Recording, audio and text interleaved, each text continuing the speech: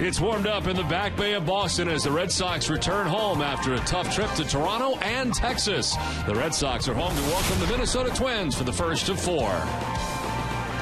Hi again, everybody. I'm Don Orsillo, and welcome to Red Sox Baseball. Well, today, the Red Sox on the medical front find out about Andrew Bailey. Bailey had some biceps problems and today got an MRI. The Red Sox have decided to place him on the disabled list as it turns out. Red Sox make a move as a result. He's on the 15-day DL. Look at his numbers so far this season in 13 games. Craig Breslow has been added to the Red Sox roster, activated from the 15-day DL. We began the season on the disabled list. 4 games with the Paw Sox, part of his rehab. 3 2/3 with a 2.45 earned run average. We welcome in Jerry Remy tonight. Jerry, on the mound for the Red Sox, Clay Buchholz. He has been incredible this season. Well, it's been an incredible week for Clay Buchholz since his last time in Toronto when he was accused of doctoring the baseball, and certainly that was not the case. And, you know, I don't think that's going to bother him one bit in this ball game tonight. Now, we don't know what kind of outing Buchholz is going to have. He has been outstanding all season long. You know, everybody's due for a bad one every once in a while, and if he has a bad one, they'll say, see, he was doctoring the baseball, but that's not the case. We all know that. We all know Buchholz and what he throws, and the fact is that never happened. So he's back out there against the Minnesota Twins tonight, trying to put all that beside him. As I said, it doesn't bother him one bit. As a matter of fact, all week long he's been taking a lot of ribbing from his teammates about it, and he's as relaxed as he's ever been. Should be fun tonight to see Clay work at Fenway Park. Jenny Dell will have more on Clay Buchholz. We come back to Fenway right after this.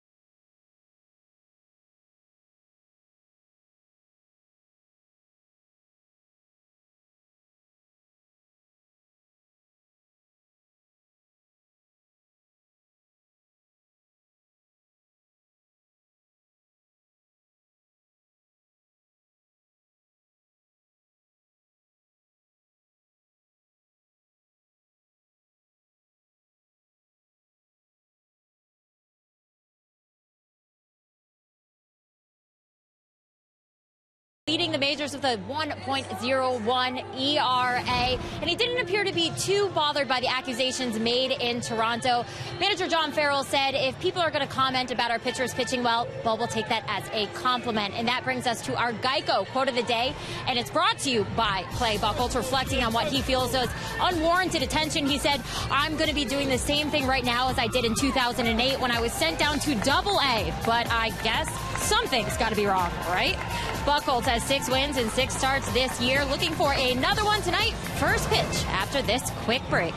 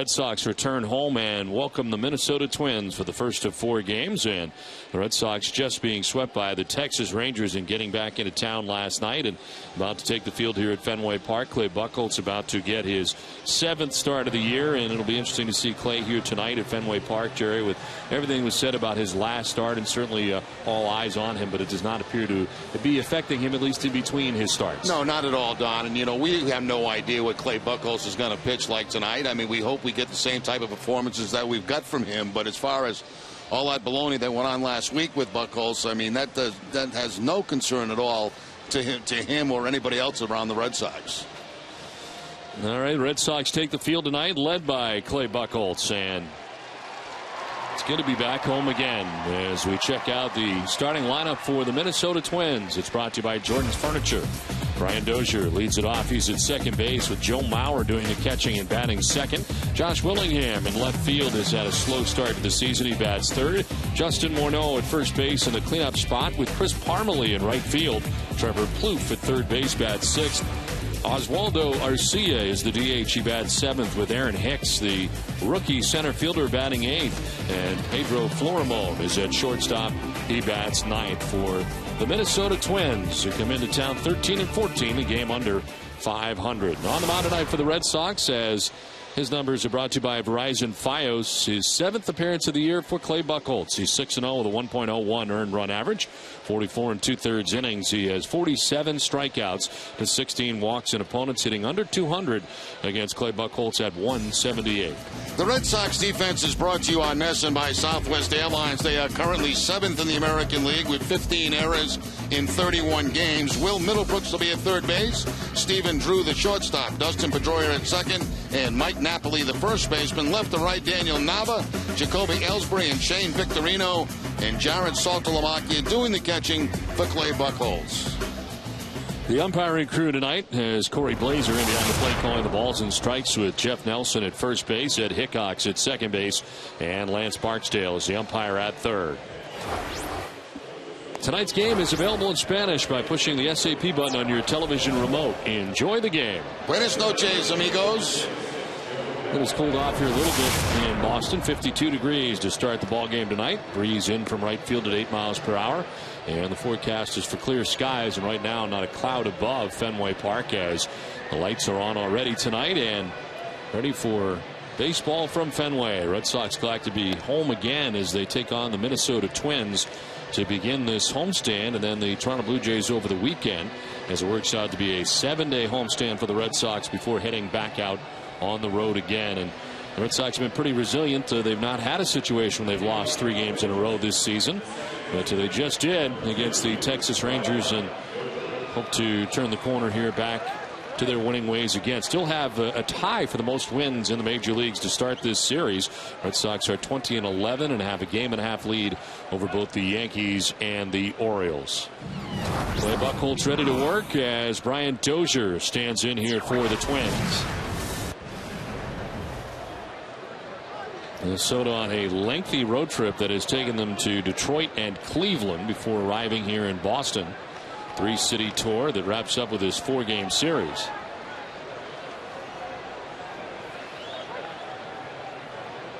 Buchholz ready to work, and the first pitch of the ball game to Brian Dozier is in there for strike one, and we're underway. Dozier hitting at 241 coming into tonight's action. No homers and 8 runs batted in. Red Sox, of course, saw a lot of the Minnesota Twins during spring training, per usual. This is to center field. Ellsbury started back, now comes in and is able to recover to make the catch for the first out.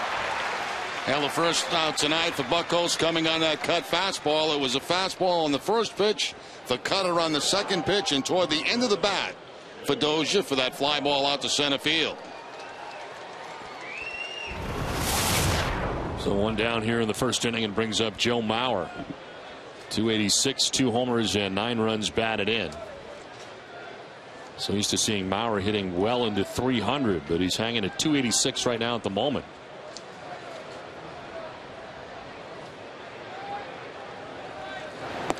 Mauer's played in every game but one so far this season. They played in 39 straight Twins games. We're having a game off as the M&M boys, Mauer and Morneau, both in the lineup, but with Josh Willingham between the two in the lineup, which is a little different as well. As this pitch misses up top now to Joe Mauer. Yeah, this offense for the Minnesota Twins has not yet reached its stride. They're near the bottom of the league in many offensive categories.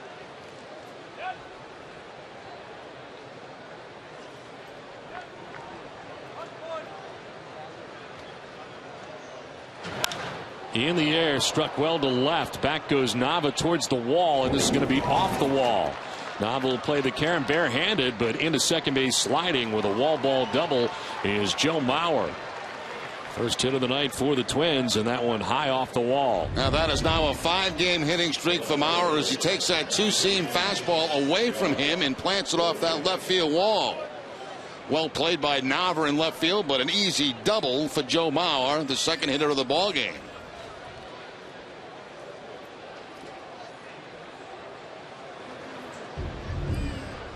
So one down, Mauer in scoring position at second base. And here's Josh Willingham. .231 average, 5 home runs and 13 runs batted in for Willingham. Sees a lot of pitches. He averages 4.42 pitches per plate appearance, which is the most in the American League among qualified players coming in. Down in the count quickly, 0-1.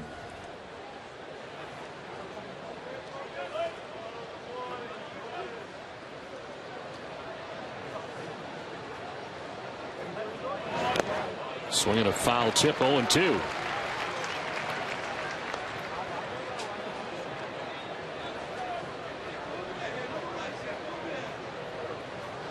Mike Napoli is actually second in that category.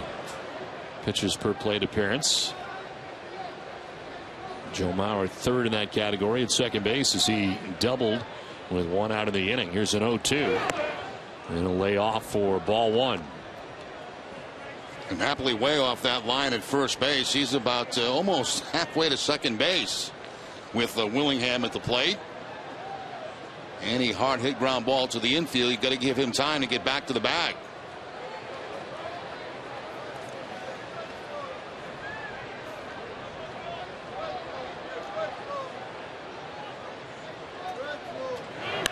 In the air to left field, struck well, and that ball is going to be high off the wall.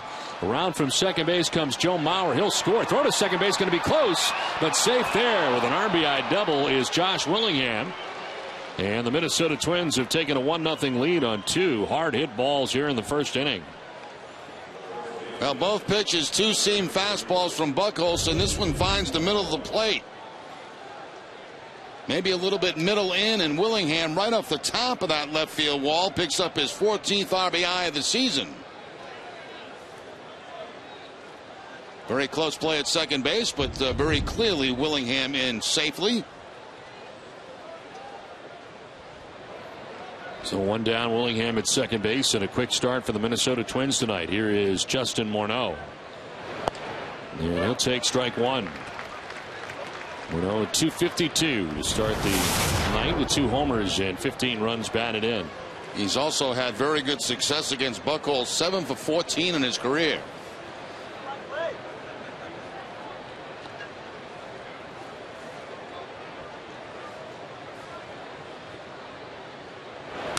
The 1 pitch is going to take the mask off of Saltalamacchia. The key matchup is brought to you by Acura. And as Jerry said, Clay Buchholz has had trouble against Morneau. 7 for 14.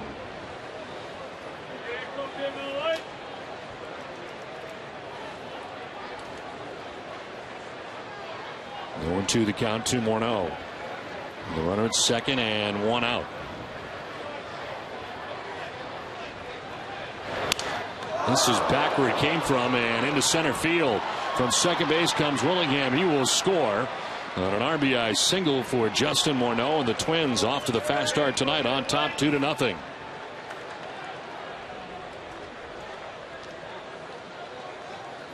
That ball almost ended up in the glove of Clay Buchholz, but he deflects it and it still goes into center field.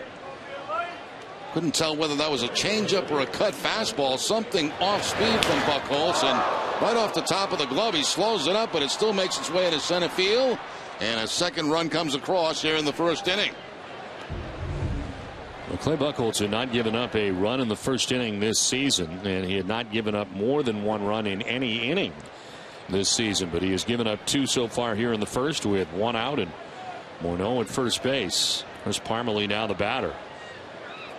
Starting right fielder for the Twins. In there for strike one. Parmalee getting the starting job in spring training in right field and made the transition from first base to right field, hitting at .220, 3 homers and 10 runs batted in.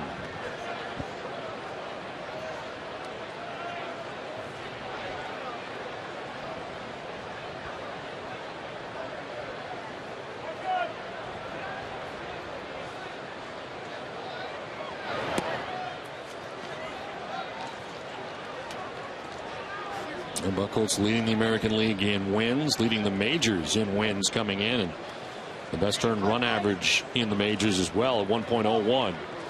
And so far surrendering 2 runs on 3 hits here in the top of the first inning.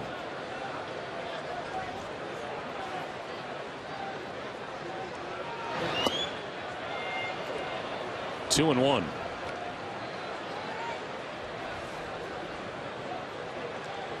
First inning has not been the best inning for Ron Gardenhire's Twins.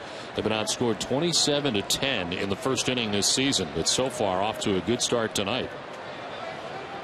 Twins are 13-14 on the season and are 4.5 games back of the Tigers in the American League Central. For the first and back to the bag is Morneau. Morneau does not have a steal on the season, but as we know, Buchholz likes to throw to first base. He'll throw over there a lot.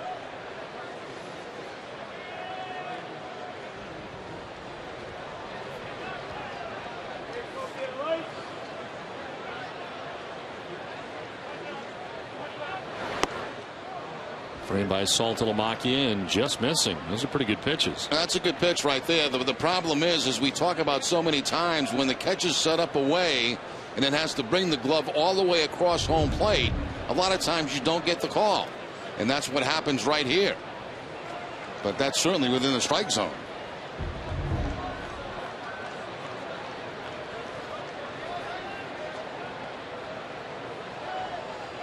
Parmalee's swinging away, and he cranks this foul back into the grandstand. But coming up tomorrow on Dennis and Callahan, DNC will break down Game 3 between the Bruins and Leafs and discuss Clay Buchholz's outing against the Twins. It all begins at 6 a.m. here on NESN and on 93.7 WEEI FM. It's turned into a cool night here at Fenway Park after a very warm day today. So off the top, 52 degrees to get it started tonight. And a hot start for the Twins so far. Here's a payoff pitch. Runner goes. It's ball 4, and Parmalee will take the walk. So Morneau can just jog into second base.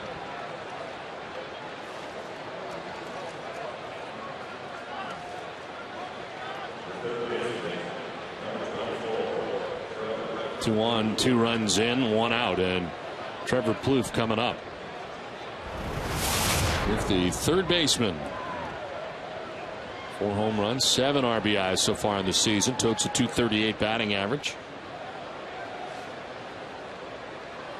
He's got 4 home runs. 3 of the 4 have been solo shots.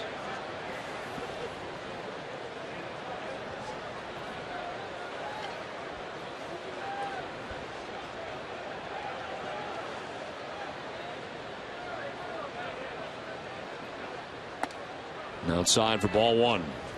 Now that pinpoint control for Buchholz just is not here in the first inning for him today. Just missing with his pitches off the outside, inside part of the plate.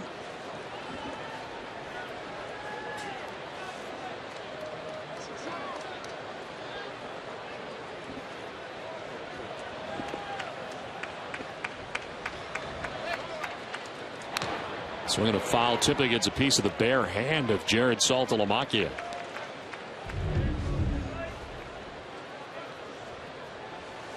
Oof, right off the fingertips.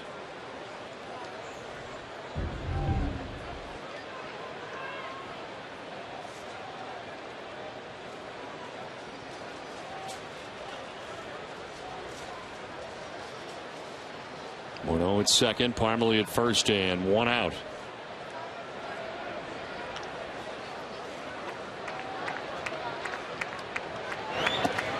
Outside for ball 2, 2-1.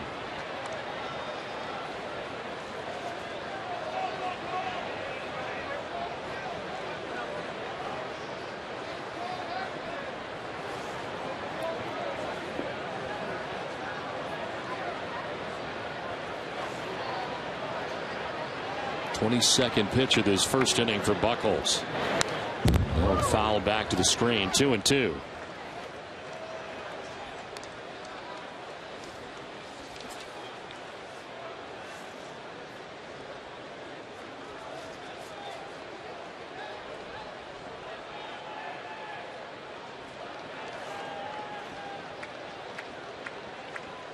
On deck for Minnesota, Oswaldo Arcia waiting on deck, the DH for the Twins. Here's a 2-2 pitch to Trevor Plouffe. Well, bounce in for ball 3, full count. Once again with that cutter not effective, bouncing it in front of home plate this time, and a nice play by Saltalamacchia keeping that ball in the glove. Had to backhand it like a first baseman.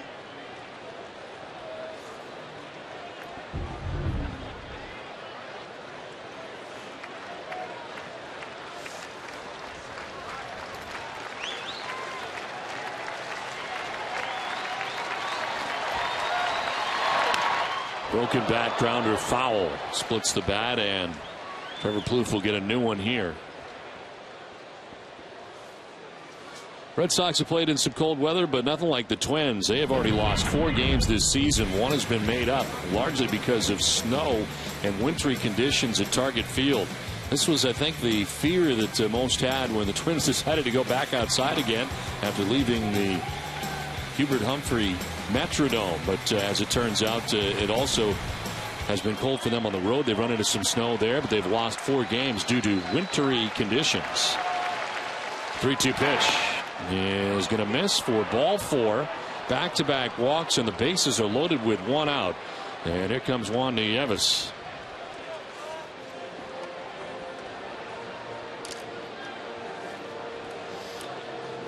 Clay Buchholz, who has been terrific this season, Jerry, there's no doubt he works a lot on confidence. And we talked about the cheating thing and everything that went on last time. Granted, it is agreed that he was not cheating, but at the same time, do you think that perhaps in his mind the fact that people even accused him has affected him in some way tonight? No. Okay. Just doesn't have it. I just think right now he just doesn't have it. It's pretty clear that, he's been all over the place with his cutter. He left a couple of pitches up in the zone. He's just having a bad first inning. And prior to tonight, he had not thrown any more than 24 pitches in any inning. So 25 here in the first. Bases loaded, 1 out. And the pitch to Arcia is going to miss inside for ball 1.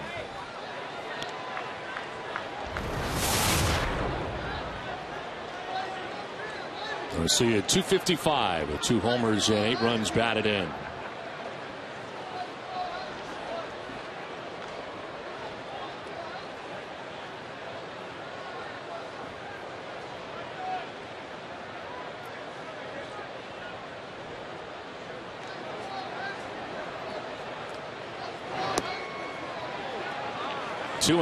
Once again, right there, you can see Buchholz trying to keep that fastball down, trying to induce a ground ball to get out of this inning, a double play, and missing down and out of the strike zone. Once again, behind 2 balls and no strikes.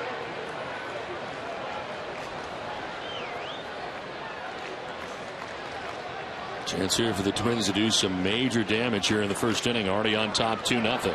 Still only 1 out in the inning. And Arcia with a half swing, 2-1. And helps out right there because that pitch was not a strike either. That was the cut fastball from Clay, and certainly down and out of the strike zone. But that's a pretty bad pitch to swing at when you have the count in your favor, 2 balls and no strikes.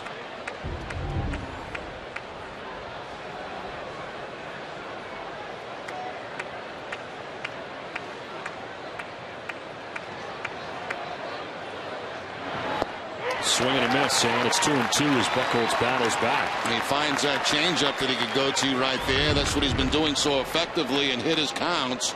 Going to his off-speed stuff, his changeup, and getting a swing and miss.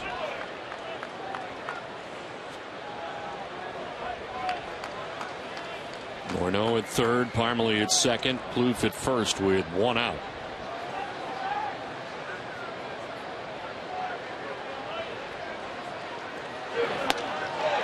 Ball three, full count.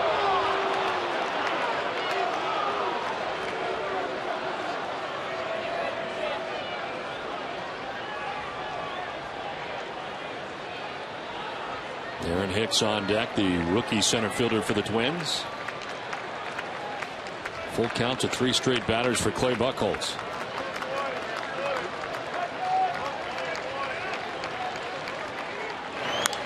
Fly ball sent foul off to the left, out of play.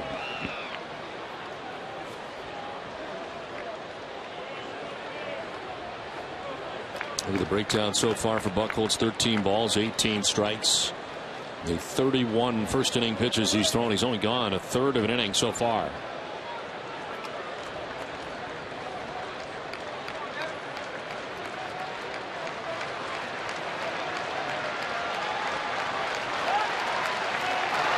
Garcia fouls off another.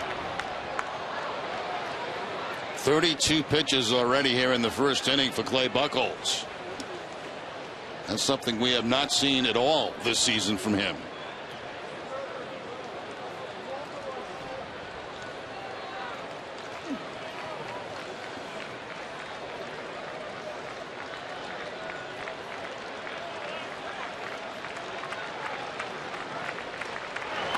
Garcia strikes out, elevates to the fastball and gets him. As Garcia strikes out, first K of the day for Buchholz. Needed that, 2 down. Yeah, he may have helped him out a couple of times in this at bat, swinging at a low pitch and then one that was high and out of the strike zone with the bases loaded. The Pitch Zone on NESN is brought to you by Amica. Amica Insurance, great service, great coverage, and a great price for auto, home, or life insurance. So 2 down, and it brings up Aaron Hicks. Just a 118 batting average after he had a terrific spring training. We saw a lot of him during the spring. Was an exciting player and still could be, but having a tough time so far this season. The 118 average, they've dropped him down to the 8th spot in the order. Home run, 9 runs batted in, and he takes strike 1. Buchholz starting to find his bearings here in the first inning. Clay in 4 starts since the start of 2010 against Minnesota, 3-0 with a 2.49 earned run average.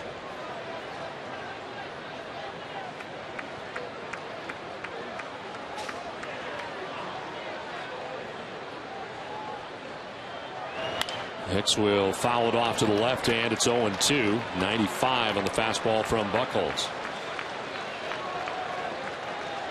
First round draft choice Aaron Hicks making the jump from Double-A New Britain to the major leagues with the Minnesota Twins this year.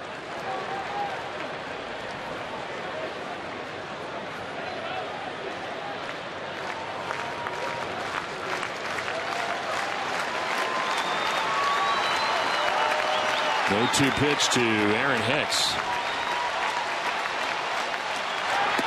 Got him. Strikes him out to end the inning.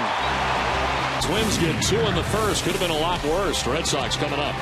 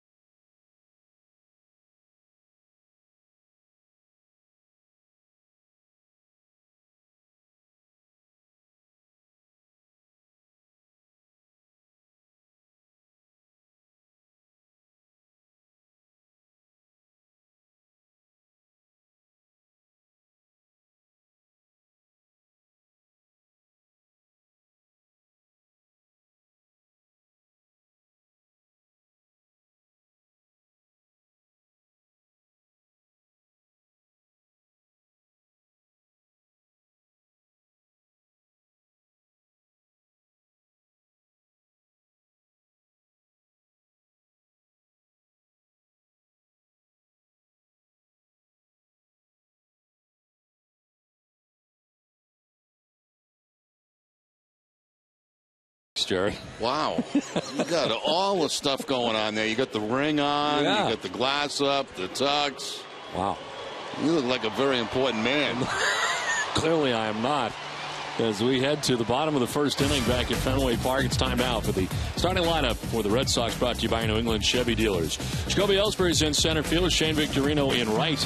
Dustin Pedroia at second base with David Ortiz at DH. Mike Napoli at first base with Daniel Knobb in left. Jared Saltalamacchia doing the catching. Will Middlebrooks at third base bats eighth. And Stephen Drew at shortstop bats ninth. Ellsbury standing in, hitting at .279 on the year as the Red Sox have work to do. Down 2-0 after half an inning tonight. But really minimal damage allowed by Buchholz as it works out. And Vance Worley on the mound tonight for the Twins. He's had his troubles. His seventh start of the year, 0-4 with a 7.22 earned run average. Opponents hitting at .362 against Worley. There's a 2-run lead to work with out of the gate tonight, and misses for ball one to Jacoby Ellsbury. Now, two very big strikeouts for Clay Buchholz, getting Arcia, who really helped him out in that at bat, and then getting Hicks on the cut fastball to get out of major problems. 1-1 is chopped right side. Morneau will take it himself to the bag, even though the pitcher was there for the first out of the inning.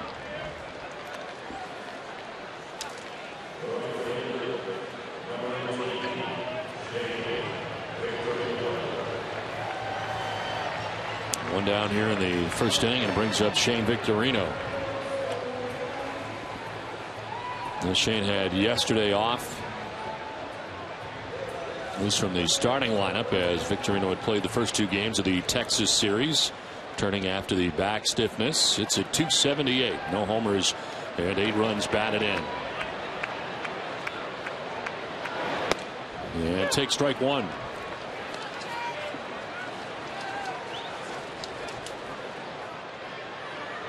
Worley in his last start, a 6-1 defeat against the Tigers at Detroit. He was matched up against Justin Verlander, so he hasn't had much luck lately. He faces Verlander last time. He's got Buchholz here tonight.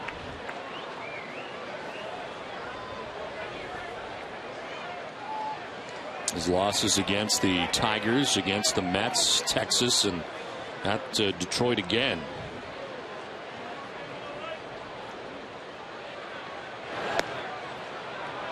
Originally drafted by the Phillies in the third round of 2008 out of Long Beach State University. Acquired by Minnesota in a deal for Ben Revere in December of 2012. In the air to shallow right center field. Hicks got a bad read and was running sideways for a while, and then by the time he gets in, that ball lands in shallow right center field. Base hit for Shane Victorino. Let's take a look at the Twins defense. They've been playing very good defense, 6th in the league, 13 errors in 27 games. Trevor Plouffe at third base, Pedro Florimon the shortstop, Brian Dozier at second, and Justin Morneau the first baseman. Left to right, Josh Willingham, Aaron Hicks, and Chris Pomeroy, and Joe Mauer doing the catching for Worley. One out, Victorino at first base, and Dustin Pedroia coming up. Pedroia at .294, no homers and 12 runs batted in.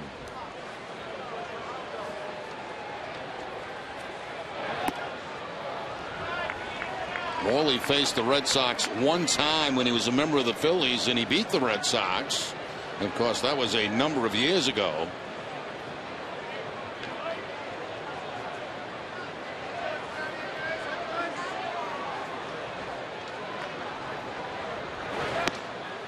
Pedroia, like a lot of the Red Sox, a very quiet series against Texas. 1 for 11 in the series against the Rangers, and 4 for 25 on the last road trip for Boston. Although against the Twins, he has feasted on Twins pitching. .342 average in his career. Throw to first and back to the bag is Victorino. Victorino with 3 steals on the season, has been caught a couple of times.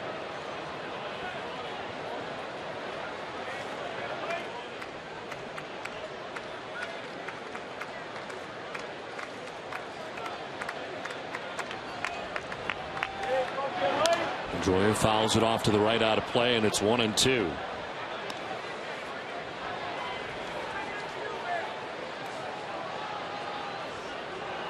Well, even with the sweep in the hands of the Texas Rangers, the Red Sox are 20-11, tied for the best record in the majors with the Cardinals and the team that did the sweeping, the Rangers.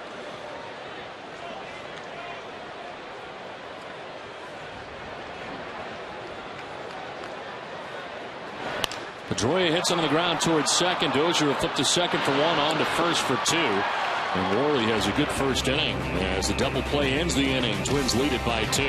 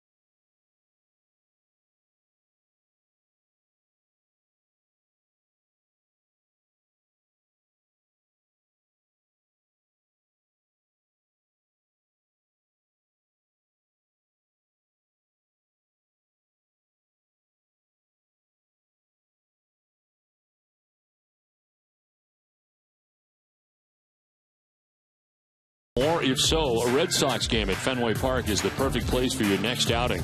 Call 617-226-6835 to talk with the group ticket representative to plan the perfect trip to Fenway Park. Warwick, Rhode Island is in the house. Like your hat, Jerry. Nice mustard hat. Yes. Still receiving a lot of mustard on a daily basis. Pedro Florimone leads it off here for the Minnesota Twins. Yeah, get off the road trip and you have another case of mustard from the Hall of Fame or whatever it is, the Mustard Museum. We thank the Mustard Hall of Fame Museum, and more mustard. You know, one pitch is a breaking ball in there for a strike, and it is 0-2. And a tough road trip for the Red Sox in in Texas, and now home against Minnesota. Certainly, Red Sox glad to be home here in this homestand. Well, the Red Sox ran into some very difficult pitching over the weekend down in Texas. There's no question about that, and they are glad to be back home. They feel they play their best baseball here at Fenway Park, and like the way Texas pitched, they were going to give anybody problems over the weekend. They were just lost. Well, the Rangers pitching staff very good, as we saw Derek Holland, who was very impressive, and Alexi Agondo, and then yesterday Yu Darvish. 1-2 pitch is strike 3. Florimone didn't think so. Takes with him the third straight strikeout for Clay Buchholz.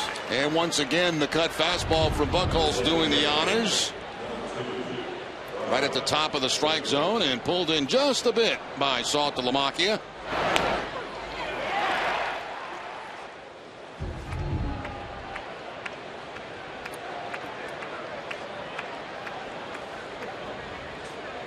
And Brian Dozier shows bunt, pulls it back, and takes a strike.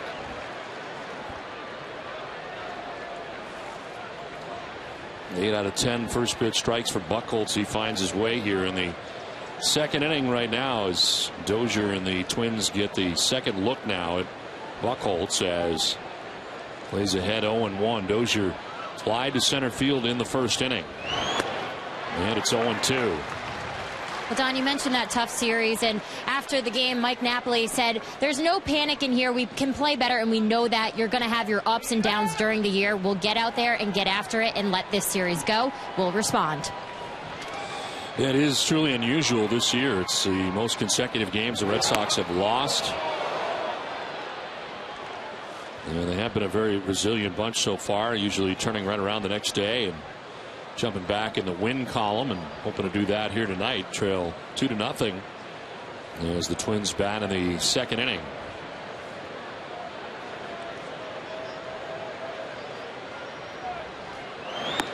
On the outside corner for strike 3.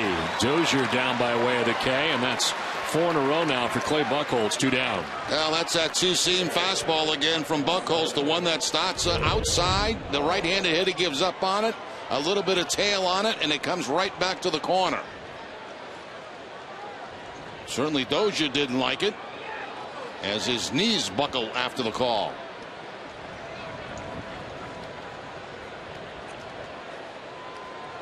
So 2 down here in the second inning, and it brings up Joe Mauer, but first Saltalamacchia to the mound. Well, that first goal is certainly important tonight for the Boston Bruins, and they have it at Toronto tonight as Adam McQuaid has put Boston on top 1-0.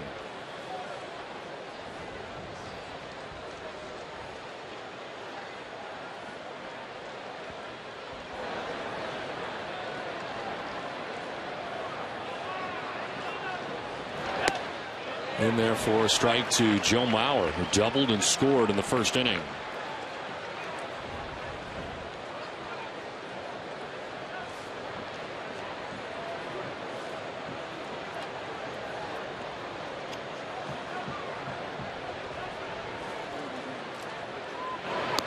Breaking ball and a swing and a miss. 0-2. Buchholz with the curveball to get the second strike, and right now he's got them all going on. Had trouble getting anything in the first inning, but finished off well and has started the second inning well.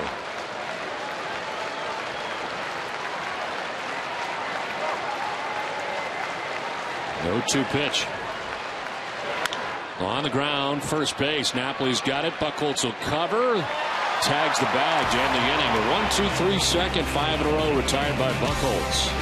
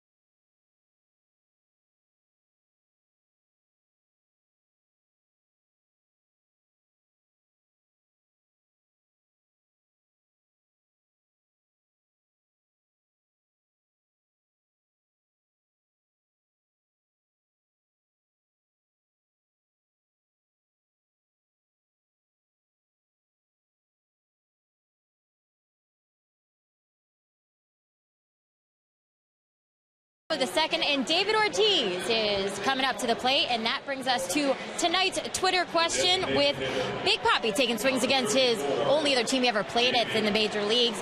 How much extra motivation do you think athletes get when they play against their former teams? It's our AT&T Twitter question. Send us your tweets at the hashtag #PlayingTheX, and we'll reveal the best ones later in the game.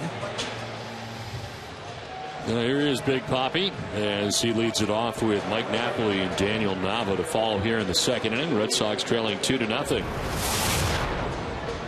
Ortiz at .440, 4 home runs and 17 runs batted in.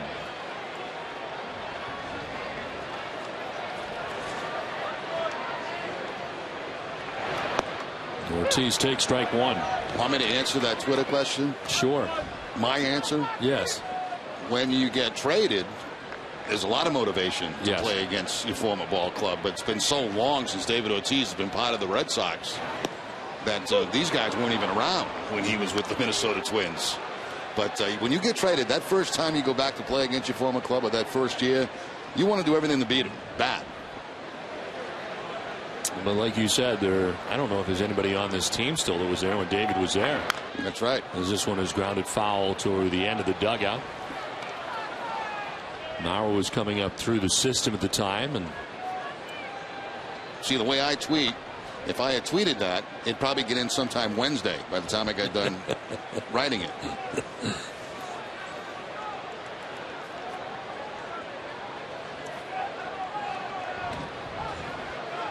A 25-game hitting streak dating back to July of last year before the Achilles tendon problem that put him on the DL.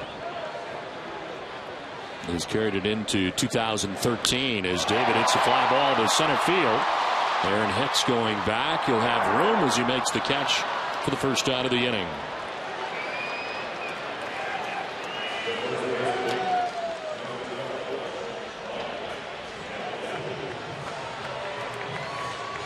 One down, and Mike Napoli coming up. Napoli, the first base for the Red Sox, sitting at .268, 6 homers and 31 runs batted in.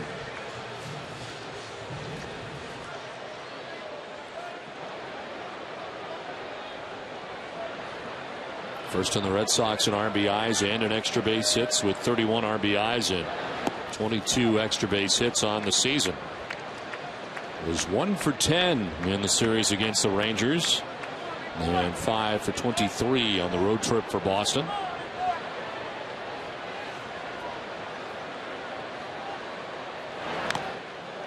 This one fouled off Mauer.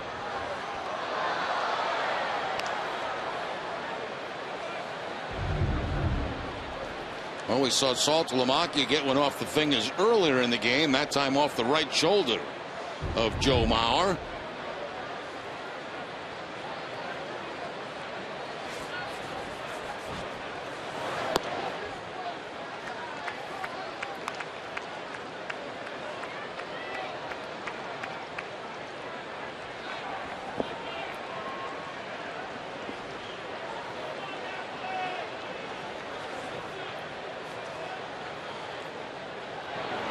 Swing and a miss, and it's 2-2. Napoli with a big cut there.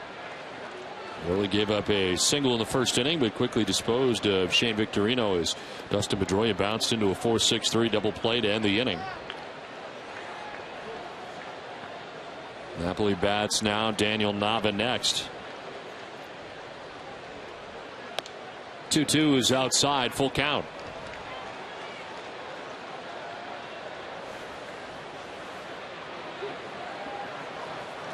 One thing twin pitchers do not do is walk many guys. They've got the fewest walks as a pitching staff in the American League.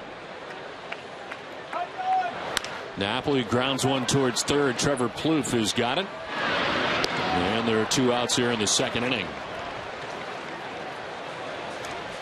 Advil is the official pain reliever of the Boston Red Sox and proud supporter of Volunteers. Go to Advil.com to find out about the Advil Relief and Action campaign. Took a couple of Advil today. Did you really? Yeah, this morning. Had that one of those, you know, when you get the sinus headaches, like. Yes. Yeah, and Advil clears it right up. Took care of you right away. Right. 2 down here in the second inning. Daniel Nava, the batter. Last night turned into a much later night than I thought it was going to. I don't know why. You know, Texas is a long way away. It is. It really is.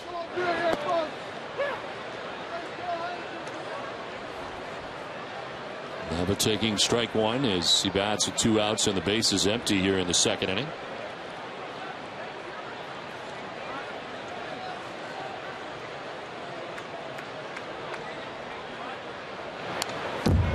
Foul to the screen, 0-2. Now this hit safely in 5 of the last 7 games, hitting at 276 during that stretch. Those are baseball fans.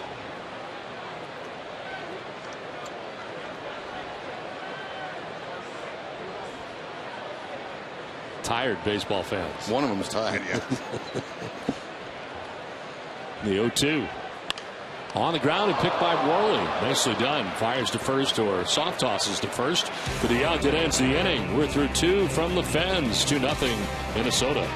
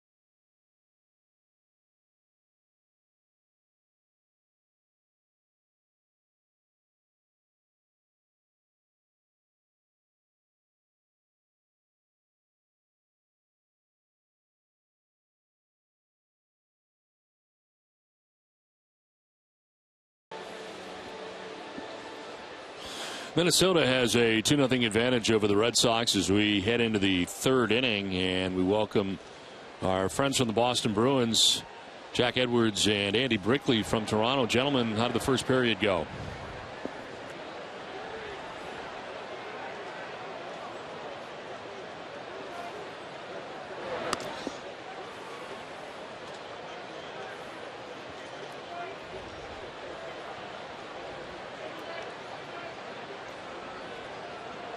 That's exactly what I was going to ask about the atmosphere. It's been a long time since they've been in the playoffs. What's it like up there?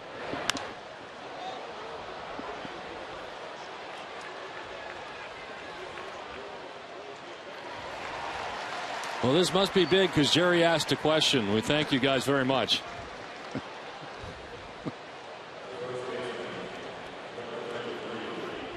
A fly ball to right field for Josh Willingham for the first out here of the 3rd inning, and brings up Justin Morneau.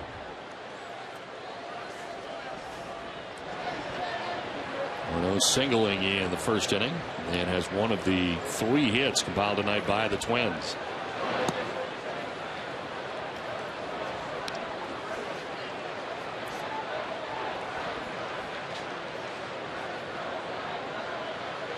Center fielder Jacoby Ellsbury step or 2 towards right center for Morneau to pull, and a swing and a miss, 1-1. Good change up there from Buchholz. Has had a good change up in the game, and it's got better as the game is going on, this only being the 3rd inning, but a very good change up right there. Interesting, the Red Sox do not shift on Morneau. Most teams do. The Red Sox choose not to. As the 1-1 pitch is a strike over the outside corner, 1-2. No shift here.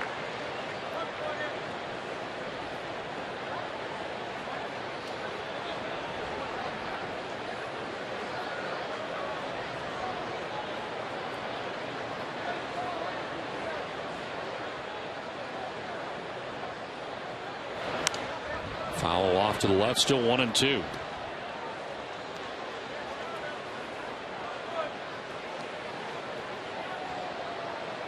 With only 2 home runs so far in the season, 15 runs batted in. Chris Parmelee waits on deck. Twins batting in the top of the 3rd inning, already on top, 2-0.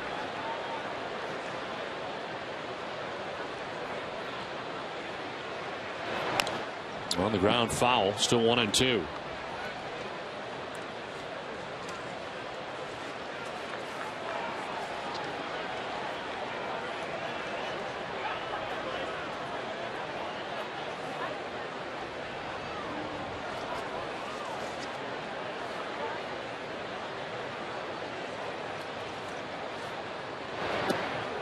Outside, 2-2.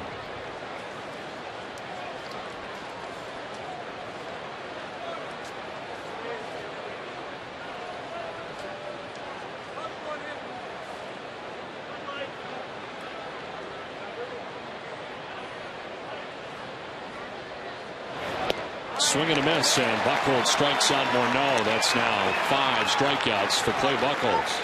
Yeah, this all started with 1 out back in the 1st inning when he got back-to-back strikeouts. There's that changeup again. It's very good for Buchholz here at this stage of the ball game. So after the 2 walks back in the 1st inning, he has really turned things around, much crisper with his pitches right now. 2 down in the 3rd. Chris Parmelee, the batter. He was the first walk in the 1st inning.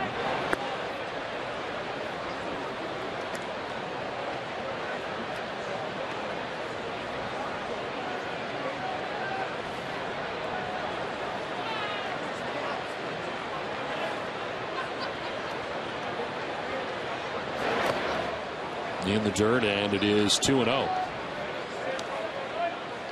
Parmelee, whose first 60 games in the majors appeared at first base.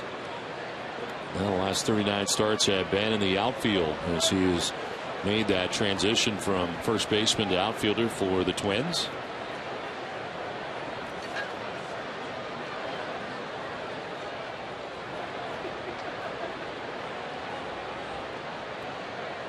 Two-0 pitch from Buchholz. And the pitch in there for a strike, 2-1.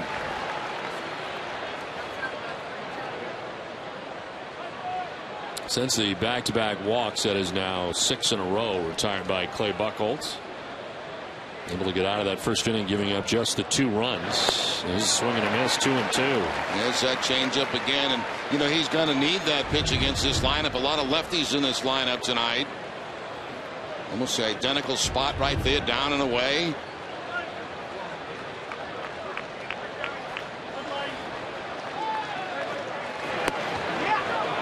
Very close, could have been called a strike, but it's ball 3, full count.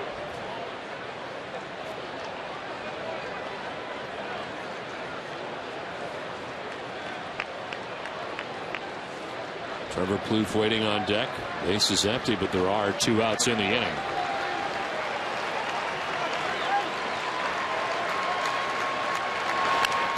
This one is going to stay foul as it spins its way down the 3rd baseline. Foul ball.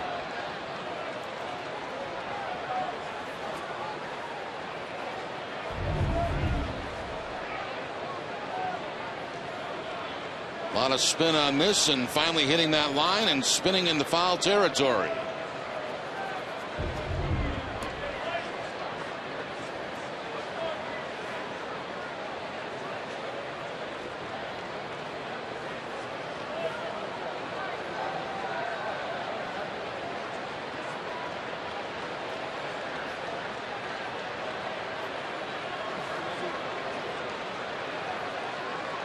Payoff pitch again to Parmelee. strikeout number 6 for Clay Buchholz. Another 1-2-3 inning. Twins have a 2-0 lead at the end of 2.5.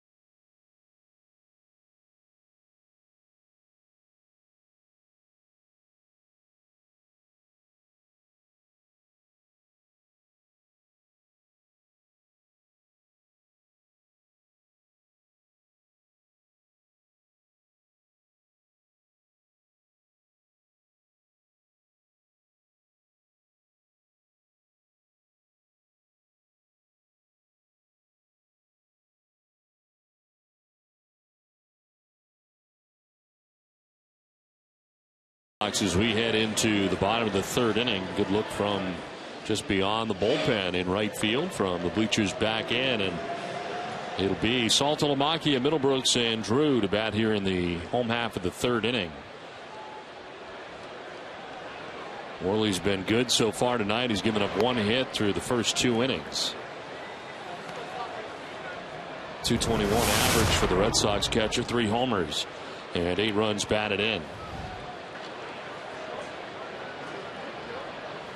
1 for 10 on the last road trip for the Red Sox, and this one is fouled off Mauer again. 1 off the shoulder, 1 off the mask so far in this game for Mauer.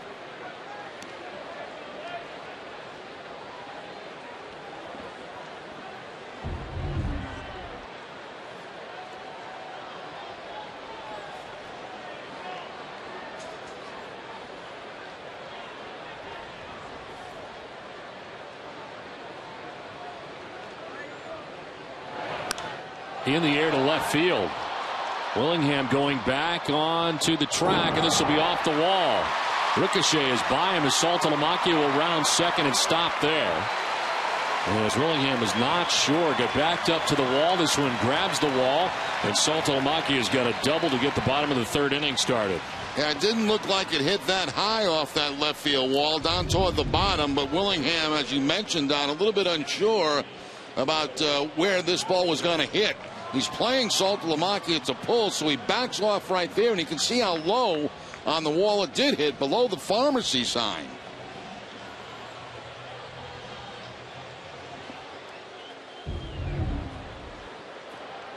So a double for Saltalamacchia to start the 3rd inning, and here is Will Middlebrooks. Middlebrooks takes strike 1. Middlebrooks 3 for 19 on the road trip, and 1 for 7 over the weekend against the Texas Rangers as he returned to his home state of Texas. In there for strike 2, 0-2.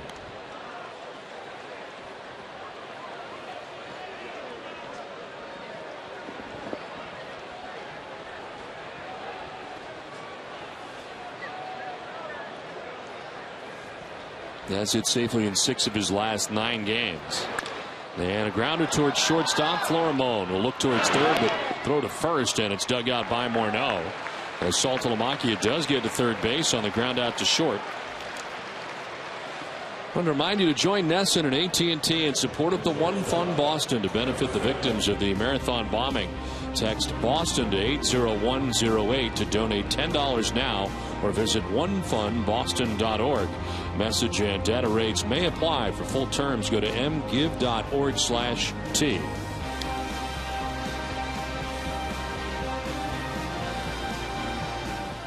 One out runner at third base for Boston. Here's Stephen Drew, who takes ball one inside. That was good base running by Saltalamacchia on that last play. Even though the ball was hit to the left side of the infield, it was to his left, and he knew the shortstop had no chance of getting him at third base.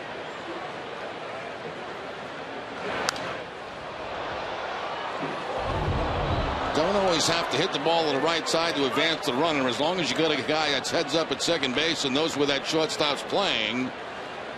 And that time Saltalamacchia able to move to third base with less than 2 outs on the ground ball to the shortstop.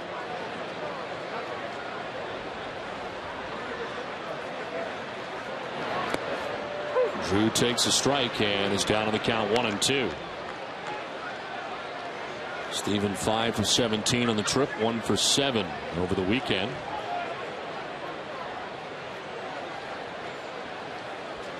Jacoby Ellsbury waiting on deck. Red Sox batting here in the bottom of the third inning. And there's strike 3.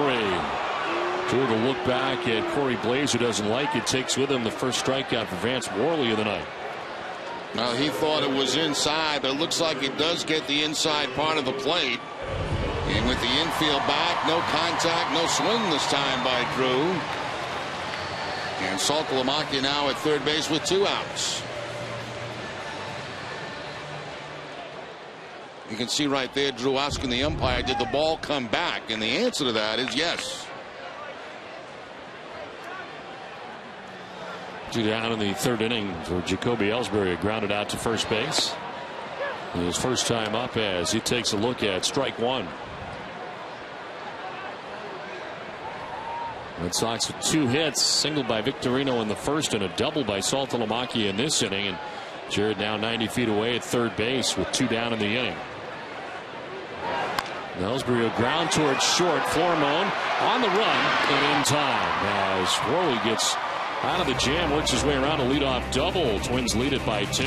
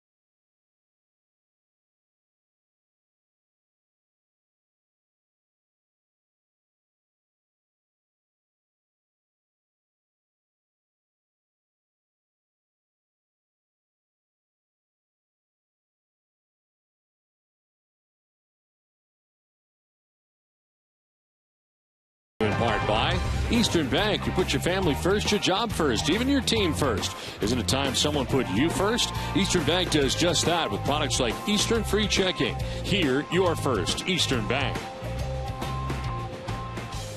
A cool night here tonight at Fenway Park as the Red Sox return home, play game one of a 4-game series against the Minnesota Twins. Trail 2-0 as the Twins come to bat here in the 4th inning. Trevor Plouffe takes strike one. Buchholz has now retired the last 8 batters in a row.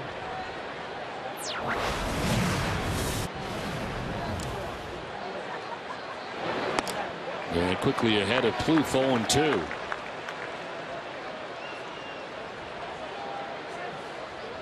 And with 1 out, Buchholz gave up a double to Maurer, an RBI double to Willingham, an RBI single to Morneau, then walked back-to-back batters to load the bases. But since then has been incredible, and he just picks up his 7th strikeout of the game.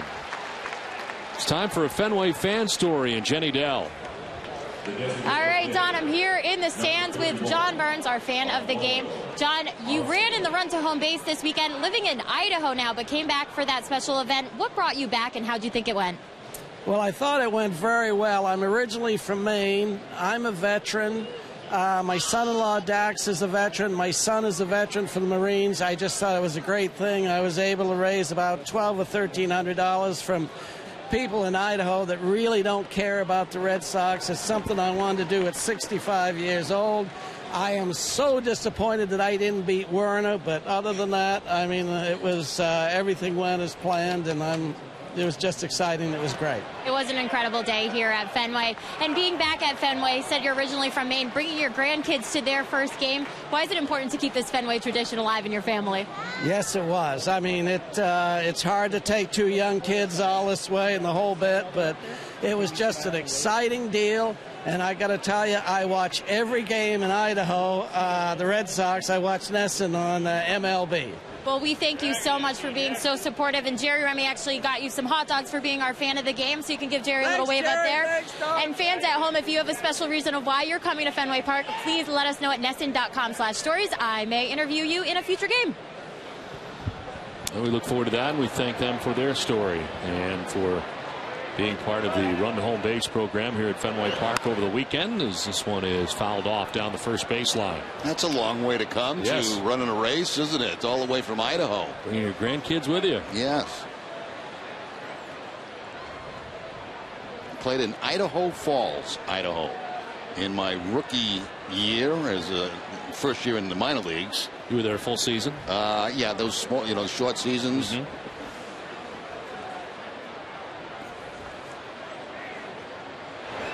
0-2 pitches outside, and it's 1-2. What do you remember about Idaho? There's a lot of land. a lot of land and a lot of long road trips on buses. Oh, was it long? Oh, yes. Spread out, was it? Spread out. Very nice people, though. 1-2 off the end of the bat, still 1-2.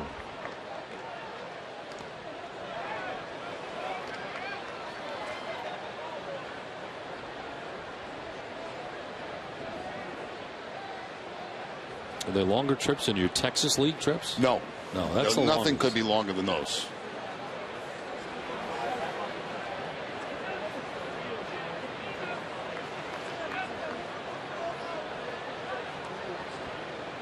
One-two to Arcia, and he'll take it down and in. 2-2. 9 in a row retired by Buchholz. He has struck out 7 in his outing.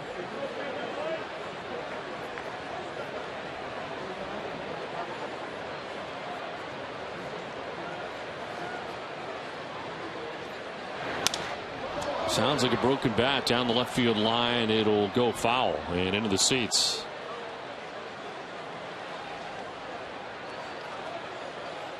And it was a broken bat, brand new bat.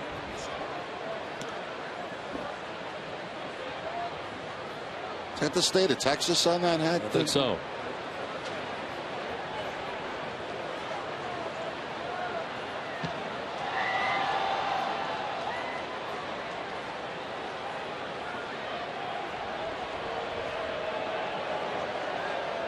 Two pitch. Garcia lines one down the right field line. This will get in. Heading over is Victorino, plays it very well. Heading to second base without a problem is Garcia. A one-out double, and the Twins break up a string of 9 in a row retired by Clay Buchholz. Now that's one of the few changeups that Buchholz has thrown in this game that stayed over the middle of the plate. It did stay down, and it looks like Garcia likes the ball down in the zone. That's what he chased back in the first inning. But this time he makes contact on the changeup and has the two-base hit here with one out. He's really the guy, in my opinion, that got Buchholz going in the right direction, because he kind of swung at ball 4 back in the first inning, and since then Buchholz has been on a roll. That was an 8-pitch at bat for Garcia, who has now seen 16 pitches in his 2 at bats. Aaron Hicks, the batter, and he lines one down the right field line also. Fair ball. Round from second base comes Garcia. He will score, and into second base goes Hicks with an RBI double, and the Twins take a 3-0 lead.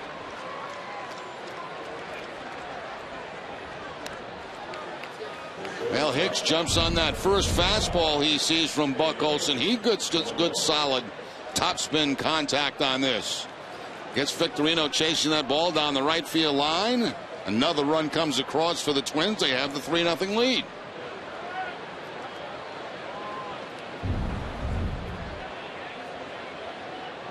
One out. Hicks at second base, and Pedro Florimon, the batter.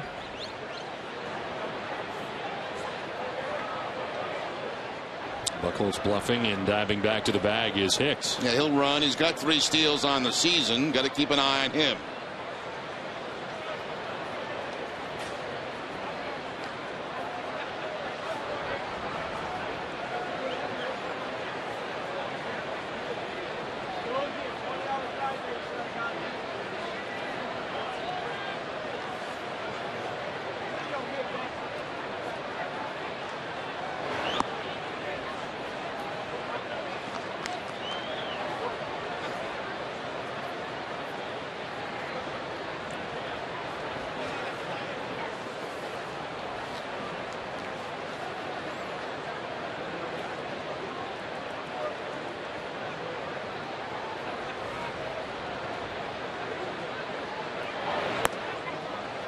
Up high for ball 2, 2-0.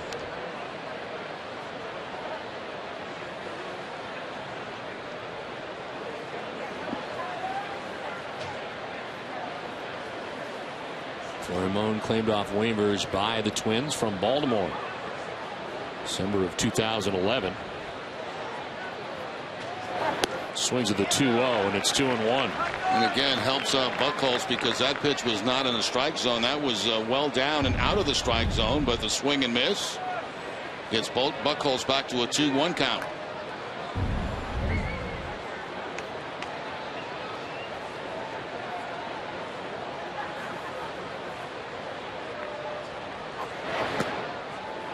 Three and one now.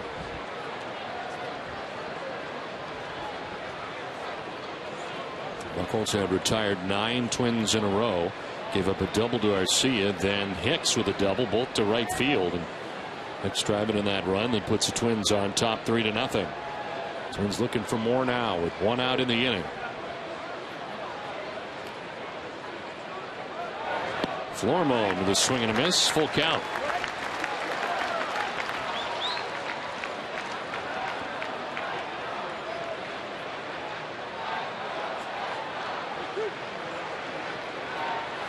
Top of the order on deck, Brian Dozier. Hicks at second base, 1 out.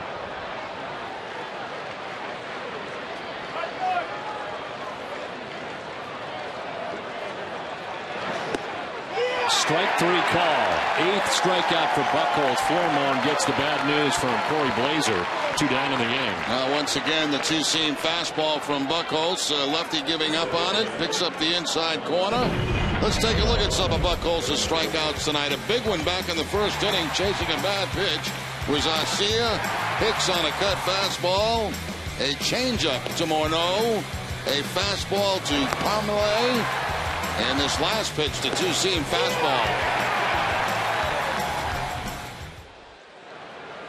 2 down in the inning. Hicks at second base. Here's Brian Dozier. He takes ball 1. There's your 0 for 2. He is flied out to center field and struck out.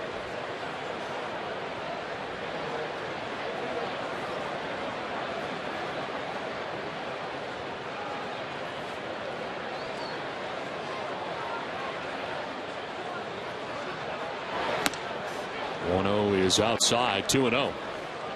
Covidien, delivering innovative healthcare products across the globe, is a proud sponsor of the Red Sox Foundation.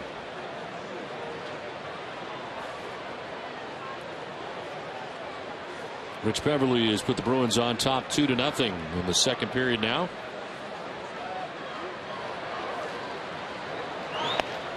In there for strike 2 and 1.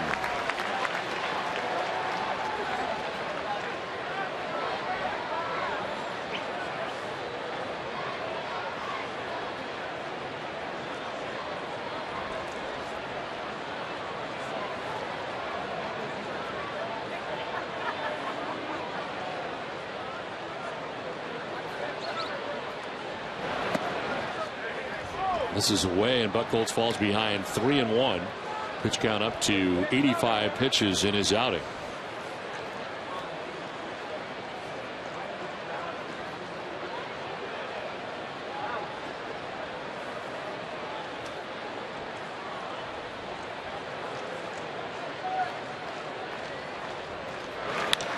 On the ground up the middle, but ranging is Drew. His throw being plenty of time to end the inning. The Twins tack on a run on top 3-0 after 3.5.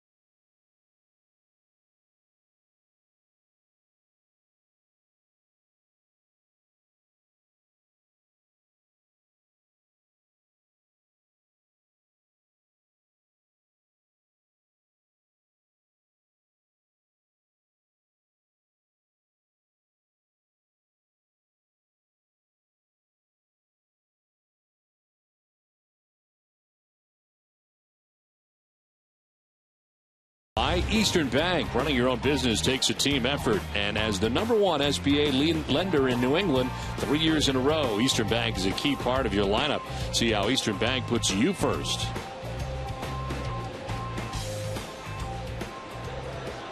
And we head to the bottom of the 4th inning as it's 3-0 lead for the Twins, and the Red Sox have featured 2, 3, and 4 in their lineup. Shane Victorino, Dustin Pedroia, and David Ortiz. Worley has given up 2 hits through the first 3 innings. And Victorino's got 1 of them. He singled to center field in the first inning.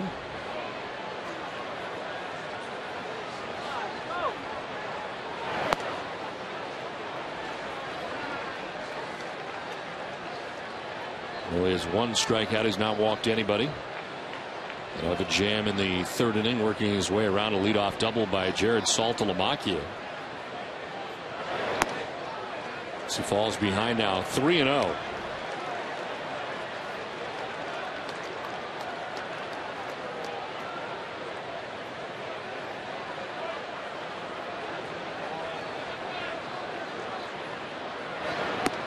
Victorino taking, and he takes a strike over the inside corner.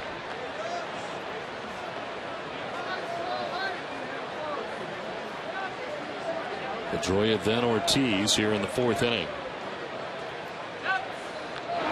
Victorino with a swing and a miss, full count. Foul tipped at that time into the catcher's mitt. Might have helped out a little bit on a ball that looked like might have been high and out of the strike zone on the 3-1 count.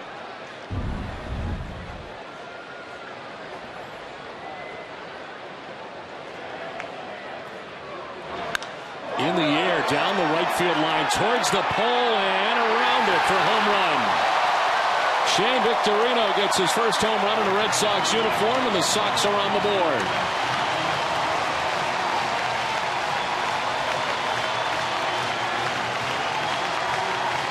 Well, the Red Sox certainly needed something to change momentum. Hopefully Victorino gives it to him. Number 1, as Don mentioned, is a member of the Red Sox hooking around pesky pole. Looked like a slider that time. Victorino hooking it and keeping it in fair territory.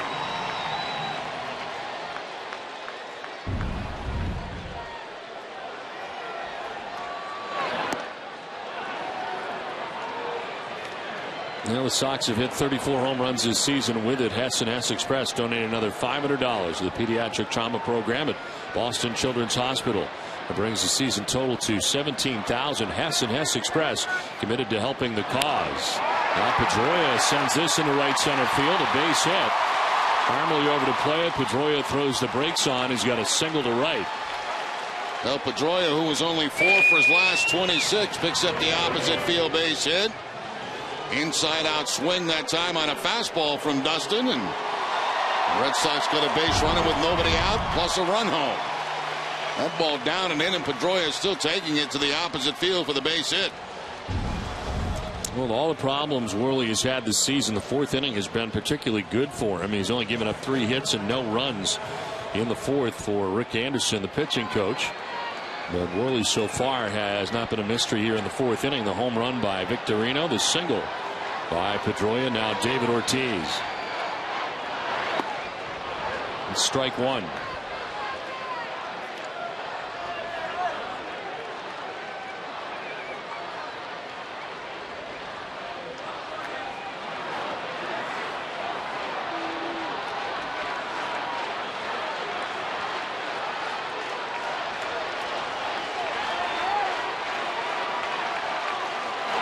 Ortiz grounds back to the mound. Worley will fire to second for 1, on to first for 2. Quiets things here, and there are 2 outs in the inning. Now that was kind of tailor-made for Worley. One big nice bounce back to the mound. He had plenty of time, knowing Ortiz was running, to get himself set up, make a good throw to his shortstop, and plenty of time to turn over the double play.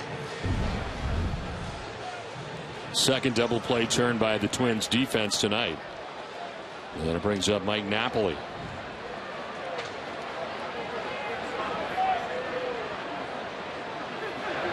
Napoli with a check swing foul, kind of defensive swing.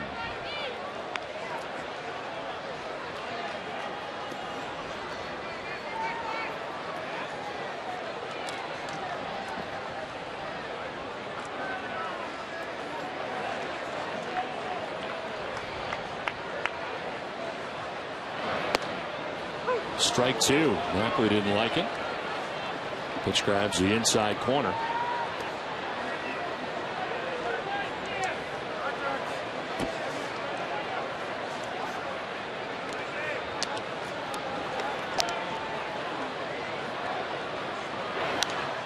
Foul off to the right, and it's still 0-2. Fastball that time up by design. You could see Joe Mauer give the fastball and the up signal. That's exactly where they go, but Napoli's able to foul it off.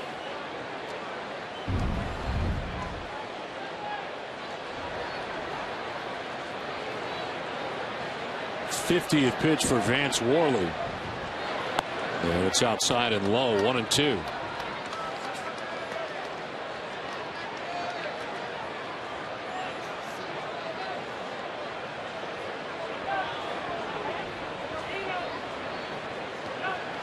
Shane Victorino has homered in this inning to get the Red Sox on the board. It's now 3-1. As Napoli fouls the 1-2 pitch off again.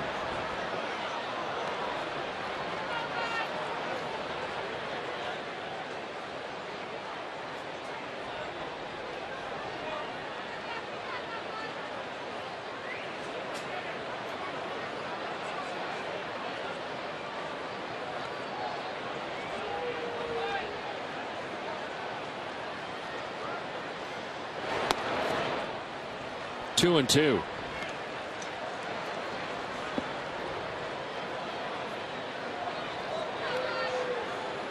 Worley coming in 0-4 with a 7.22 earned run average. It's his 7th start of the year, but so far he's been pretty good tonight. The one blemish, the home run at 2-2. And that'll miss. Full count now.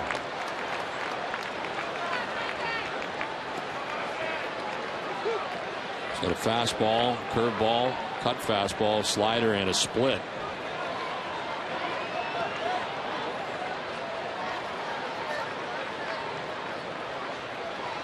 Payoff pitch to Mike Napoli. Is on the ground back to Worley again and again. Makes a throw that ends the inning this time. Home run for Shane Victorino, the first in a Red Sox uniform. Has the Red Sox on the board, but they trail by 2.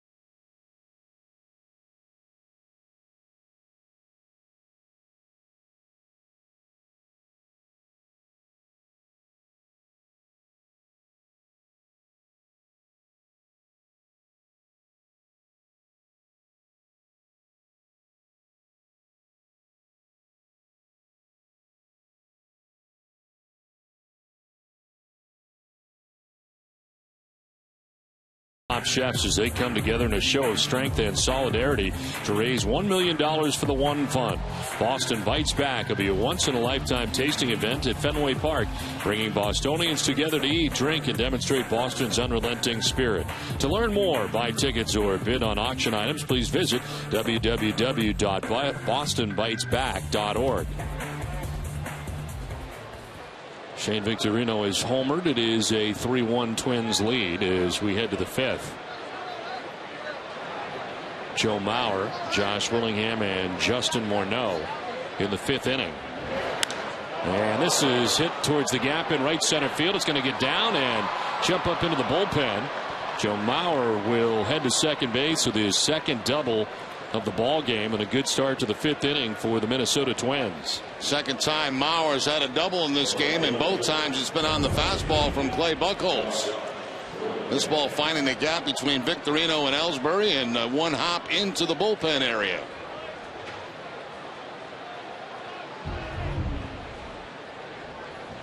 So the Red Sox get a run in the bottom of the 4th, and the Twins trying to strike right back.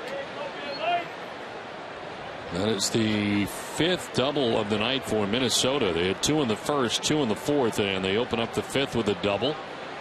There's Josh Willingham, who's got one of those doubles. His came in the 1st, an RBI double. And he almost gets hit as the pitch comes inside.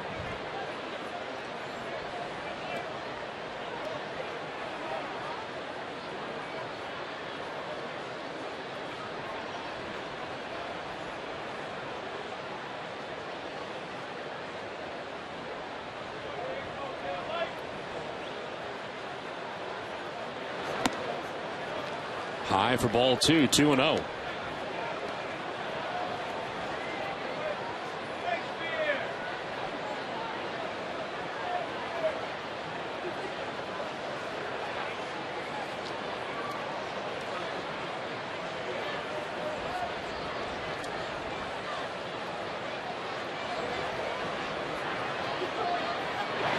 Willingham hits one high and deep to left down the line and towards the corner, but foul.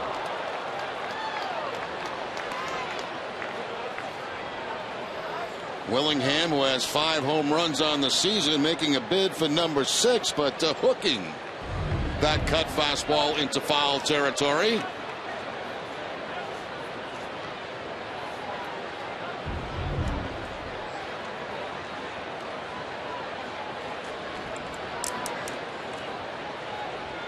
Willingham, the veteran, 34 years old, and had 35 home runs last year for the Twins, 110 runs driven in. Now a liner that goes off the glove of Pedroia into center field. And Maurer will take third base. Diving bid by Pedroia, got some glove on it, but not enough. It gets into center field as Willingham will reach. Yeah, Dustin shading Willingham up the middle and dives and almost makes a sensational play on this, just off the glove.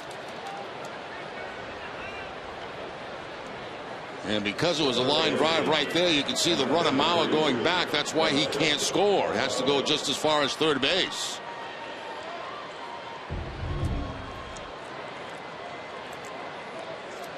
So first and third now. It's a base hit for Willingham and Justin Morneau, the batter. Morneau singled in the first inning, struck out in the third, a 1-for-2 night. A base hit in the first inning produced his 16th RBI of the year.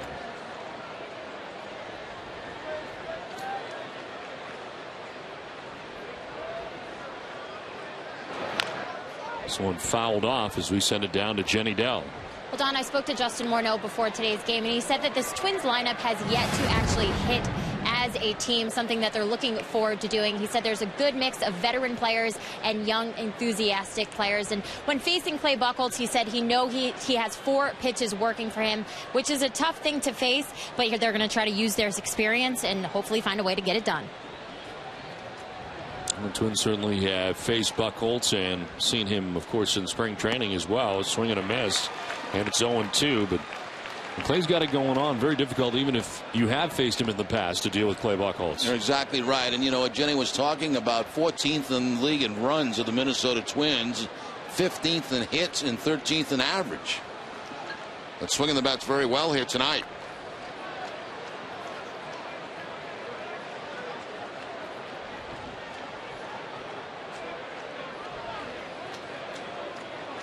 They're 4 for 8 with runners in scoring position tonight, and Red Sox 0 for 3 in that category. Twins have another opportunity right here with nobody out in the inning. An 0-2 pitch to Justin Morneau.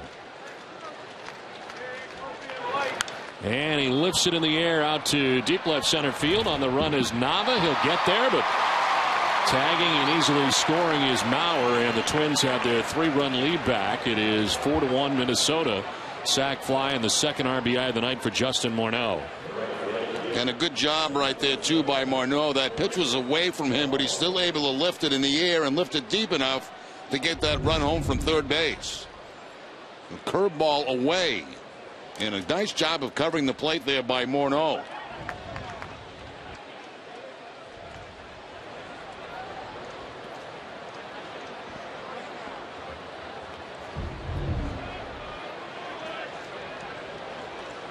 So runner at first, 1 out. Morneau picks up 17th RBI of the year. Here is Chris Parmelee. He's taking a hack at the first pitch and sending it foul.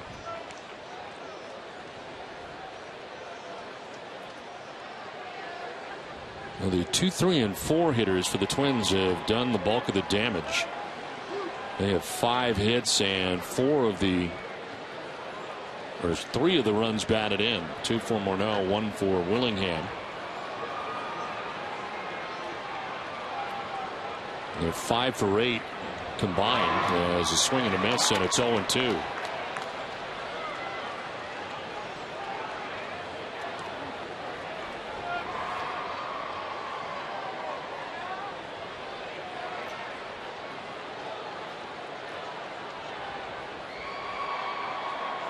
Maurer got the inning started with a double. Willingham with a single, then the sac fly for Morneau. Run in, runner at first.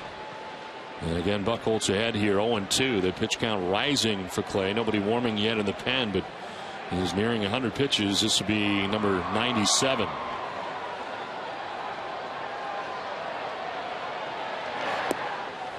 Then it's ball one.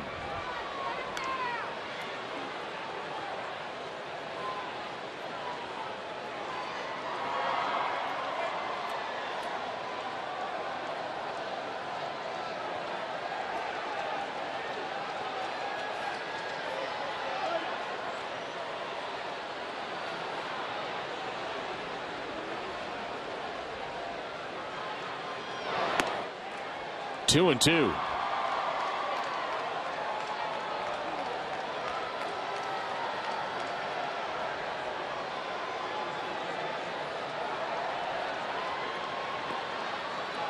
Just when the Maple Leafs get on the board, Nathan Horton comes back with another Bruins goal. So Bruins still on top by 2.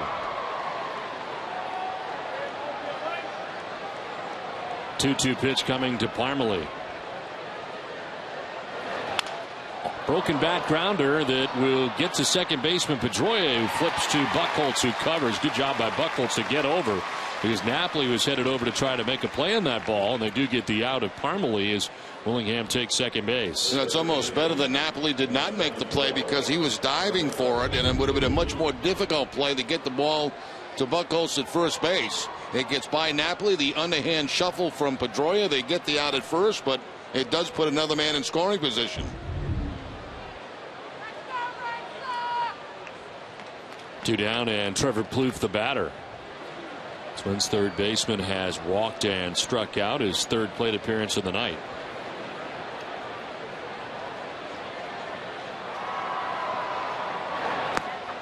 We'll bounce in for ball one.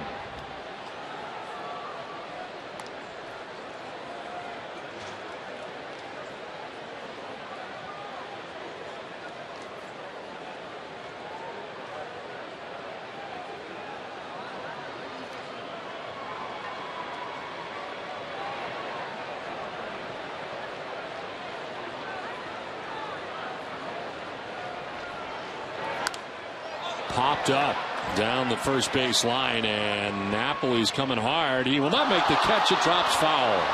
He almost got in a collision with Plouffe, kind of had to sidestep him, and then almost after the collision seemed to lose track of where the ball was. That's exactly what happened right there, Don. You got it right on the button. He tried to go around Plouffe at first base. Plouffe only got a late start. Now watch Napoli look. He sees the base runner and then steps to his right, and that took him off course to make that catch. Farrell was out arguing that perhaps he interfered, but I don't think he went out of his way. Yeah, I don't think there was any interference there. I don't think there's anything that the base runner could possibly do there. If anything, he was trying to avoid contact with him. As the umpires are going to get together. Yeah, the discussion now is going to be with the home plate umpire, Blazer.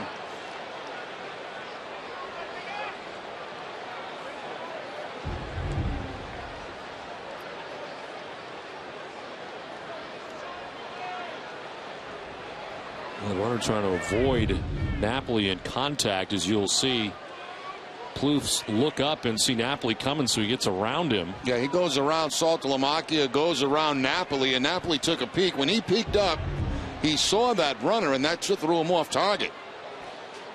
Now, if he's in the baseline, say Napoli's standing in the baseline, I mean, can the runner then? Well, you can't run into him. No, you can't take him out. You have to allow a man to make the play. Right. Yeah. So you got to try to avoid him as he did. Exactly. Yeah, I think it's a good call. Umpires got together, no change in anything, and at the moment they've charged an error to Mike Napoli.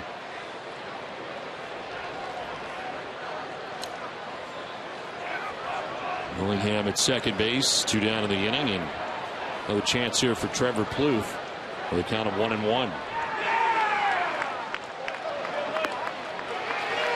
Strike 2.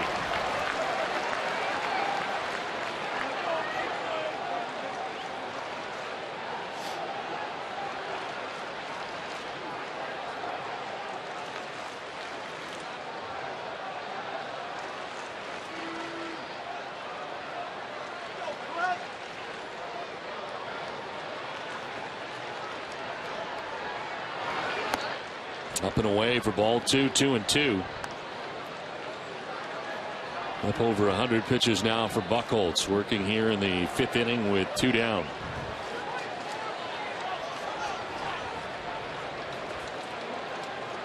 Most he has thrown in any outing this season is 113, and that was in outing number 2 in a 7-inning effort against Baltimore. And it's not exactly a pitch count that John Farrell wanted to see tonight either, because that bullpen has really been taxed recently, especially down in that Texas series. This ticket brings us the pitching line for Clay Buchholz. So 2 outs here in the 5th inning, 7 hits, 4 runs. He's walked 2 and struck out 8.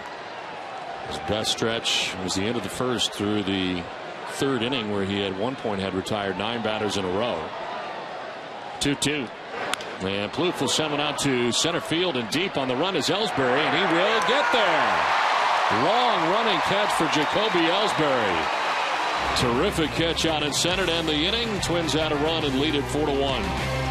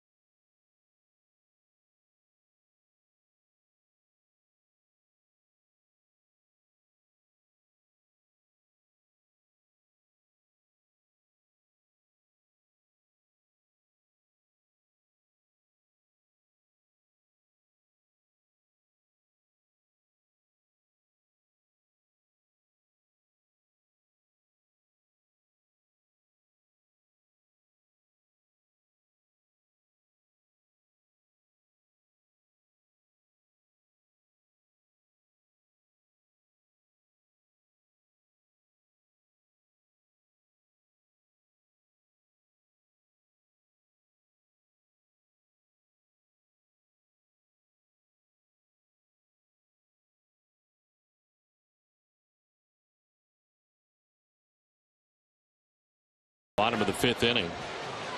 6, 7, and 8 coming up here for the Red Sox. Navas, Saltalamacchia, and Middlebrooks to face Vance Worley, who has given up just the 1 run through the first 4 innings tonight. The home run by Shane Victorino lead off the 4th inning.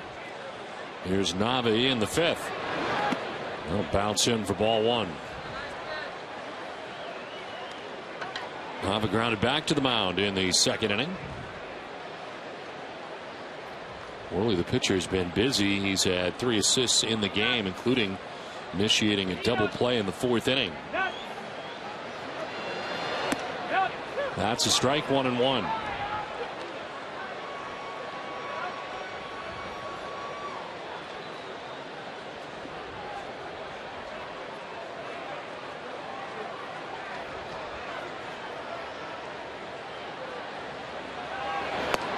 Now the lead on that, and it is 1-2. Fastball at 91 miles an hour from Vance Worley.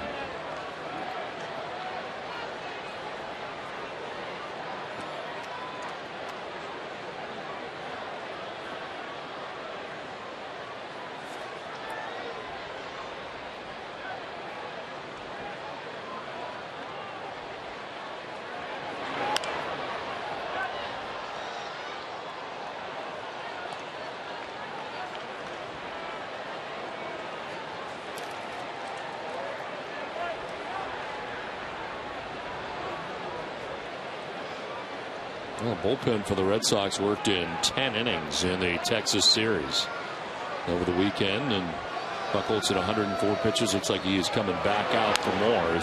This one fouled off to the left upstairs. As you highlighted in the open tonight, Craig Breslow reinstated from the disabled list. Get a fresh arm down in that bullpen that has been used quite a bit.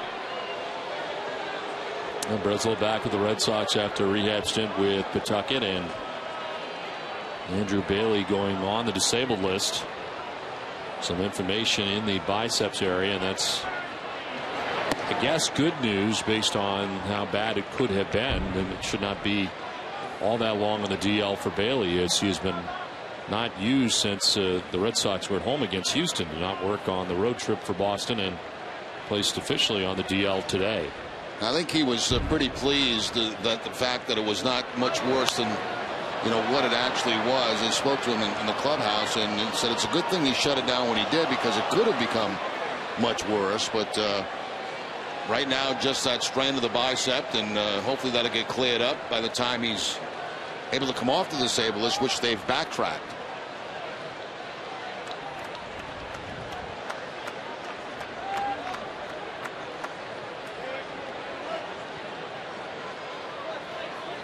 Two-two pitch. And that's going to miss. It is a full count now to Nava.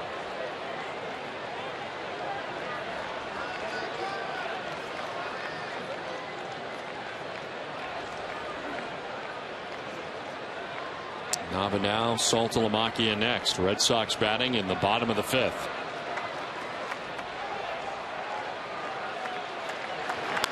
In the air to left field. Struck well. Willingham going back, and that's going to be off the wall. Plays the carom. Nava's headed for second. He'll get there standing with a double.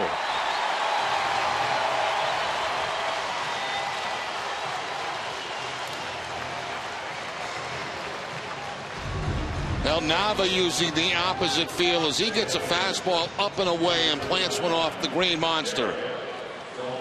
Easy double for Daniel Nava. Goes into second base standing up. 9-pitch at bat. Nava plants it off the wall and stands at second base.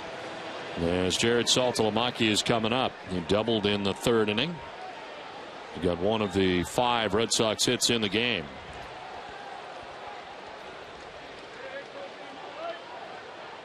He takes strike one.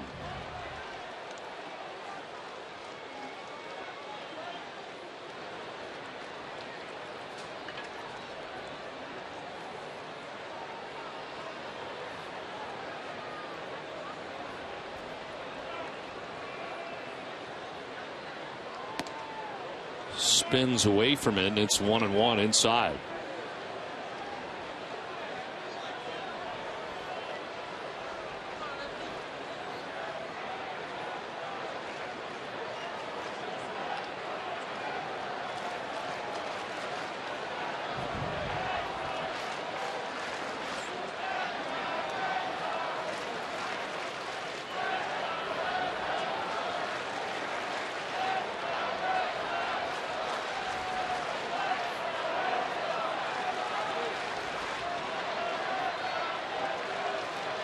Swing and a miss, and it's 1-2. Big cut that time from Saltalamacchia.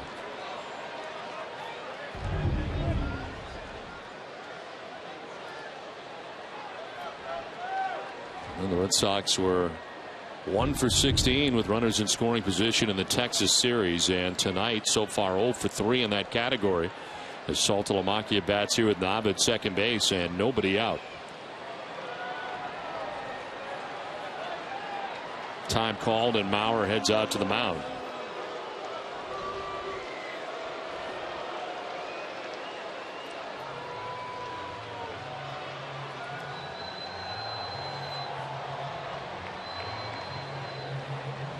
So now Saltalamacchia be climbing back in with a count of 1-2. It's time now for a Toyota game break as we welcome back in Jack Edwards and Andy Brickley. It sounds like some pretty good news from north of the border.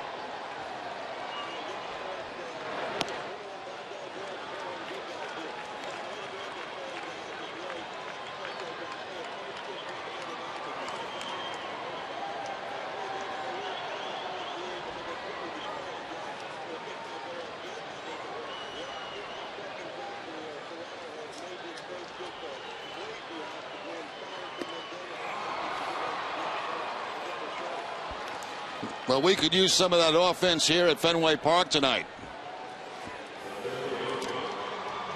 All right, guys, thanks much.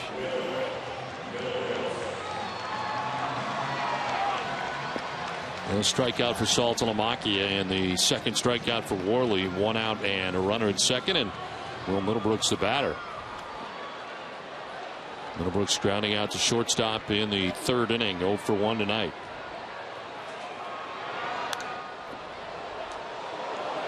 Ricochets off the facade and back down to the field again.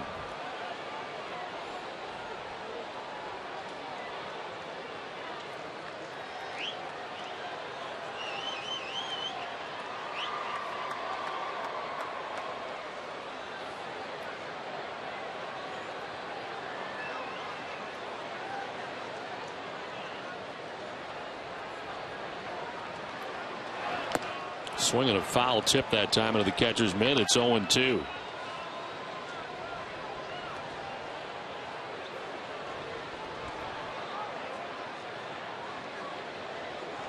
Stephen Drew waiting on deck.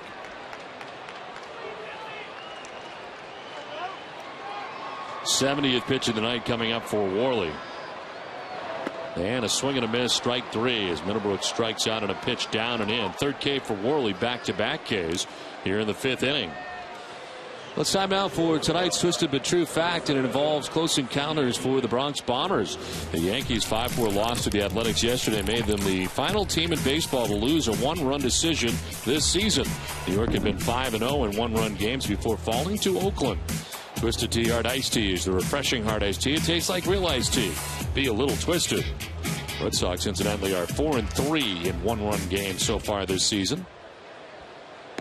With 2 outs in the inning, here is Stephen Drew. Drew struck out looking in the 3rd inning.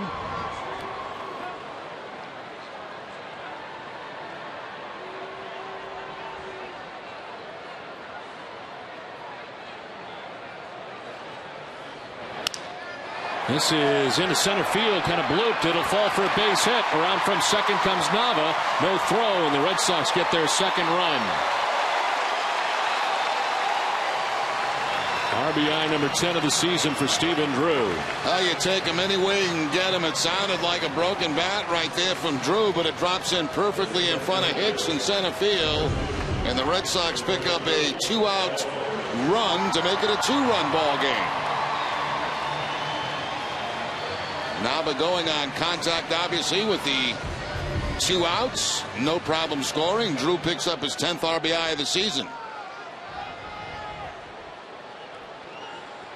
So runner at first, 2 down, and Jacoby Ellsbury is 0 for 2. He's grounded out to first base and a shortstop tonight.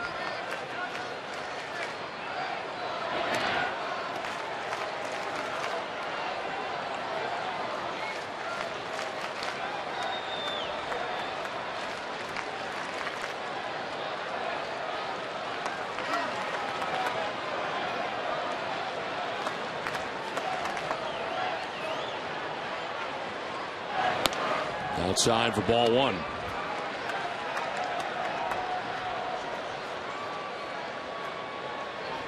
Worley was trying to work his way around a leadoff double by Nava as he strikes out Saltalamacchia and Middlebrooks, but Stephen Drew gets the base hit to center to drive in the run.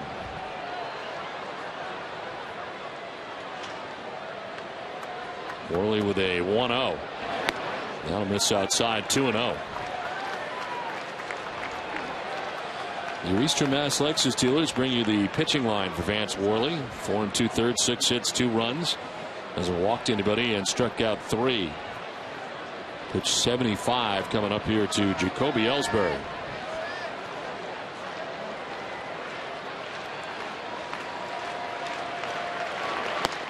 It's outside, same spot for the first 3 pitches to Ellsbury, 3-0.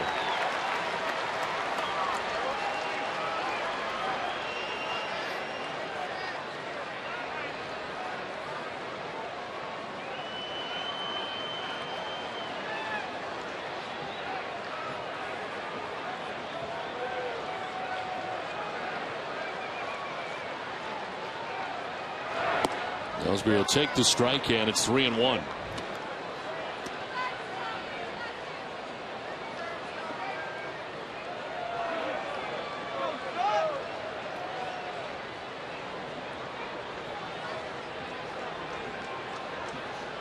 Drew gets his lead at first, held on by Morneau.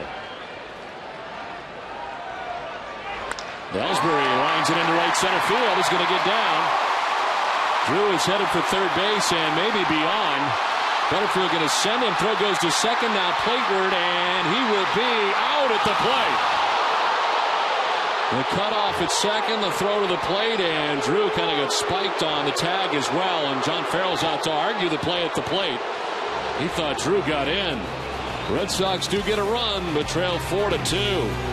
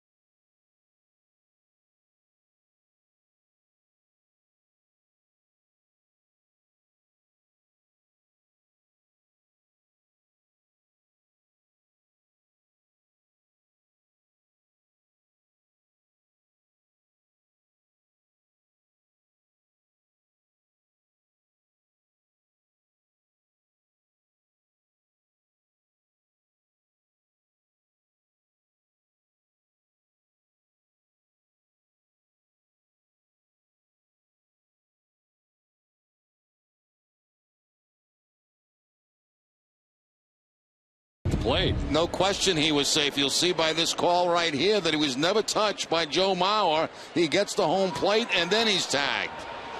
So a bad call right there against the Red Sox. Drew was without doubt safe at home plate.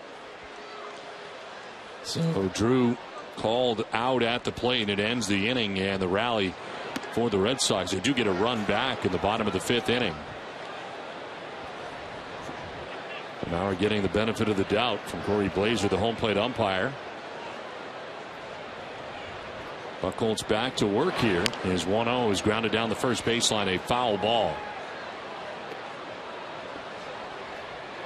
I mean, from up here we could see that Drew had home plate covered. We just couldn't tell if Mauer had tagged him or not. Mauer had to jump for the ball, but it was very clear on replay there was no tag at all, and Drew was laying all over home plate. That angle's a little bit more difficult to tell because this is the clear one right here. Look at the catcher's glove. No contact at all, just there. 1-1 is a swing and a miss.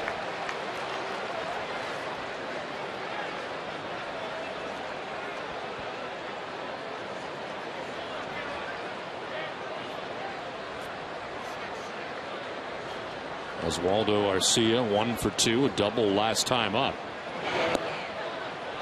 Count of 2-2. Some stirring in the pen for the Red Sox. Nobody up yet, but it looks like somebody's about to get up. See 108 pitches right now for Buchholz. It'll be Alex Wilson who'll be first up. 2-2, grounded foul.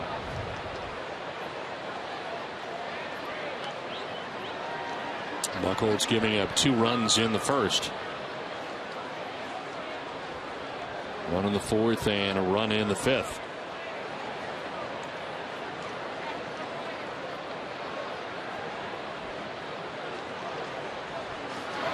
Swing and a miss. Buchholz will pick up his 8th strikeout. Make that his 9th strikeout of the game. Two-seam fastball for Buchholz, getting the strikeout. Second time he's got Dozier in this game tonight. Amica Insurance is the proud sponsor of the Amica Pitch Zone. One down here in the 6th inning, and Aaron Hicks coming up. Hicks a strikeout victim in the 1st inning, double in the 4th inning. Knocked in a run with his double in the 4th. Curveball for a strike, 0-1. Middlebrooks a step on the grass in at third base.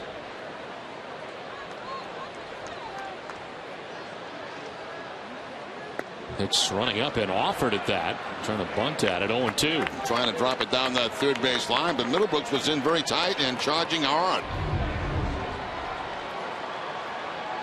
Kind of a little jump there before he tried to bunt. That kind of makes your eyes go up and down, and no contact.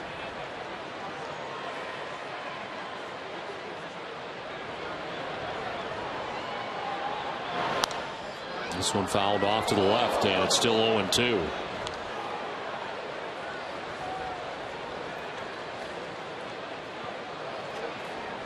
Good look from the monster seats tonight on a cool night from Fenway Park. First game of the homestand.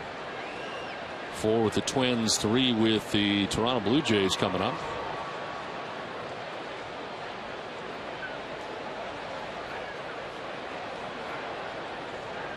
Oh, 2 pitch.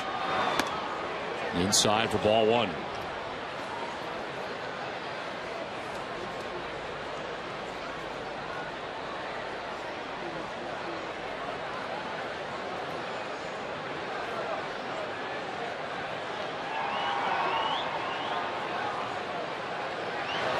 On the ground right side. Pedroia is there. His throw is good, and that's out number 2 of the inning.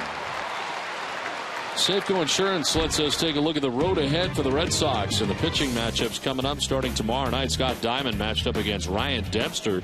Pedro Hernandez and Felix Doubront will pitch in game 3, and then Kevin Correa 3-1 with a 2.23 earned run average against John Lackey in the finale of this 4-game series between the Red Sox and the Twins. Clay Buchholz getting the start tonight in game 1.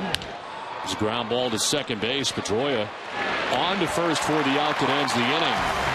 5.5 done from Fenway. 4-2 Minnesota.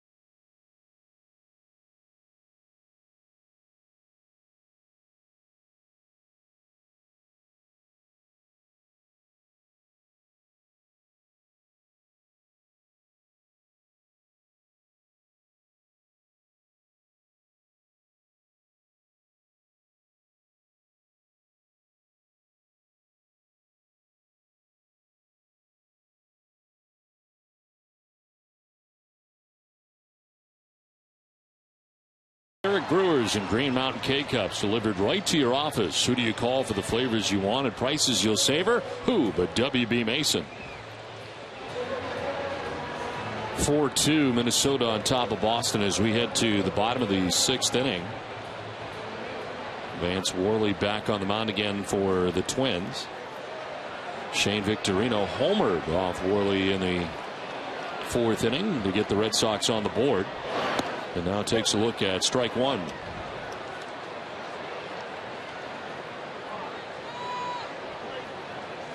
Buchholz still with the jacket on. Looks like maybe coming back out. 116 pitches right now.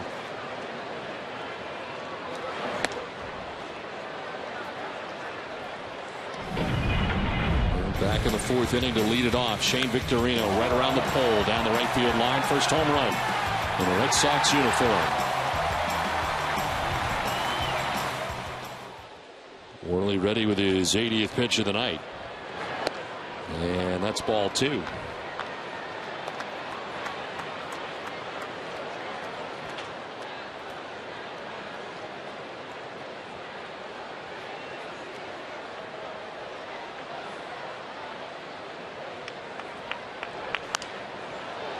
Flared foul off to the left, 2-2. The numbers are tough on Worley coming into this game. 0-4 with a 7.22 earned run average, but he's not pitched badly here tonight. Phil Kessel, former Bruin, getting a goal for the Maple Leafs. They're in the 3rd period as Victorino jumps back out of the way. I believe that's the 2nd goal Kessel has had in this series against the Bruins.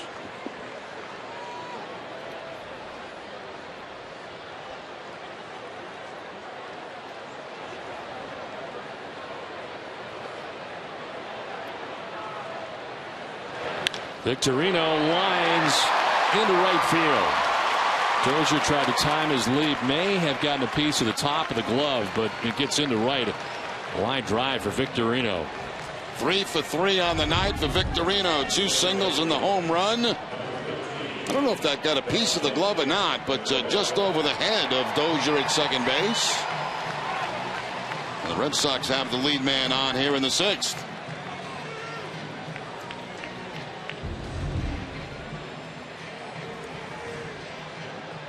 We got the right guys coming up as the lead runner gets on. Dustin Pedroia grounded into a double play in the 1st. He singled in the 4th. A 1-for-2 night.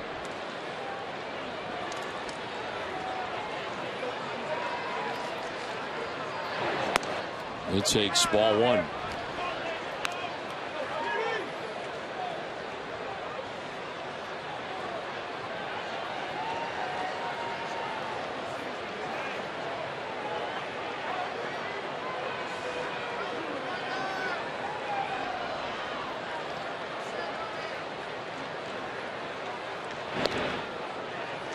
Action for the Twins in their pen as Casey Fine, a right-hander, and Brian Dunsing, the left-hander, in the bullpen.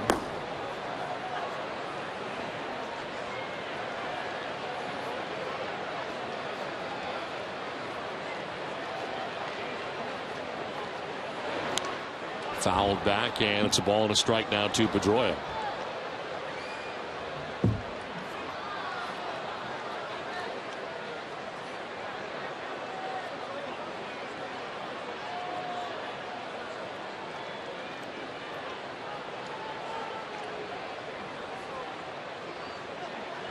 Leadoff single by Victorino gains his lead at first base with Morneau holding him on. Pedroia rips it foul just outside the bag at 3rd. Well, Pedroia just out in front of a curveball from Worley and right down that 3rd base line, but in foul territory.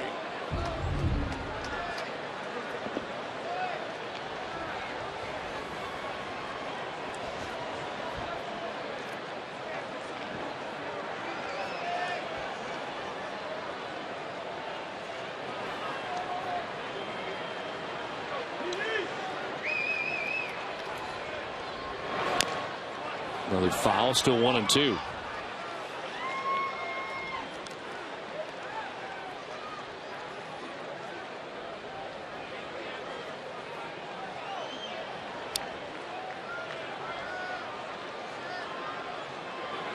Red Sox actually out hitting the Twins now 8-7 in the game. The trail 4-2 with Pedroia batting now. David Ortiz waiting on deck, and then Mike Napoli if we get that far. Here's a 1-2, but first to check on first, and Victorino back to the bag.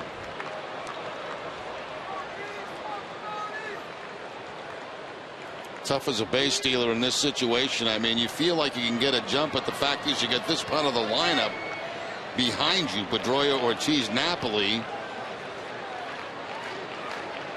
One thing you don't want to do is get thrown out at second base with nobody out. On the ground and a base hit for Pedroia through the left side. Victorino takes second, and the first two Red Sox have reached here in the 6th inning. All right, time for this drought to end right now. Back-to-back base hits. Victorino with a line drive. Pedroia with a ground ball. Ortiz coming to the plate. Well, tonight's honorable moment is brought to you by Kettle One. Gentlemen, this is vodka. This is where it all began for Big Papi. September 14th, 97. Devin Ortiz. It's the first of his 405 home runs. That was against the Rangers and Julio Santana. He would go on to hit 58 home runs for the Twins before coming to Boston in 2003. Ron Gardenhire headed to the mound here with David Ortiz coming up. Runners at first and second. His bullpen has been busy, and he is going to get one.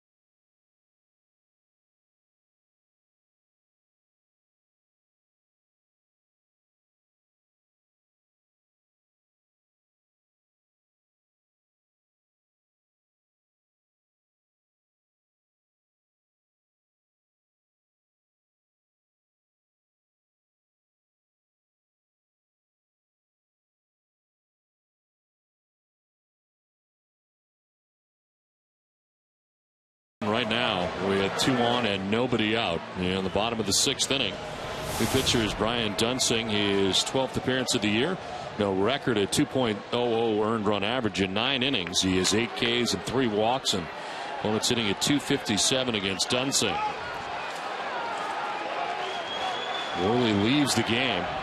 Responsible for Victorino at second base, Pedroia at first, as Ortiz takes ball 1.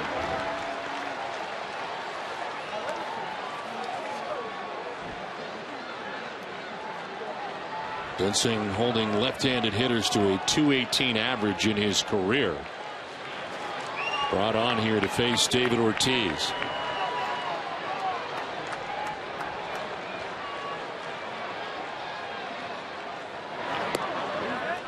That's ball 2, 2-0. And David staying off 2 sliders right out of the chute from Dunsing. Both missing away.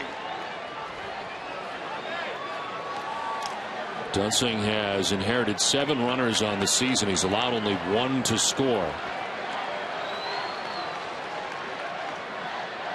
2 on here. Here's a 2-0.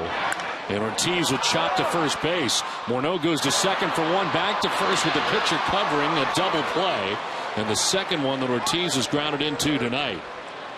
Victorino takes third, but now 2 down in the inning. Ortiz upset with himself. He had the lefty right where he wanted him. 2 balls, no strikes, expecting a fastball. Gets the fastball, but tops it down to first base. And plenty of time to turn over the 3-6-1 double play.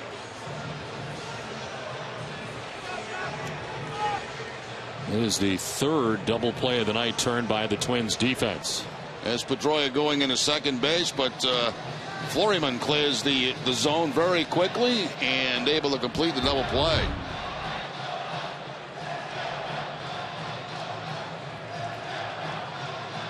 Two outs, Victorino at third base and Mike Napoli the batter. 0 for 2. He has grounded out twice, once to third and once back to the mound.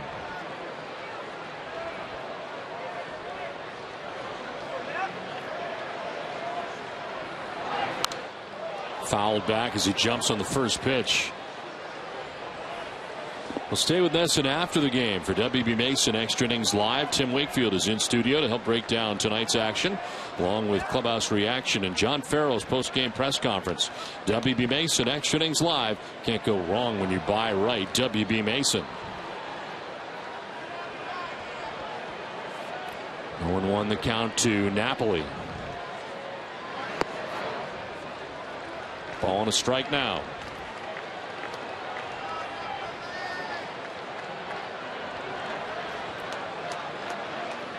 Bunting is not allowed a home run in 23 straight appearances.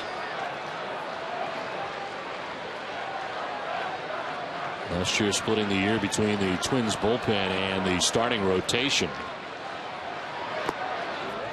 Missing down low. 2-1. I got a feeling he may give one up here. I just have that feeling.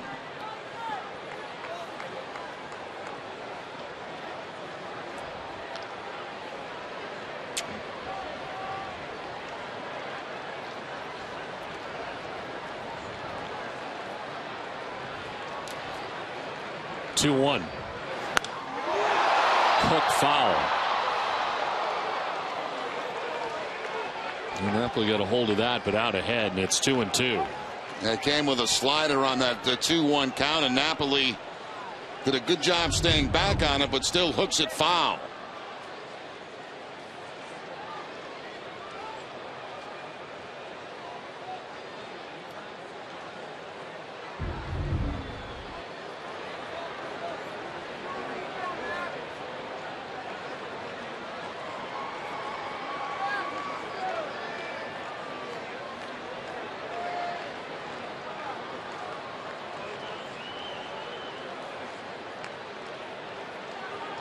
Shane Victorino at third base with 2 outs in the inning. A count of 2-2 to Mike Napoli.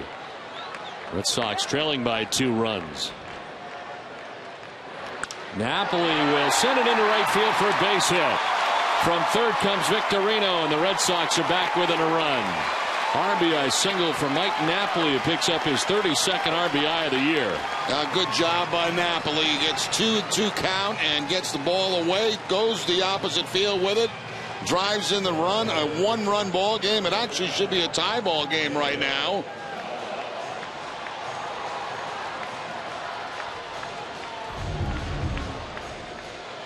There's that line shot up over the head of Dozier, the second baseman, and the Red Sox make it a 4-3 ball game.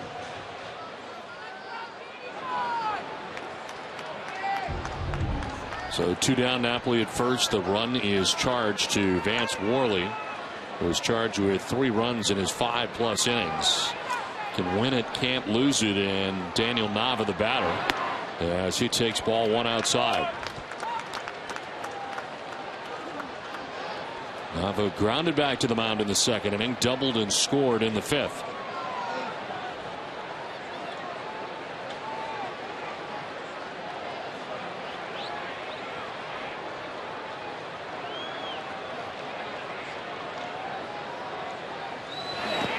In the dirt, gets away, and Napoli will head to second.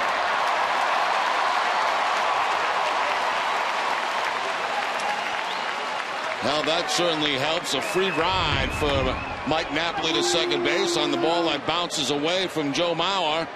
Tried to block it, couldn't do so, and Napoli in scoring position.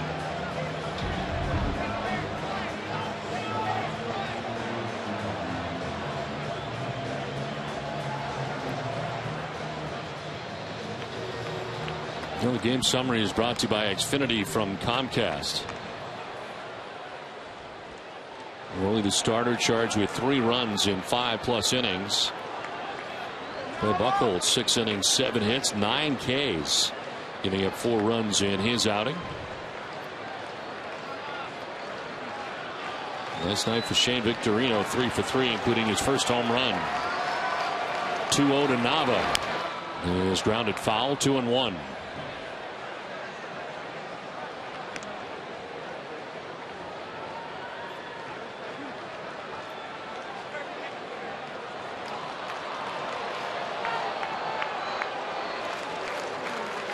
Tying run in scoring position with 2 outs in Mike Napoli.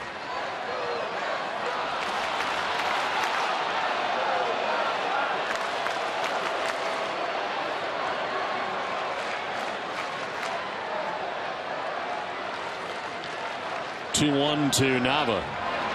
In the dirt for ball 3.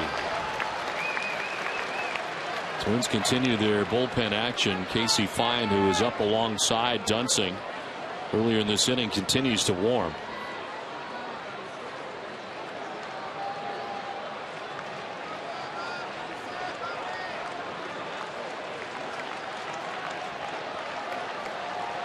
Saltalamacchia on deck. There are 2 outs in the inning.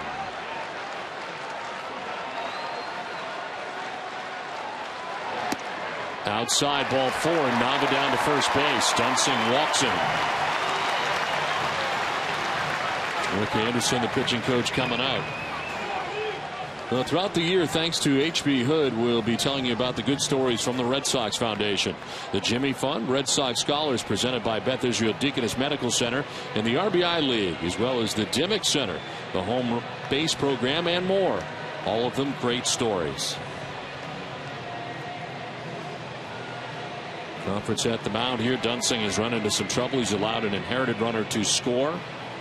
And now walked a batter. Runners at first and second, 2 down, and Saltalamacchia coming up. Well, the Red Sox actually out hitting the Twins in this game 10-7, was trailed by 1 run on the scoreboard. They will stick with the lefty here, and Saltalamacchia is just 1 for 13 against left-handed pitching so far this season. Rather than going to Casey Fien, who is in the bullpen ready to go, but it is Dunsing with runners at first and second.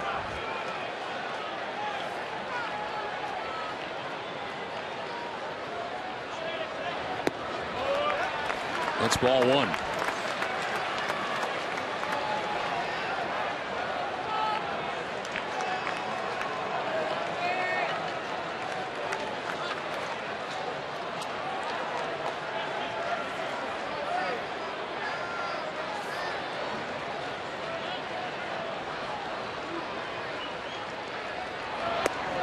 Ball 2, 2-0.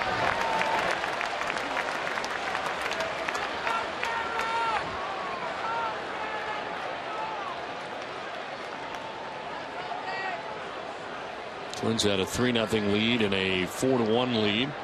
It's now 4-3 as Buchholz looks on from the Red Sox dugout. Saltalamacchia will take ball 3. And he might consider giving Saltalamacchia the green light here on the 3-0 count. Will Middlebrooks on deck.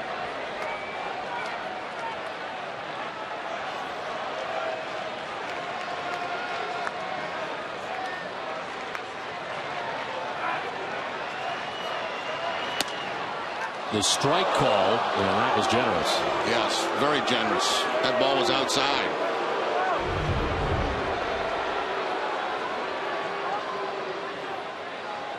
Another look at the Amica pitch zone, and well outside.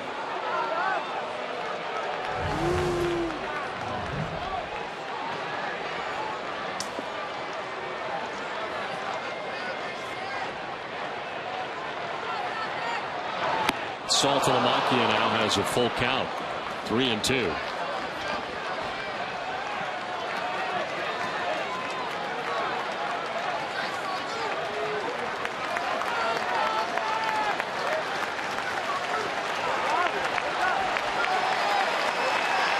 Napoli at second, Nav at first, 2 down in the 6th inning.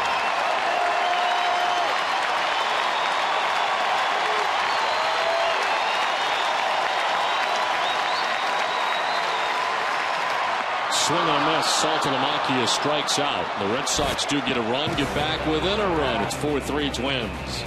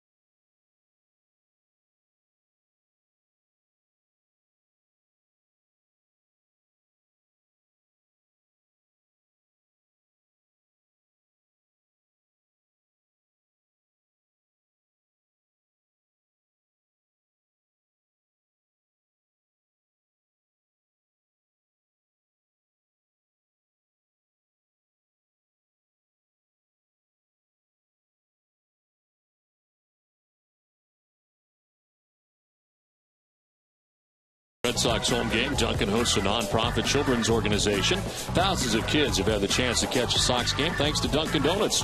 Tonight we welcome the Salesian Boys and Girls Club of East Boston to historic Fenway Park. Dunkin' Donuts committed to the community. 4-3 Twins on top of the Red Sox as we head to the top half of the 7th inning. This call to the bullpen is brought to you by New England Ford dealers. Alex Wilson with the game for Boston after 6 innings from Clay Buchholz. His 9th appearance, a 1.93. And a pitch in there for a strike to Brian Dozier.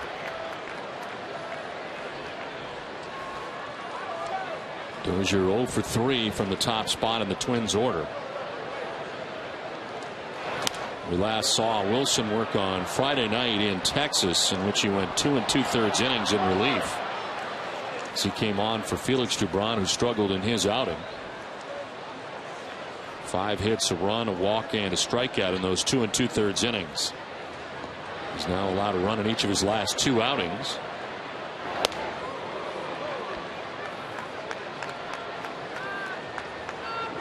Made his major league debut back on the 11th of April. After being called up from Pawtucket on the 10th. Ahead of Dozier 1-2. And a line drive that is fouled down the first baseline.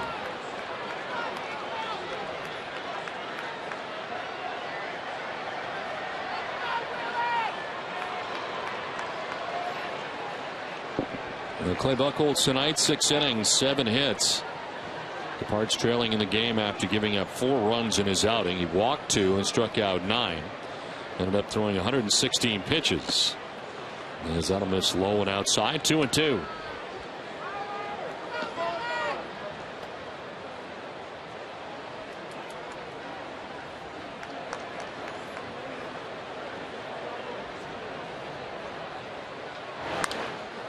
popped up.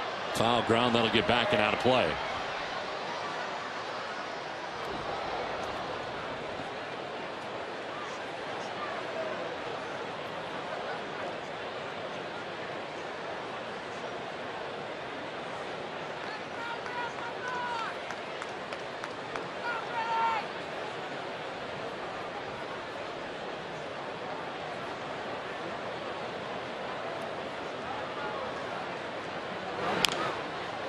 Fouled it off himself and will do it again. 2-2.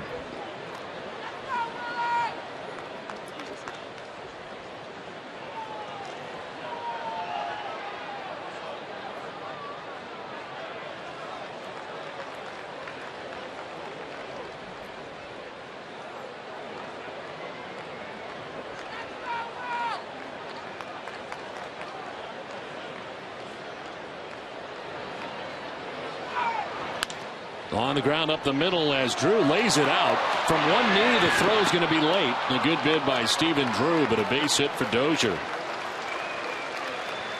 A very nice effort for Drew. You know, you go into that dive and it's always tough to figure out a way how to get out of that dive and back into a position to throw. And Drew from his knees will try it this time. Bounced to first base, but Dozier beats it out. Showing a little range up the middle that time on the dive.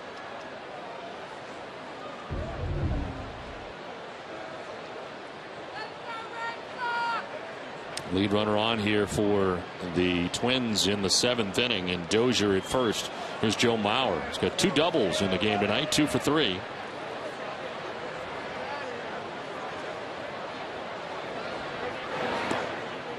There's ball 1. Remember the tough part of the order here for the Twins with the lead runner on in the 7th inning.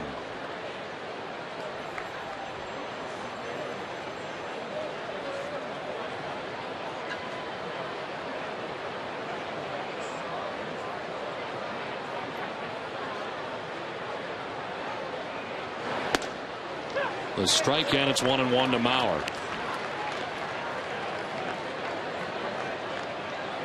Buchholz retired the last 6 batters he faced before leaving the game.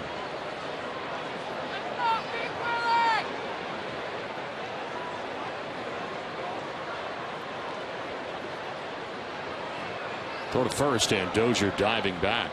A couple of steals on the season for Dozier, the same as his number on his back.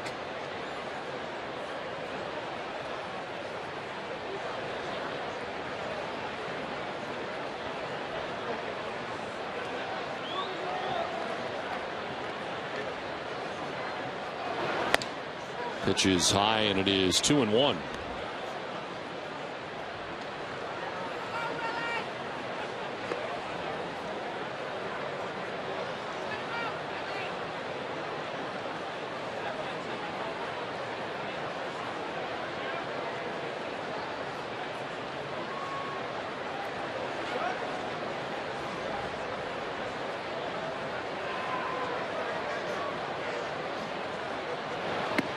Down and in, 3-1 now to Mauer. A tough spot here, down 3-1 to a very good hitter.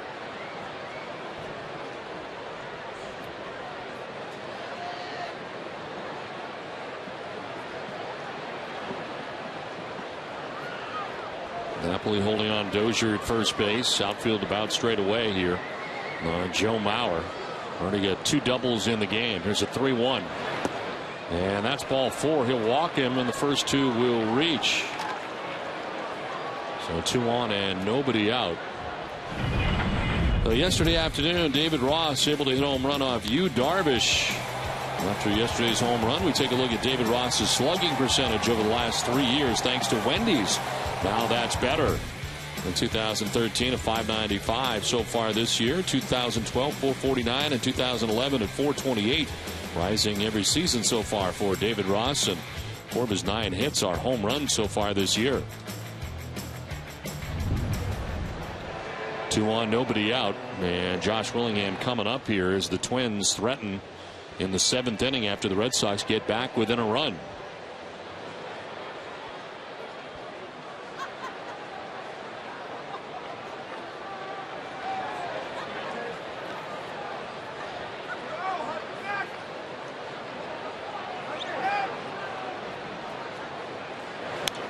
Foul back for strike one. Red Sox have action in the pen. Andrew Miller, the left-hander, up. And as Wilson has faced two batters, and Juan Nieves is coming out to talk to him. Andrew Miller, who's up in the pen, has worked the last 2 days in a row. 12 pitches in each game. And he's probably up for the next guy that's on deck, and that's Morneau. MLB.com at bat is the #1 source for live baseball everywhere you go, and is available for iPhone, iPad, Android, and BlackBerry 10. At bat delivers Red Sox baseball, live audio, pitch tracking, stats, news, highlights, and more. Text at bat to 31826 or visit redsox.com for details.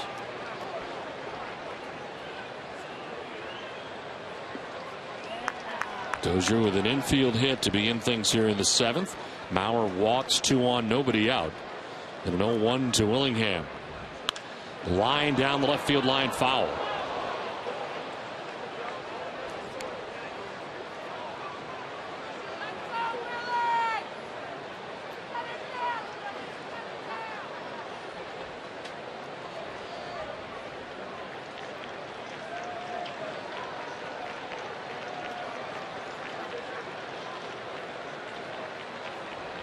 Dozier at second, Mauer at first. Wilson ahead here, 0-2. Josh Willingham tried to hold up, and he did apparently. First base umpire Jeff Nilsson said he didn't go.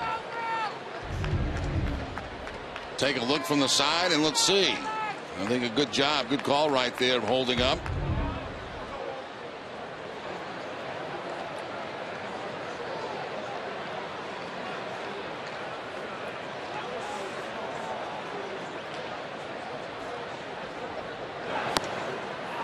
Going away, 2-2.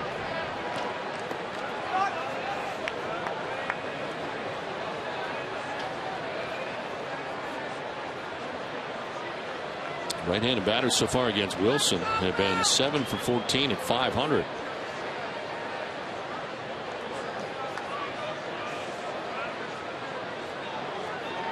Time call. Willingham backs out.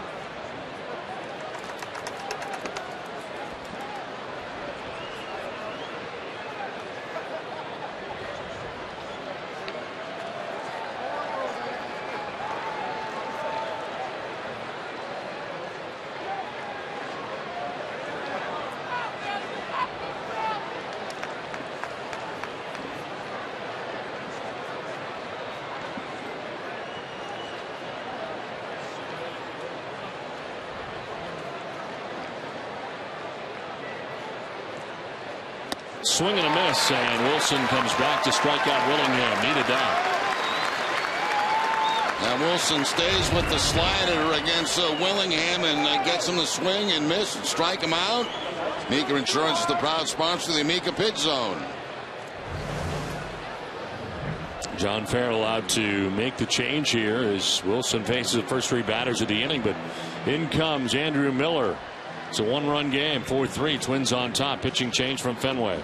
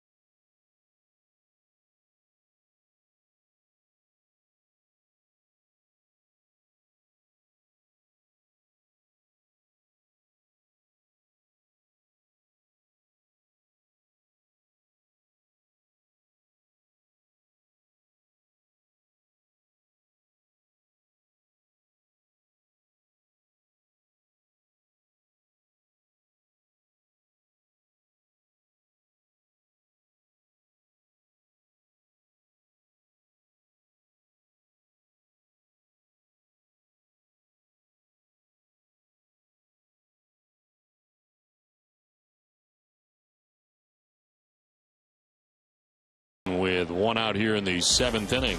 Vanessa Daly brings you everything you need to know about the day in Boston sports. Leah Hextall and Dale Arnold will review tonight's Game 3 between the Bruins and Leafs, including Andy Brickley's exclusive breakdown. We'll look back at Clay Buchholz's return to the mound here at Fenway, and the Globe's Gary Washburn is in studio. Tell us why he was the only writer not to vote for LeBron James as the MVP in the NBA. All that and more tonight on Nesson Daily. Miller's 14th appearance, 0-1 with a 3.38 earned run average. As he misses inside to Justin Morneau. Morneau singled in the first inning, struck out in the third, then had a sac fly in the 5th inning. 2 RBI night, now 17 on the year for Morneau.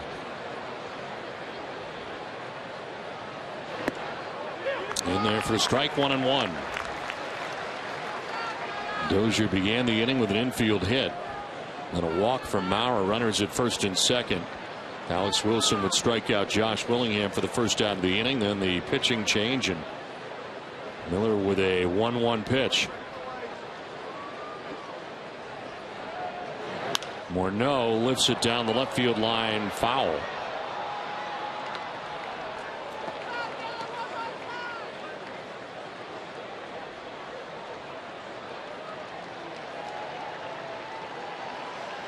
Well, since the loss for Miller coming out of the pen against Kansas City on the 21st of April, he has now gone 6 appearances, 4 innings, and given up only 3 hits during that time. No runs.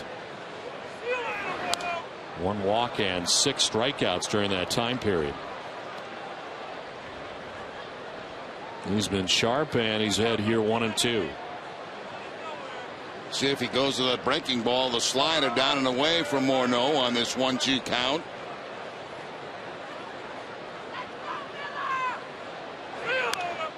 Swinging a foul off to the left. Slider, but it stayed inside, and Morneau somehow able to foul that off. Wanted that ball down and away, instead it was inside, and kind of a funky swing right there, but he did make contact to foul it off.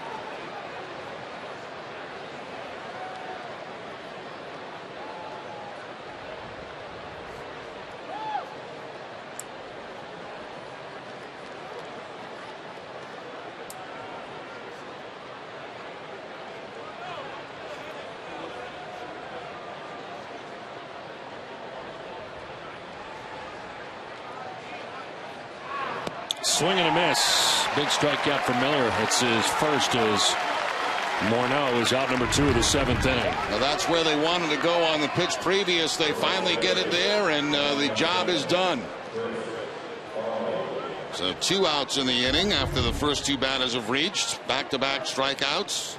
Morneau now 1 for 6 against Miller. 4 strikeouts against Andrew Miller. 2 down for Chris Parmelee, who was walked, struck out, and grounded out.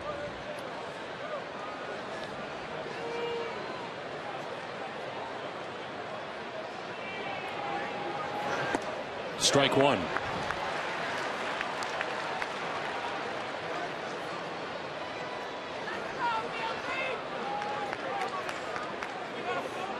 Dozier at second base, Maurer at first base, 2 down.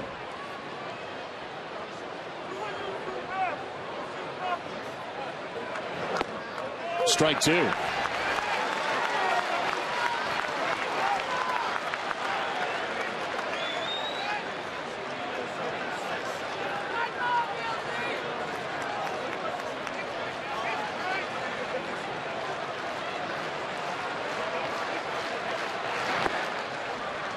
Going away, not chasing. 1-2. Yeah, try not slide it down and away again, especially way ahead in the count. See if he'll chase it out of the strike zone.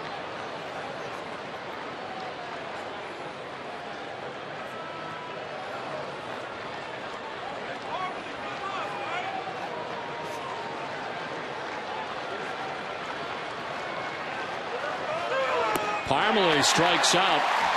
Red Sox pitching ends up striking out the side. The Twins threaten but do not score. It's time now for Nesson Daily Update.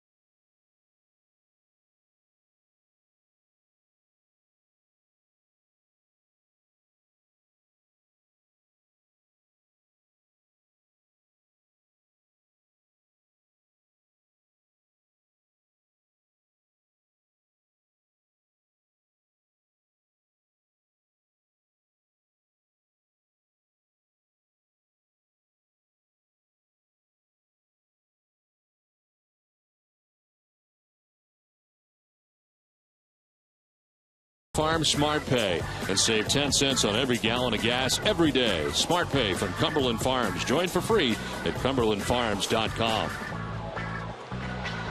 We play on to the bottom of the 7th inning as the Twins threaten in the top half but do not score after getting the first 2 runners on, and the Twins will use their 3rd pitcher of the game, Casey Fiend, into the game, his 14th appearance. 1-2 with a 3.97 earned run average. 11 1/3 innings. He has struck out 11, walked 3, and opponents sitting at 200 against Fiend.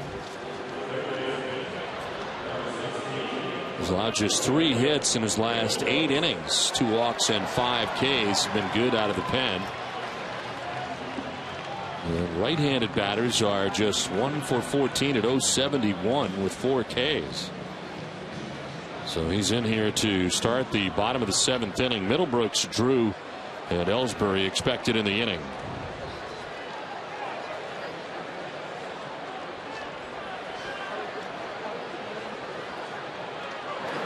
Middlebrooks grounds it foul. That gets into the Twins dugout. Red Sox have action just activated today. Craig Breslow up in the pen.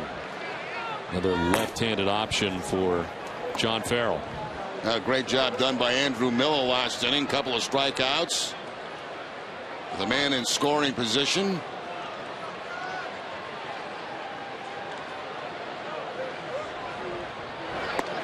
That's strike 2, and it's 0-2.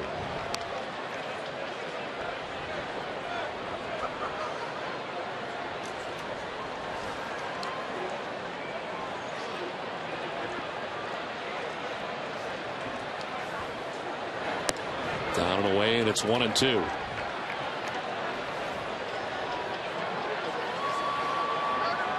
Middlebrooks is grounded out, struck out. Stephen Drew waiting on deck.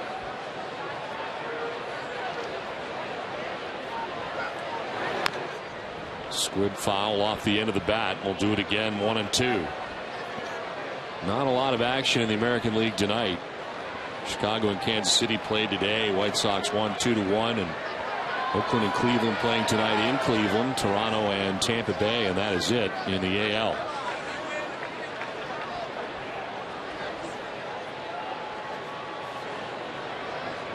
One-two pitch again. Middlebrooks will ground it softly down the 3rd baseline. Plouffe on the run.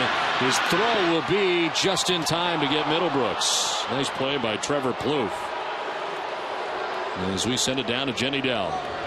Don, David Ortiz is facing the team that he started the majors in the Minnesota Twins. So he asked fans at home if they feel that athletes might have a little bit more expectations and motivation when playing against a former club, and here are some of the best answers provided by AT&T. Billy the Kid said, when it comes to playing the X, it all depends on the departure you had with them. AJ said, I'm not sure. I think it's more of a showing with them. And Dunbar here said, so much motivation when playing against a former club. Got to show them what they lost. It's perfect. Well, David Ortiz has certainly showed a lot to the Minnesota Twins over the years since his departure. One down for Stephen Drew. 1 for 2 in the game with an RBI single for Drew. That was back in the 5th inning.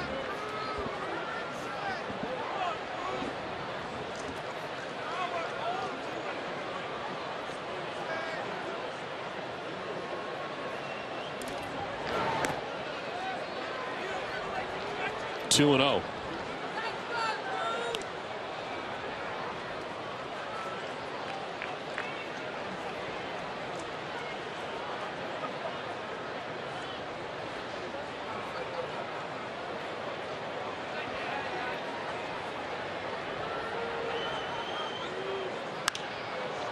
Drew pops it up down the left field line. This should make the seats, and will. Funny, since the game started, the wind had been blowing almost in at the start of the ball game, but basically no wind at all right now here at Fenway Park. Nice comfortable night.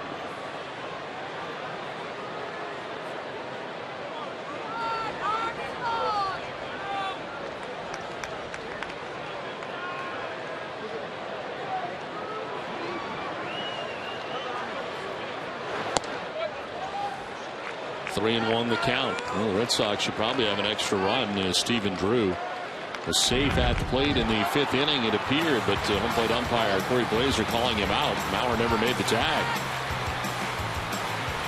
You can see right there, no tag at all made by Mauer. Drew hits one high in the air and deep to right field. Back goes Parmalee to the corner, and that ball is gone, and this game is tied. Stephen Drew with his second home run in the Red Sox uniform ties it at 4.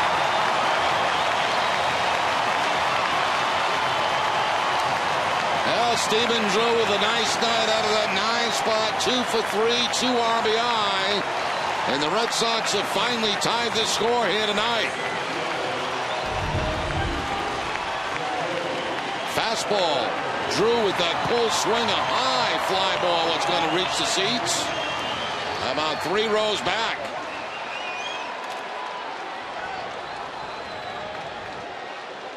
Two home runs, 5 RBIs in the last 5 games now for Drew. Starting to find his timing as Ellsbury will send it foul off to the left. Sox have gone deep 35 times in 2013. With it, Hess and Hess Express donates $500 more to the pediatric trauma program to Boston Children's Hospital, bringing the season total to $17,500. Hess and Hess Express committed to helping the cause. No one coming to Jacoby Ellsbury. And Stephen Drew with that home run and another hit, his second hit of the night, now moves up over 200 for the first time this season.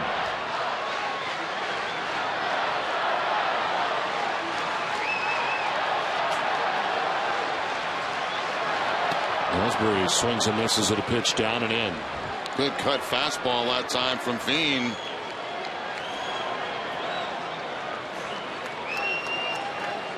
A little velocity on it too. Shane Victorino has had a big night, waits on deck. 3 for 3, including his home run back in the 4th inning. 2-2. Tries the cutter again, this time to the outside part of the plate, but missing.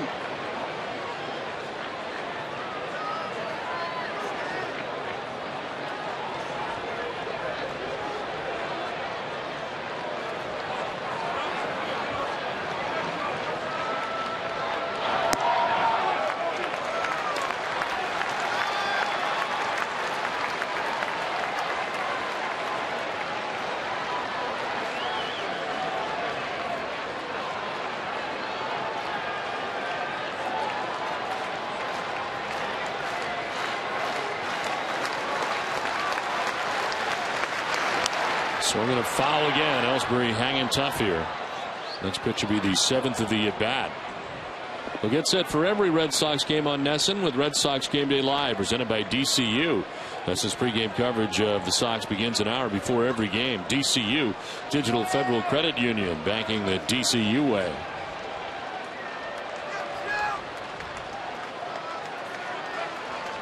One out here in the bottom of the 7th inning. Red Sox have tied the score on 3-2.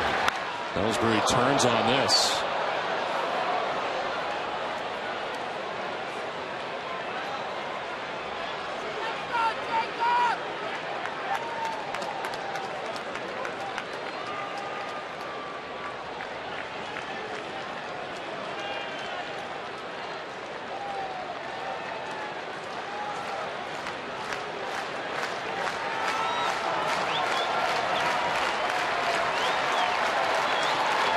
Ellsbury and a one-hopper pick by Morneau. He'll flip to the covering pitcher Fiend in time. Nice play by Morneau for the second out of the inning. Now that's a great defensive play by Morneau at first base. He does not have an error yet in the season, and he just took a base hit away from Jacoby Ellsbury. Watch this ball kind of explode on the bounce.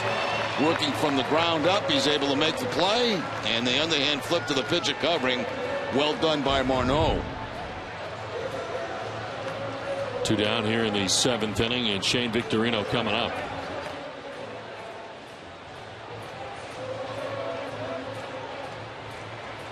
Single in the 1st, a home run in the 4th, and a single in the 6th inning. Scored 2 runs in the game. The home run was his first in a Red Sox uniform. There's strike one.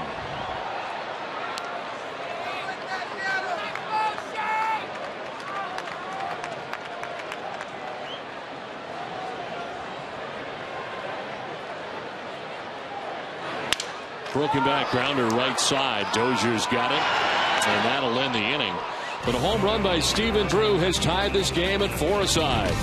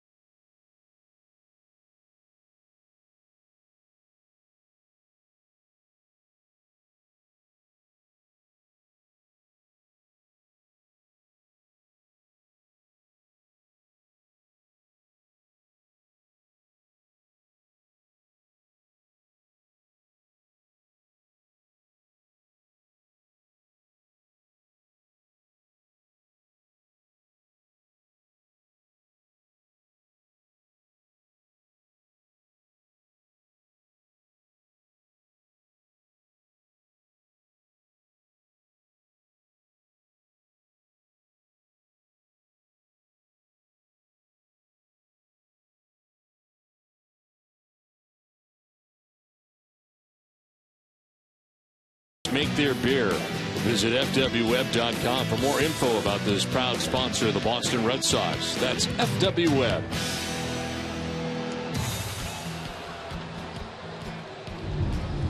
Tie score 4-4 now as we head to the top half of the 8th inning.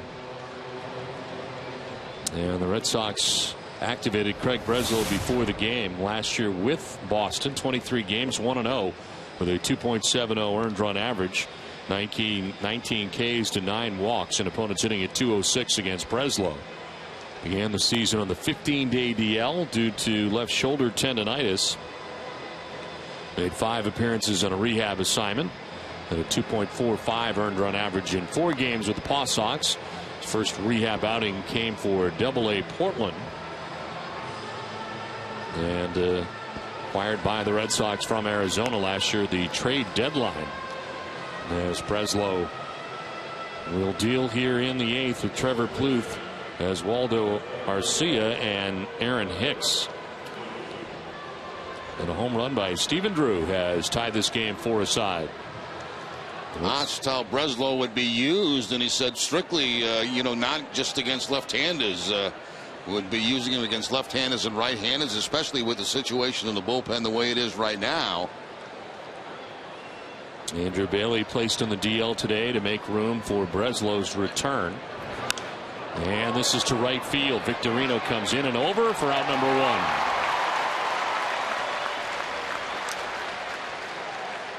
1. 1 out in the 8th.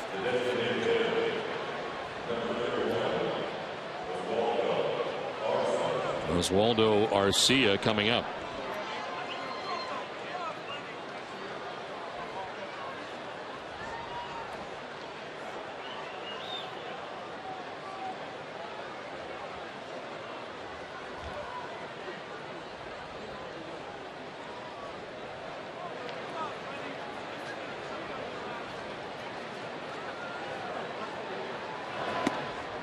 Take strike 1. There's action for the Twins. Look out in the crowd as the return throw to Burton, who is up in the pen, ends up in the seats. Looks like everybody's all right. 0-1. Fights this one off foul. You got to be careful when you're down there and relievers are warming up. Yeah. Usually they make the catch, but sometimes they don't. It's an errant throw by the catcher, and fortunately nobody got hurt.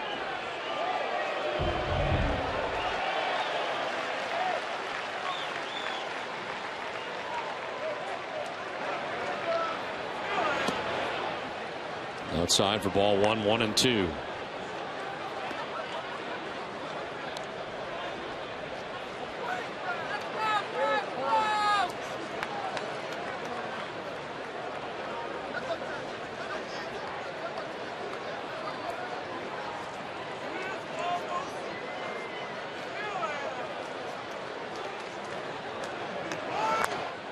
Fouled off to the left, still 1-2.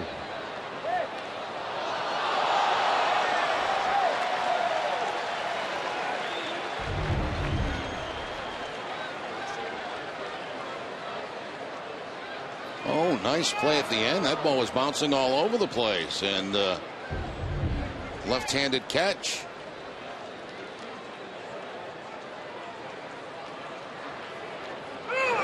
Swing and a miss, and Breslow gets his first strikeout of the year. Nice slider that time from Breslow. Got ahead of Arcia and just puts him away on that breaking ball away. We saw Andrew Miller do that to a couple of lefties last inning, and now Breslow does it.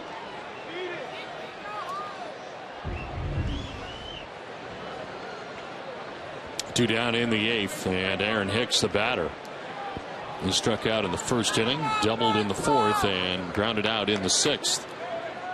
His double produced a run in the 4th as tried to hold up, but he offers for strike 1.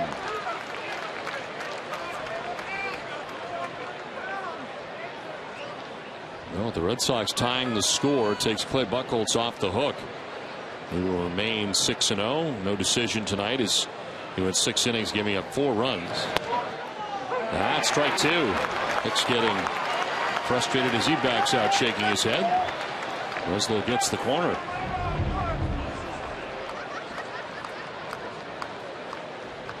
Just painting that outside corner.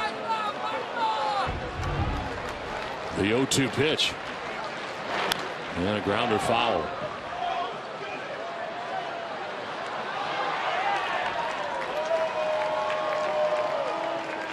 On deck is Pedro Florimon.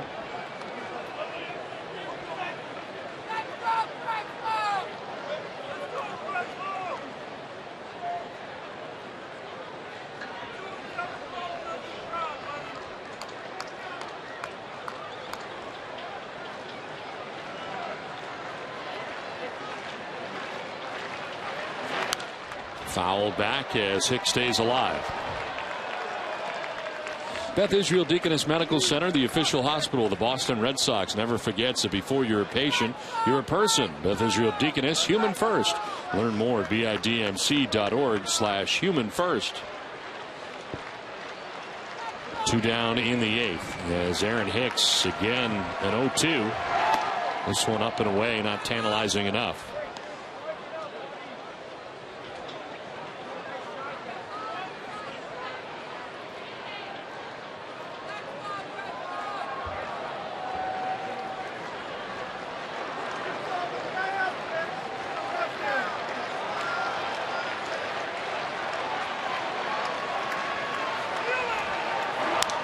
In the air to center field. Jacoby Ellsbury has room. He'll put it away to end the top of the 8th. It's on to the bottom of the 8th. All tied at 4 from Fenway.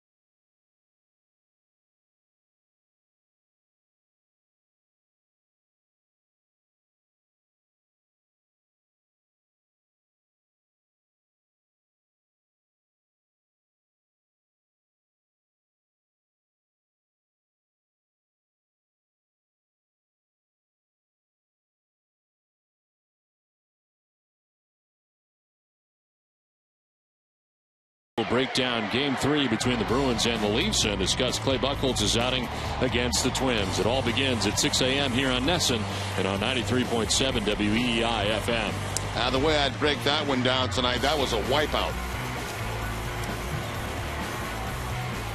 We'll look forward to Dennis and Callahan's breakdown as we head to the bottom. They'll probably have more to say than that, but I call it a wipeout. Pedroia leads it off and grounds it foul. Casey Fiend back on the mound here for Minnesota. 3, 4, and 5 for the Red Sox in this tie game.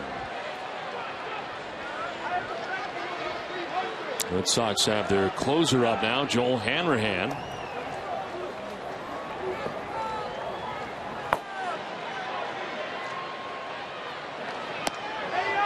Outside 1-1. Breslow only threw 12 pitches in the 8th inning as he retired the side in order. His return to the roster tonight. Pedroia grounds it foul, down 1-2.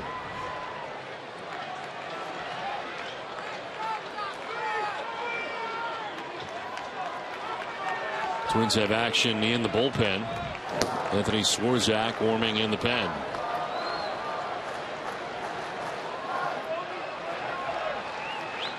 Twins bullpen has been good. They have been used a lot. Starters not going deep into games. Is in the dirt outside, and it's 2-2.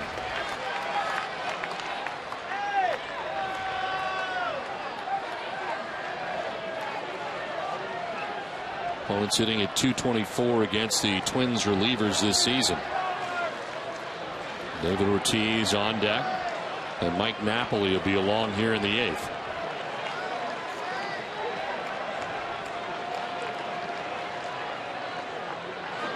Pedroia fouls it off and will do it again, 2-2.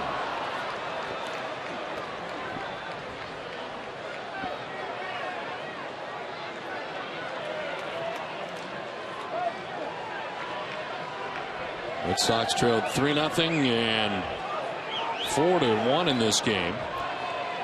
We're tying it up with a Stephen Drew solo home run in the bottom of the 7th inning. Pedroia bats here in the 8th.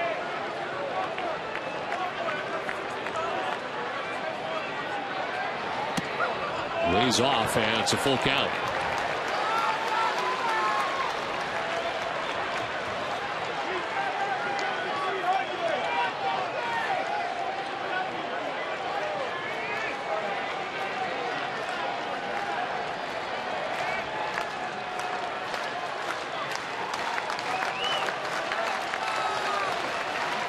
Pedroia fouling it off down the right field line out of play. For every Red Sox game that goes into extra innings or one where the Sox get a save, CVS Pharmacy will make a donation to Boston Children's Hospital. CVS is aiming for a goal of $25,000 in donations this season. We welcome all of you watching Bruins win tonight in Toronto 5-2. Red Sox and Twins tied up 4-4 as Pedroia in a great at bat fouls off another pitch. He's been able to foul off some very tough cut fastballs.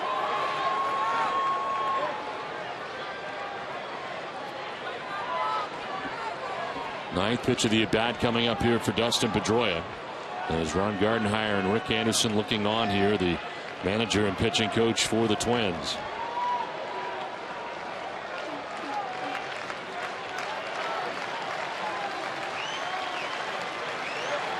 3-2 pitch.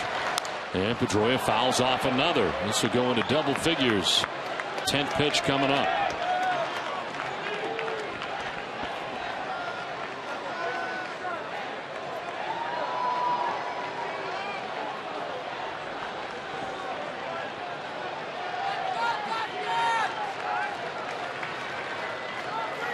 Outfield straightaway on Dustin Pedroia.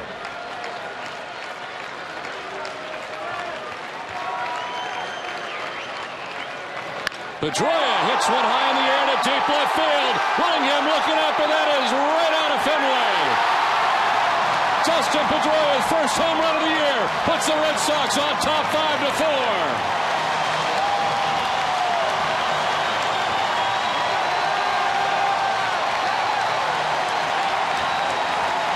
What a terrific at-bat by Pedroia. He fouled off a number of pitches, saw a lot of pitches in that at-bat, and gets number 1 of the season at a great time.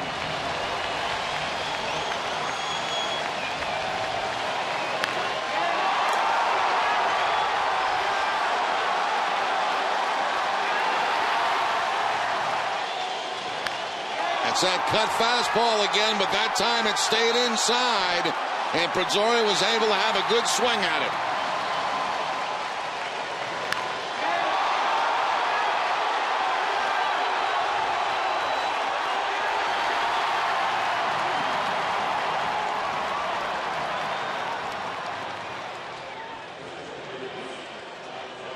So Dustin Pedroia has homer to put the Red Sox on top 5-4. And it is the third home run of the night for the Red Sox. He joins Drew and Victorino. Twins will make a change here as Casey Fiend, who's now on the hook for Minnesota, leaves the game. Anthony Swarzak is now the new pitcher as he comes in for his 8th appearance of the year. 1-0 with a 2.81 earned run average. 11 strikeouts to only 2 walks, and opponents hitting at .258 against Swarzak. So Fiend ends up giving up the game-tying home run to Stephen Drew, and the go-ahead home run for Dustin Pedroia.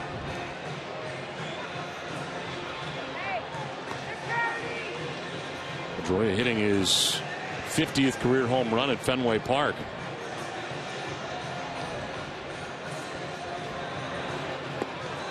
Well, it's been a grinded out ball game, hasn't it, Don? I mean, you get the 4 runs by the Minnesota Twins, most of those coming early in the game in that first inning, and for the last 5 innings, the Red Sox have been able to put 1 run up each of those innings and take the 5-4 lead.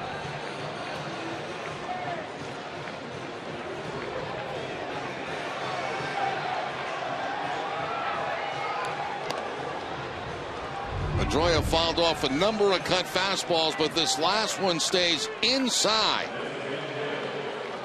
And good solid on the barrel contact right there by Pedroia. He's watching it, but you could tell as soon as he made contact, it was gone. And some happy people, both in the stands and in the dugout.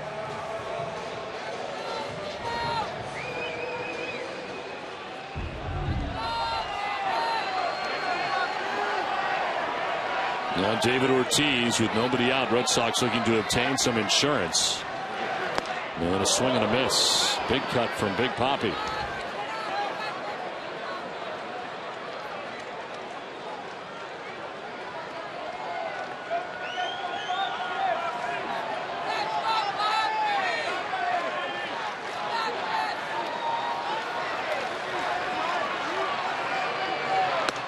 Strike 2.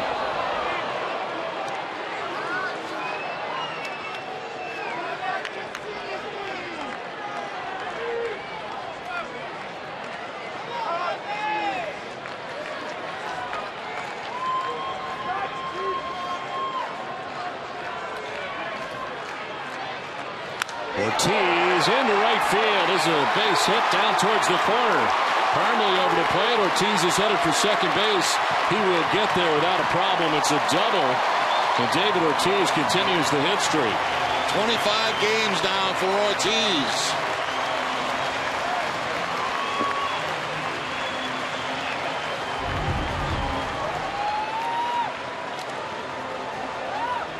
Right down the right field line, rattles around down in the corner a little bit. By the time it's fielded by Parmalee out there, Ortiz standing in scoring position at second base.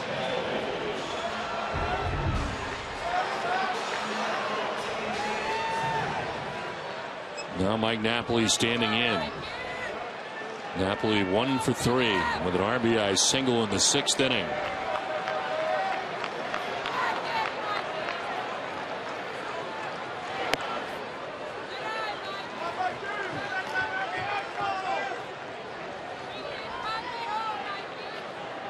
Would you consider pinch running for David Ortiz here, trying to get another insurance run? Too close a ball game, I think, right now.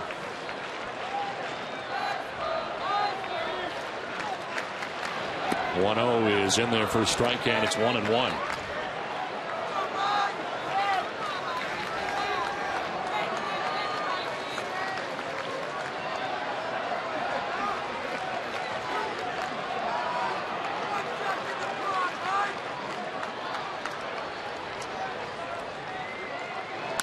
Napoli lines out Morneau. They throw to second. Ortiz will just get back.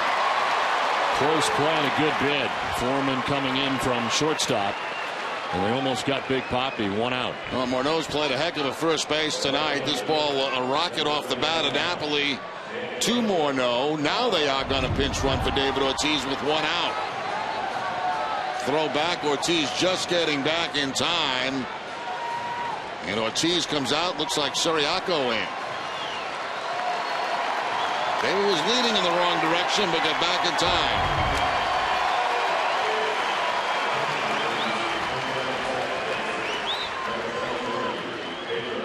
So Pedro Siriaco now running at second base with one out in the inning.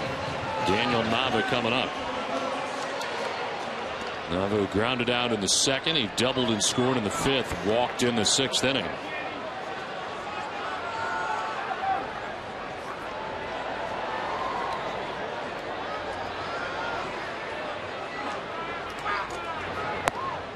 Outside, ball one.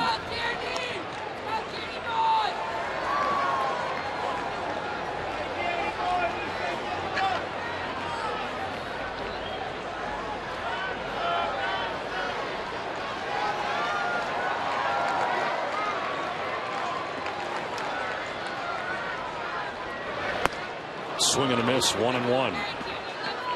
Swarzak facing his third batter since coming in. Gives up the double to Ortiz, and Napoli lines out. Solid contact against him so far.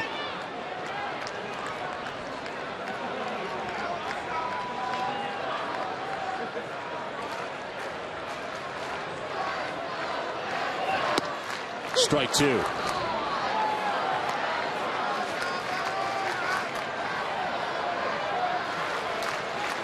In the top half of the ninth inning, Pedro Florimon, Brian Dozier, and Joe Mauer expected to bat. Anybody gets on, Josh Willingham will have a chance. Works out to be 9-1-2 for the Twins.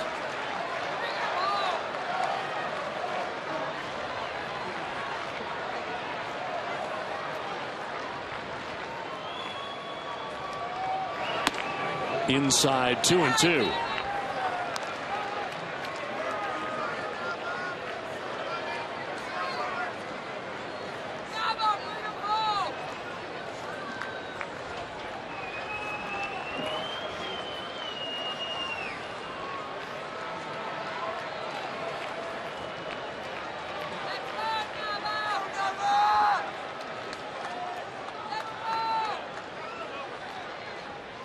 Back to the bag at second, Siriaco.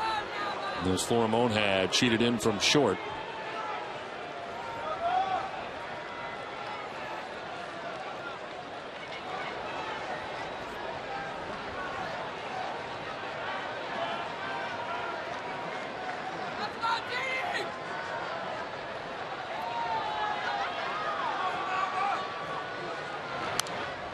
Fouled back, and we'll do it again, 2-2.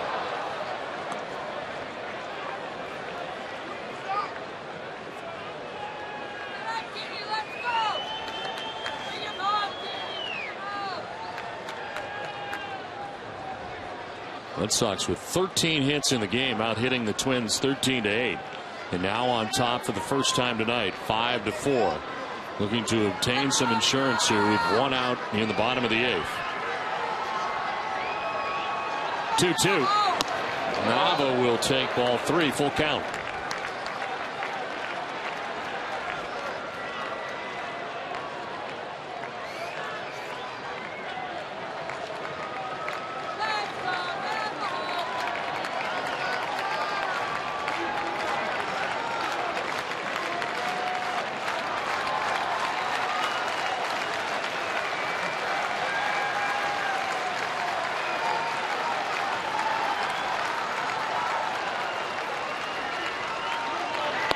Nava strikes out.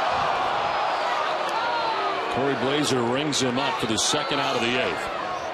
Well, the Red Sox tonight using some home run power from unexpected sources. Victorino hooking one right down the line, around the pesky pole. Stephen Drew much deeper than that, into the first couple of rows, deep in right field, and Pedroia off the light tower to give the Red Sox the lead.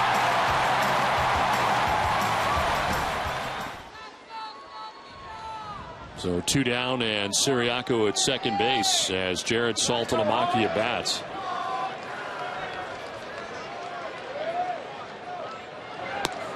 Outside for ball 1.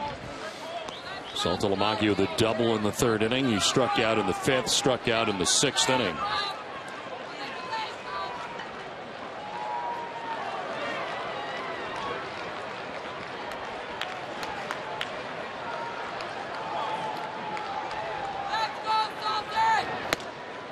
Strike 1, 1-1.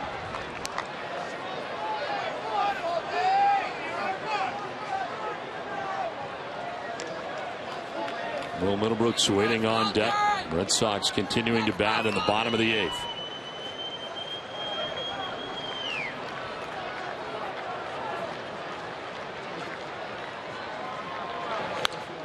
Fouled back, 1-2.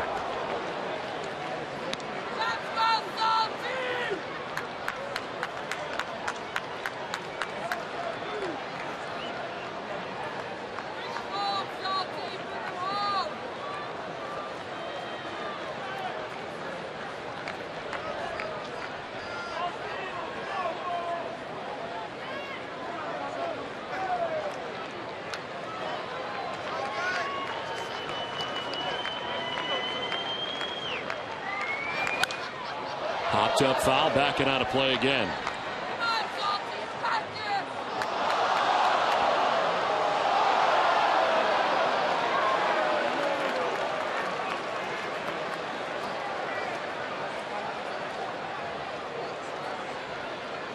Swarzak facing his 4th batter since coming into the game.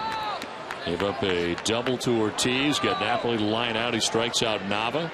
Now he's jumped ahead of Saltalamacchia at 1-2.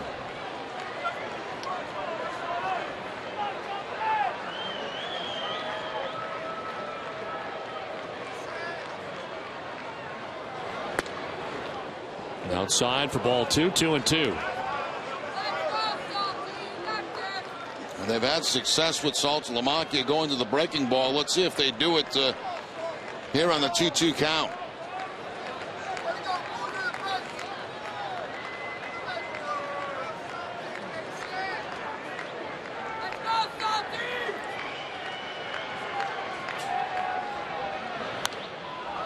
Fouled back as they do go to a breaking ball. I think they would like to have had that more down and in. It stayed out over the plate, and Salty able to foul it off.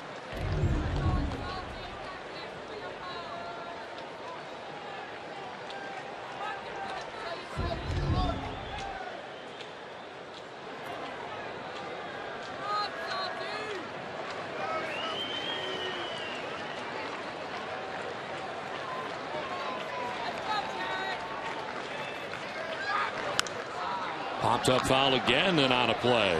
Red Sox have had some good at bats, and Saltalamacchia in the midst of one right now.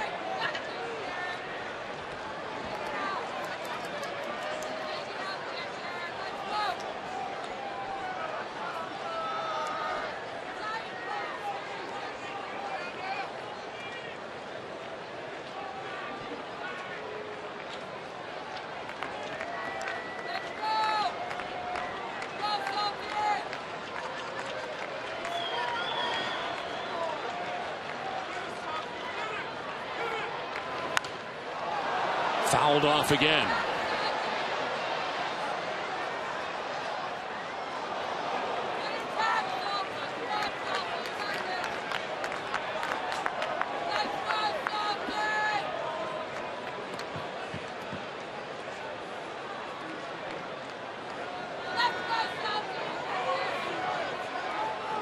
Ninth pitch of the at bat coming up here for Saltalamacchia, but first a visit from Joe Mauer to Anthony Swarzak.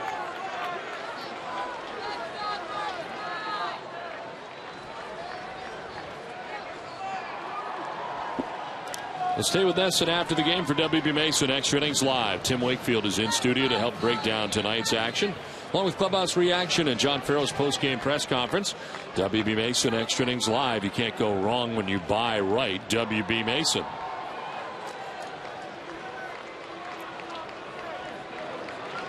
Siriaco pinch running for David Ortiz at second base with 2 outs here in the 8th. 2-2 pitch is inside, full count. 9-pitch at bat to this point for Saltalamacchia.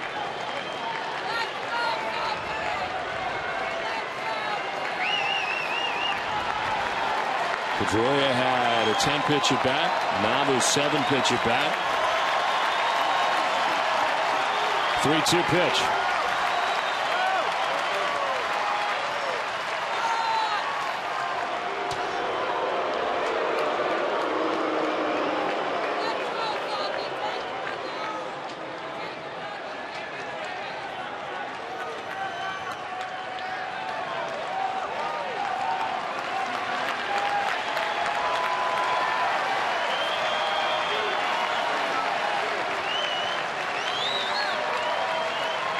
Now the 3-2. Siriaco goes. The throw to third base. He's going to be out. Saltalamacchia was going to walk, but Siriaco is thrown out at third base to end the inning. See how costly that becomes. It's a 1-run game headed to the 9th.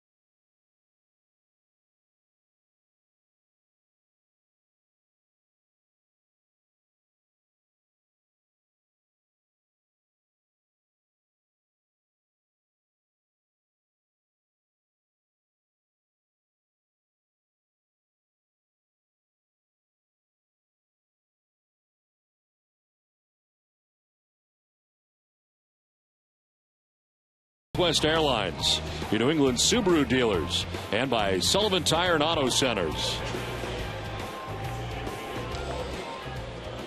Well, nice night in Boston tonight, and even better now, Dustin Pedroia homered for the Red Sox in the bottom of the 8th inning to put Boston on top 5-4. Joel Hanrahan in trying to save this game as he makes his 9th appearance, 0-1 with a 9.45 earned run average. He is 4 out of 5 in save opportunities. Opponents hitting at .333 against Hanrahan. Ryan Domet is pinch hitting here for the Twins, and Domet takes ball 1.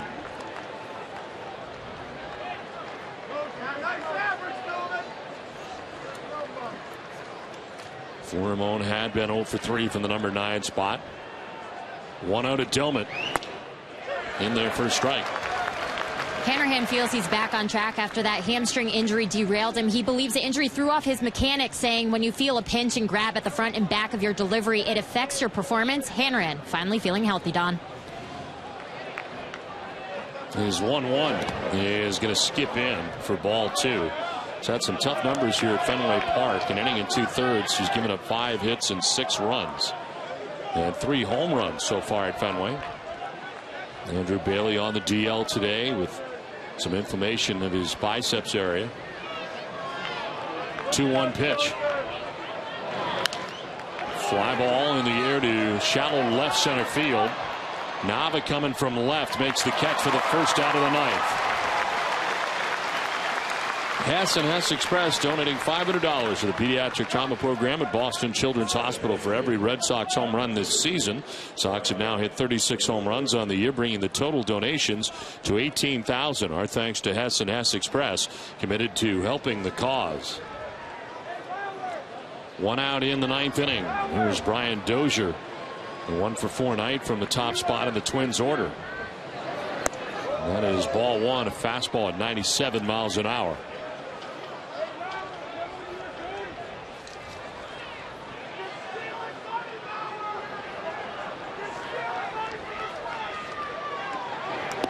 There's a strike, 1-1. Took a little off, 95.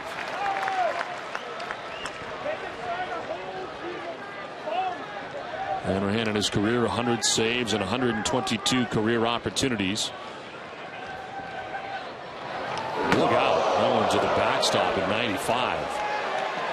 Now that'll certainly get your attention right there. 95-mile-an-hour fastball up and over the head of Dozier.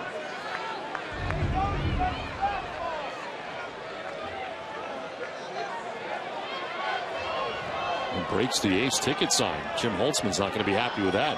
He'll have it fixed by tomorrow.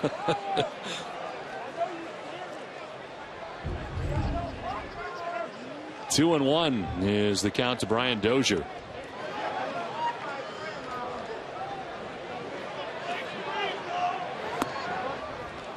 Low for ball 3.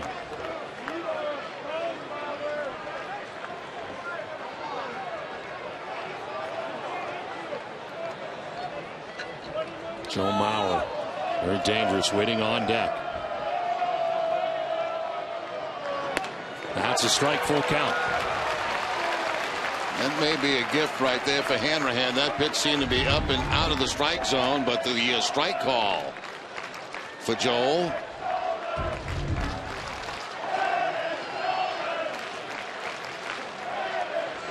Dozier hits one high and deep to left center field. That ball is back, and that ball is gone.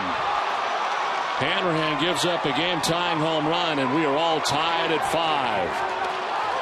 First home run for Brian Dozier. And it's a 5-5 game from Fenway. 4 home runs allowed in 4 games for Joel Hanrahan at Fenway Park. Now Dozier takes another high fastball, this time not letting it go, but jumps all over it and finds the monster seats. So the Red Sox bullpen had been great up until this point right here, and all of a sudden a 5-5 game.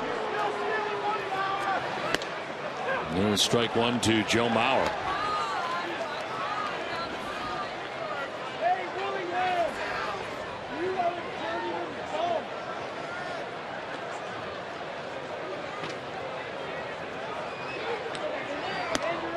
There's strike 2.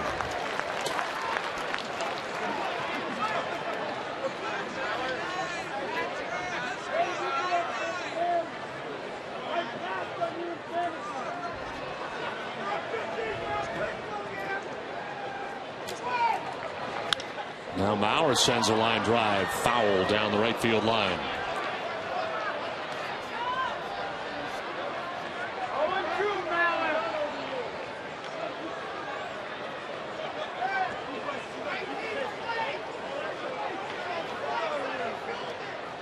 Now the closer is up for the Twins, Glenn Perkins.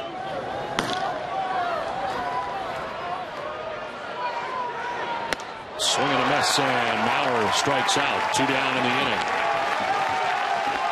High slider that time from Hanrahan, gets the swing and miss from Joe Mauer.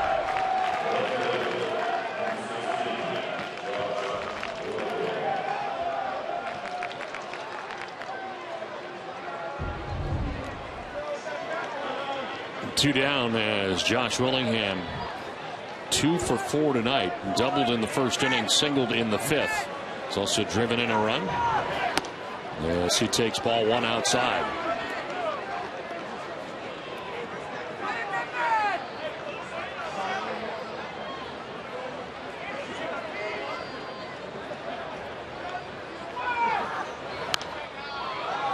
Foul backing out of play, 1-1.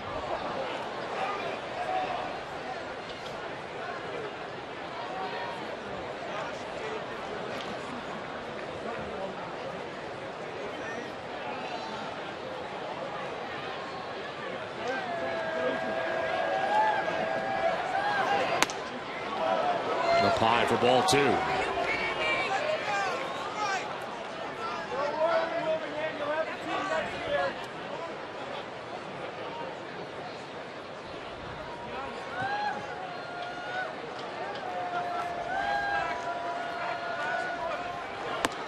Pitch is high, 3-1.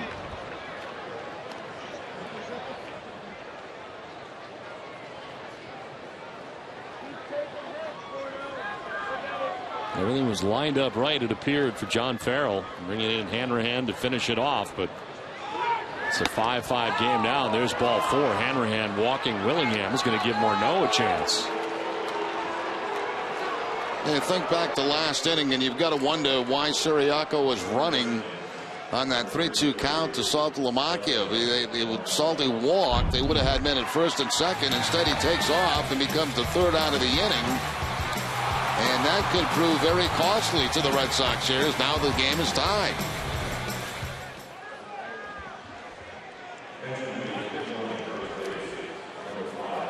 Pinch runner here for the Twins is Eduardo Escobar. Runs for Willingham. And we're looking at getting into scoring position here for Justin Morneau.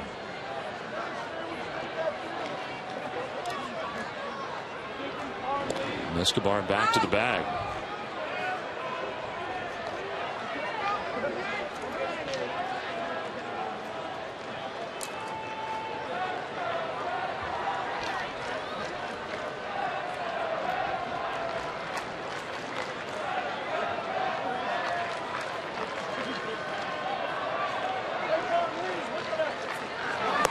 Up and away for ball 1. Hanrahan did not look good after that last delivery. I'm not sure if he hurt himself or not, or just frustrated. Yeah, they're going to call out the trainer and John Farrell.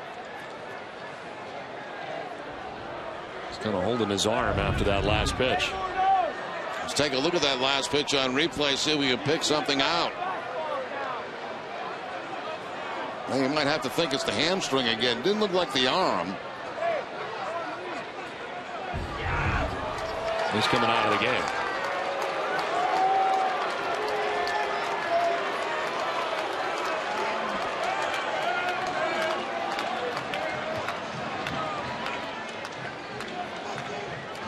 We will step aside as the Red Sox will bring in a reliever. Now tied at 5.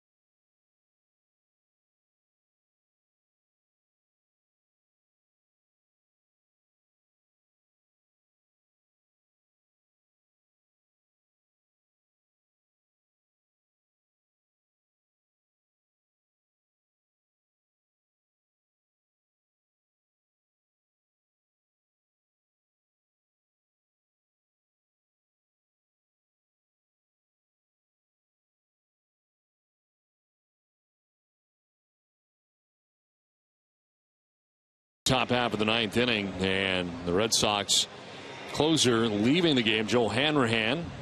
After 2/3 of an inning, he is responsible for the runner at first base. And Escobar is pinch running there. Clayton Mortensen will be given as long as he needs to warm up. He was not warming up in the pen at the time of the injury for Joel Hanrahan.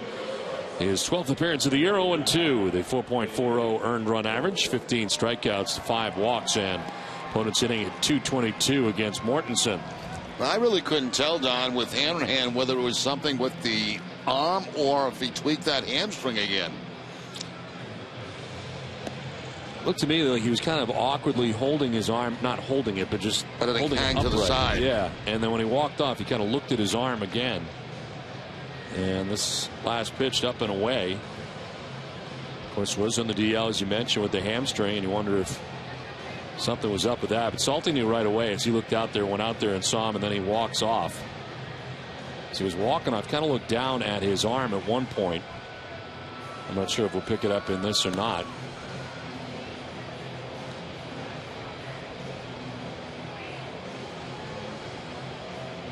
See how he looks down there at the arm. Yeah, looking at the elbow. So off he goes, and the Red Sox reliever Clayton Mortensen again will be given as long as he needs. And all of a sudden, this is a 5-5 game as the Red Sox look like they had it secured. And Mortensen will be dealing with Justin Morneau with a runner at first and 2 down in the inning. And Mortensen pressed into service here for the Red Sox. He was tagged with a loss yesterday at Texas. Well, this is game 1 of a 4-game series between the Red Sox and the Twins, but here's a look at what's coming up here for the Red Sox in the next couple of weeks here. The Twins for the 4, Toronto in for the weekend. Red Sox will travel on Monday to Tampa Bay to begin a 3-game series with the Tampa Bay Rays, and then Minnesota Friday, Saturday, and Sunday. Then they'll actually be done with the Twins for the year, as it turns out, and then on to Chicago as part of a 3-city tour coming up for Boston on this next road trip.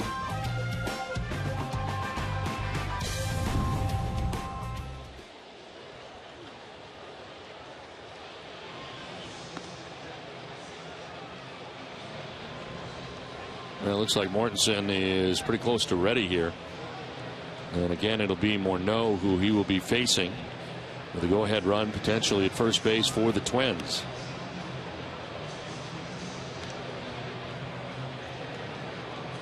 Morneau tonight has a base hit back in the first inning. He struck out, had a sac fly, and struck out again. A couple of RBIs in the game for Morneau. Now 17 on the year, and here he comes. Mortensen's ready to go. And it wouldn't surprise me at all if Escobar takes off at first base on the first pitch.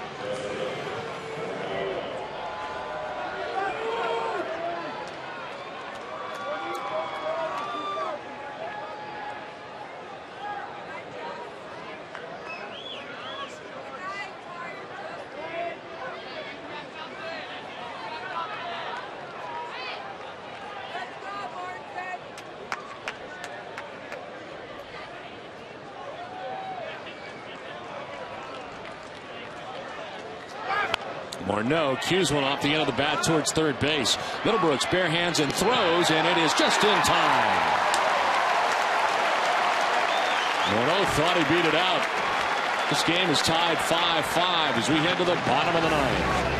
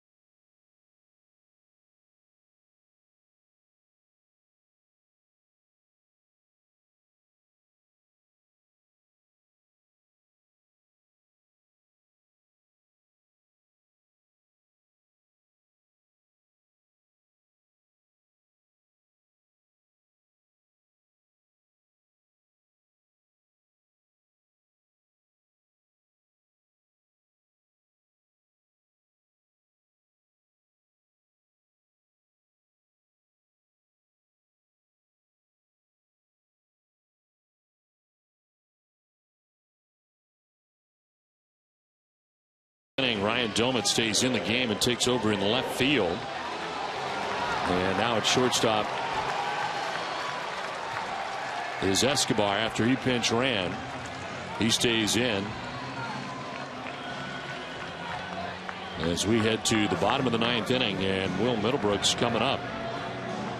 Middlebrooks 0 for 3 in the game. He has grounded out, struck out, and grounded out again.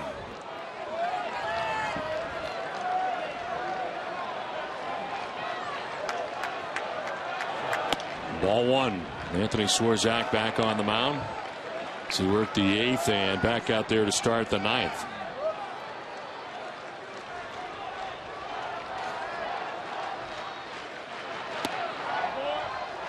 Two and 0.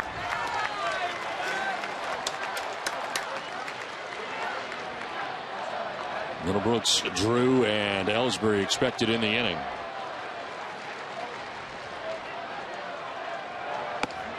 Ball 3, 3-0.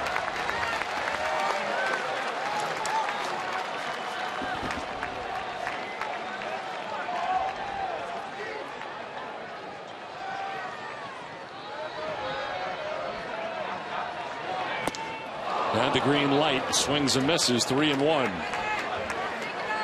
Well, taking a chance, right-handed hitter here at Fenway Park on the 3-0 count, even though Middlebrooks is struggling, gets the green light.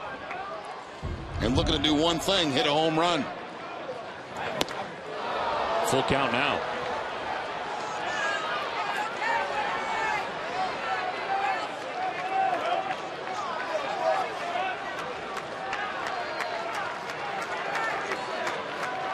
Payoff pitch. Middlebrooks strikes out. One down in the 9th. Second strikeout for Swarzak. Once he fell behind, 3-0, all fastballs to Middlebrooks, and gets him on one that's up and in for the first out here in the 9th inning.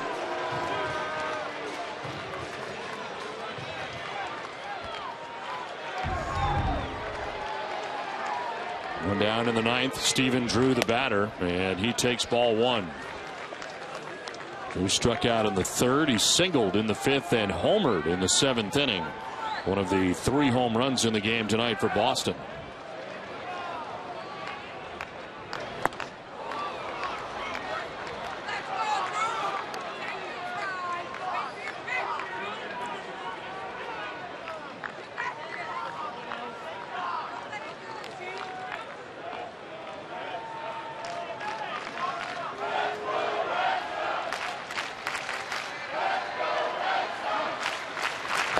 Swing and a miss, and it's 1-2. Right now, Swarzak just relying on his fastball. Jacoby Ellsbury on deck.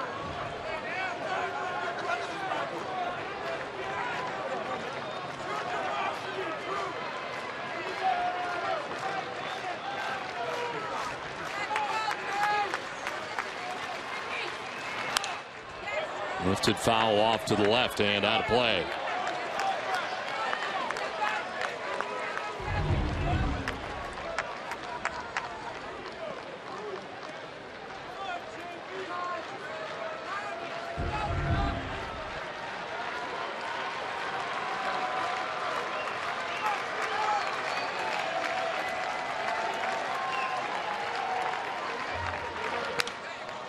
Popped up. Foul ground. Morneau will go as far as he can, but that's in the seats.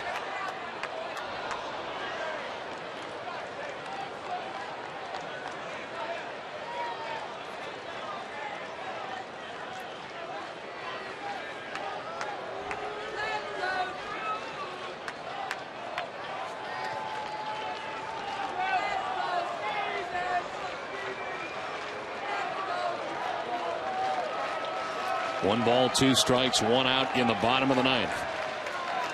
The 1-2 is going to miss. 2-2.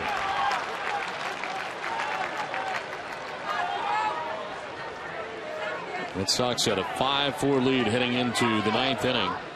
A home run by Brian Dozier ties this game. Now a 2-2 pitch to Stephen Drew. Line to right right field and in for a base hit for Drew. Third hit of the night for Stephen Drew. Yeah, big night for Drew, as Don mentioned. 3 hits, a couple of RBIs, including the home run. So with 1 out, the Red Sox do have a base runner here in the bottom of the 9th.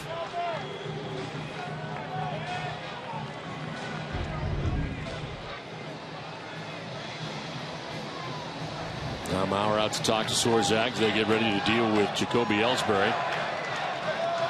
1 for 4 in the game tonight. He doubled back in the 5th inning. Now to right center field.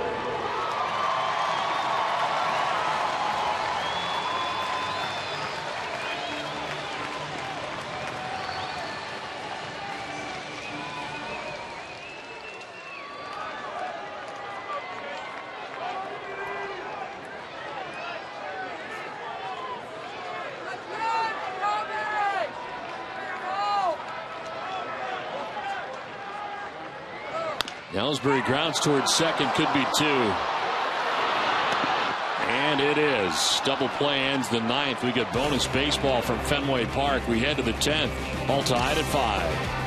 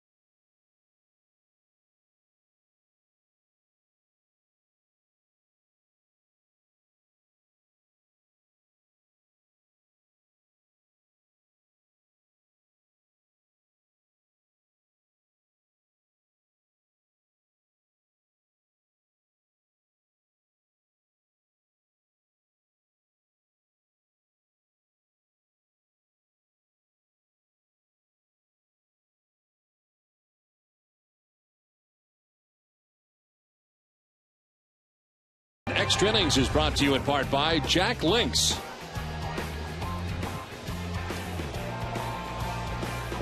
Extra Innings from Fenway Park as the Red Sox starter Ryan Dempster makes his way out to the bullpen for Boston in this 5-5 game. Gives you an idea of where the bullpen is as far as use lately, and we may see a starter come into this game if need be, as Dempster is now in the pen. Now, Dempster due to pitch tomorrow night. If they have to use him tonight, the Red Sox would have to make a move and call somebody up to pitch tomorrow night. Clayton Mortensen starts the inning here in the 10th. He finished the 9th inning in relief of Joel Hanrahan, who left with an injury. We've not yet gotten word on what that injury is. Chris Parmelee leading it off here for the Minnesota Twins in the 10th inning. And he takes ball 1. Parmelee walked in the 1st, struck out in the 3rd, grounded out in the 5th, and struck out in the 7th.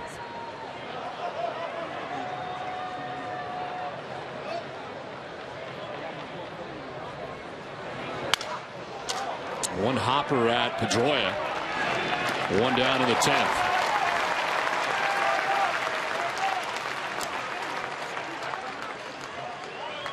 One out, and that'll bring up Trevor Plouffe, the 3rd baseman for Minnesota. 0 for 3 night with a walk for Plouffe.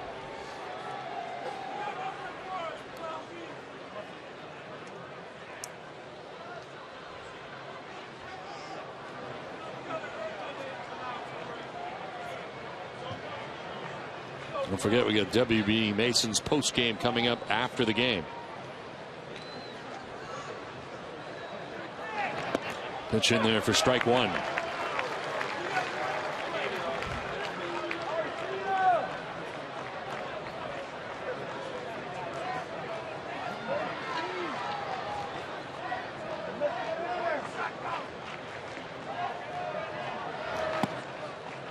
Ball and a strike now to Trevor Plouffe.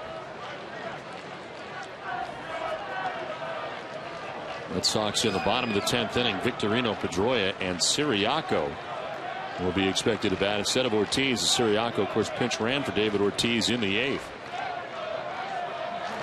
1-1 pitch is outside, 2-1.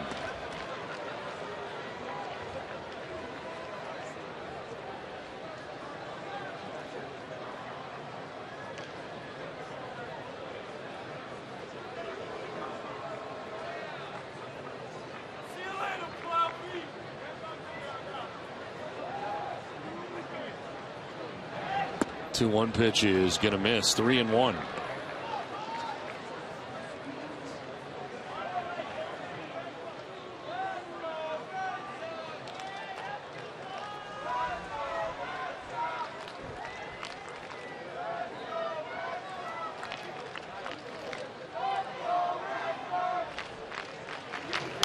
Booth fouls it off. Full count. Good location with that fastball, keeping it away from Trevor Plouffe. He's got some home run power. He's got 4 on the season. Working him away with everything in this at bat.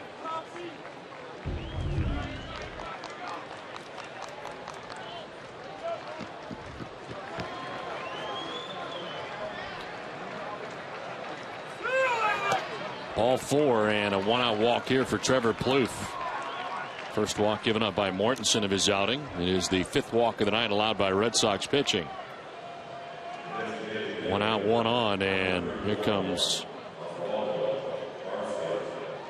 Oswaldo Arcia coming up.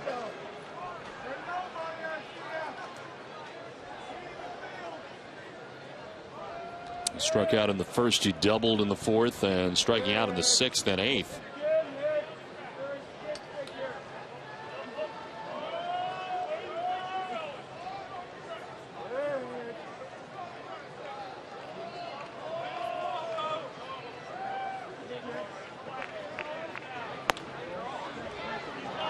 Ball 1.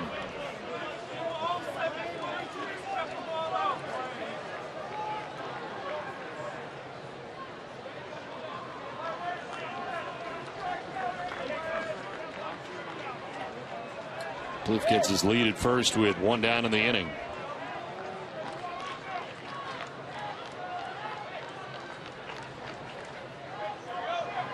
Arcia carves it foul. 1-1. There's 2 home runs on the season. And had a pretty good wiggle with that fastball, too, from Mortensen right there, fouling it straight back.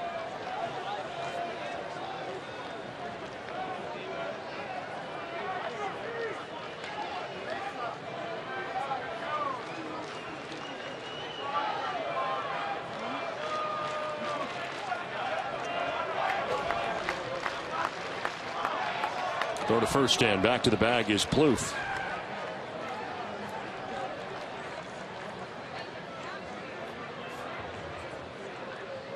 Perkins, the closer, up for the Twins. Throwing periodically and looking on more than anything else. Waiting to see what the Twins do here in the top half of the 10th. This one fouled straight back. 1-2.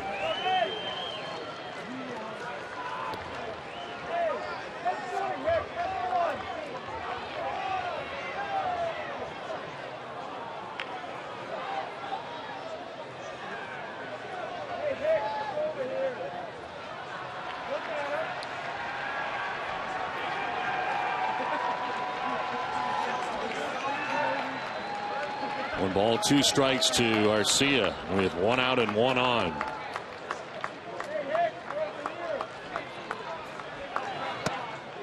Outside, 2-2.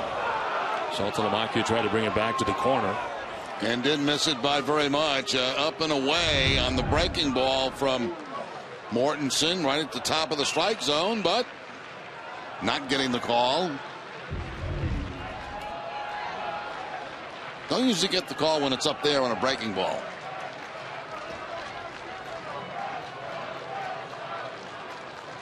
Go to first, and back to the bag is Plouffe again.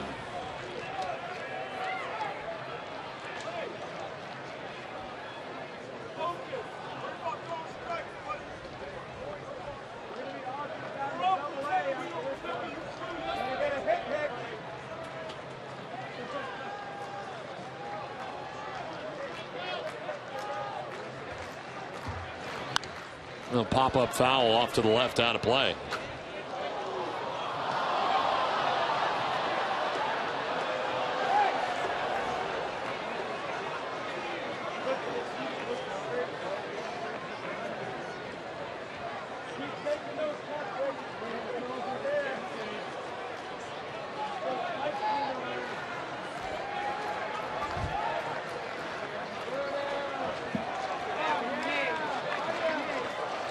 Two pitch to Arcia. First to throw to first, and Plouffe back to the bag again.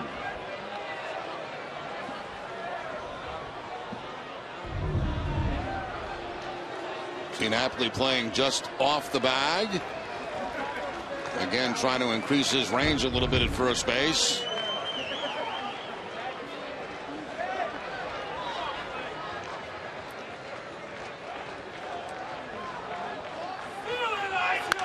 This is down the right field line, but foul.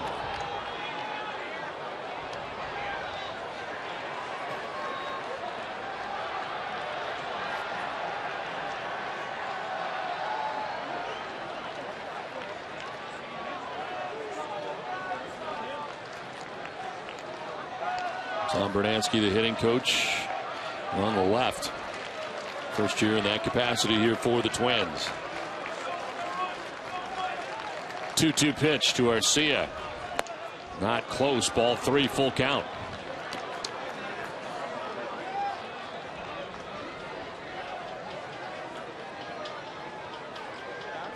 Aaron Hicks waits on deck here for Minnesota, working towards the bottom of the order here in the top half of the 10th.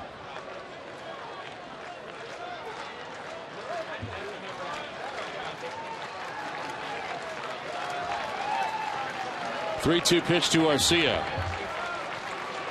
Runner goes, and Arcia takes ball 4. First, he goes down to first as Plouffe to second base with 1 out. It's first and second with 1 away. Now that was a pretty good at bat right there by Arcia. You know, he fouled off a lot of pitches, took a lot of pitches, eventually draws the walk. So back-to-back walks here by Mortensen in the 10th.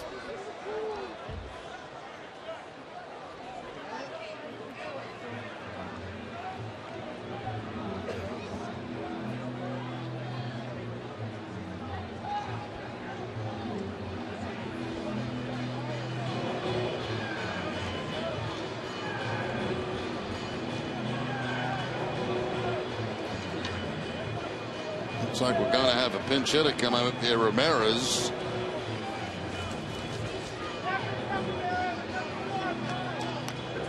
Wilkin Ramirez will pinch hit for Aaron Hicks.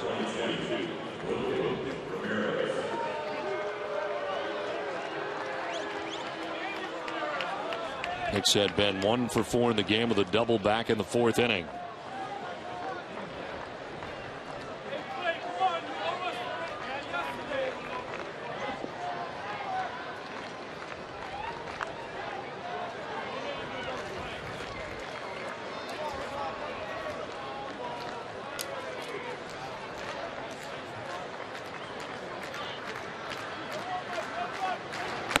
Ramirez takes ball 1.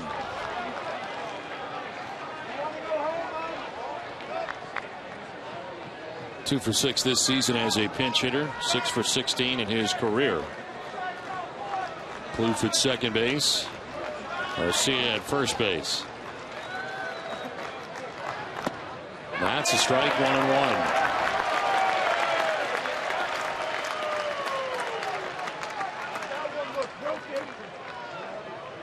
Mortensen has walked back-to-back batters. Nobody warming up behind him in the pen.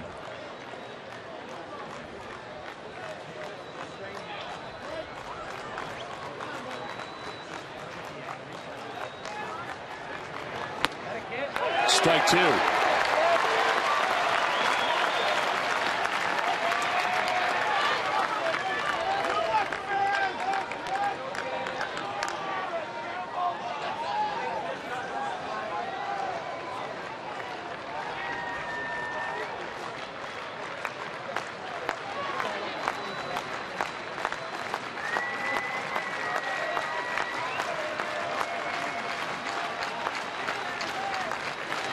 Ramirez hits a soft liner to second base, and Pedroia tried to turn it into two.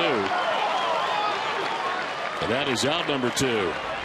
And the ball just not hit hard enough for Pedroia to make the catch and get to the bag. You can see him trying to do that. He knows that run is off the bag. He's trying to make the catch and get back there as quickly as possible. Even thinking about the underhand flip to Drew, but there was no play there. So two down, first and second. And Ryan Dozier coming up here.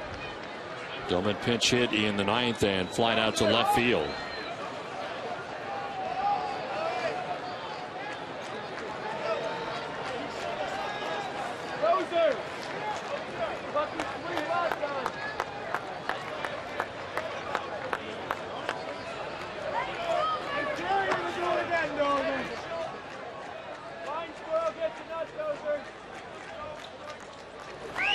Dozier takes strike one. Mortensen trying to work his way around two walks in the inning.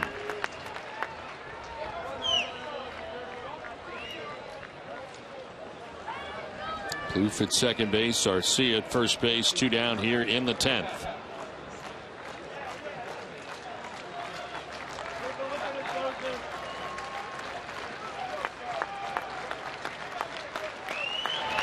Dozier hits it down the line at first, knocked down by Napoli. He will flip to first for the out to get out of the inning. 3-1 on the putout. Nice play by Napoli. You get a glove on that, and then a nice covering job there by Mortensen to end the inning.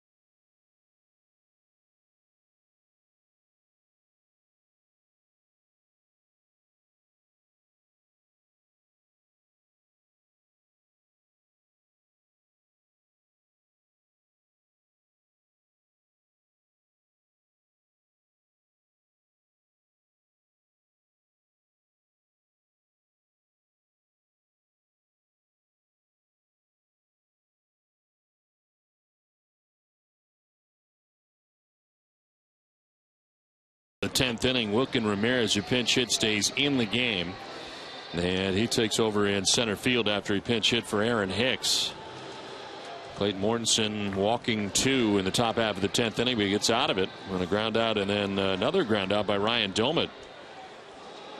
Well, coming up here for the Red Sox in the inning, as it'll be Shane Victorino, then Dustin Pedroia, and they have both homered in this game.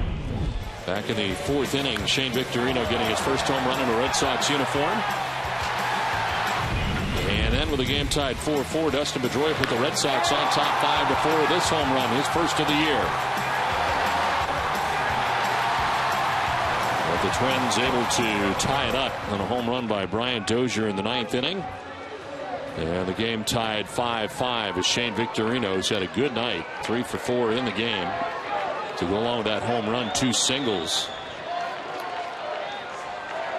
And that is strike one. Anthony Swarzak out there for now his third inning of relief. And I wouldn't be surprised to see Mike Karp hitting Siriaco's spot in the lineup in this inning.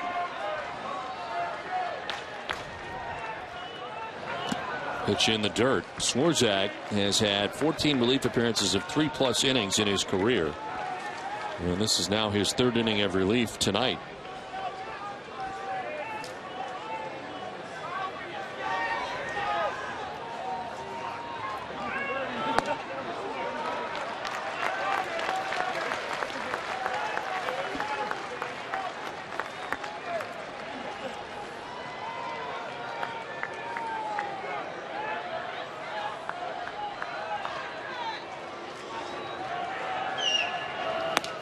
Strike two, 2-2. Victorino spins out of the box. Didn't like that.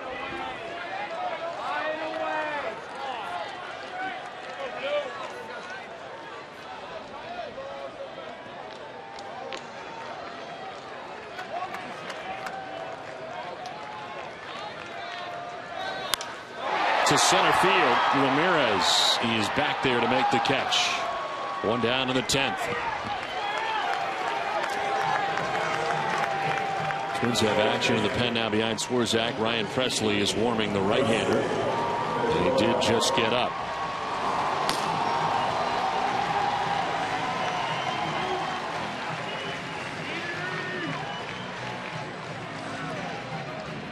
Dustin Pedroia homering in the 8th inning. A 3-hit night tonight. Mike Karp has come out on deck. He would bat for Siriaco. As Pedroia takes ball one.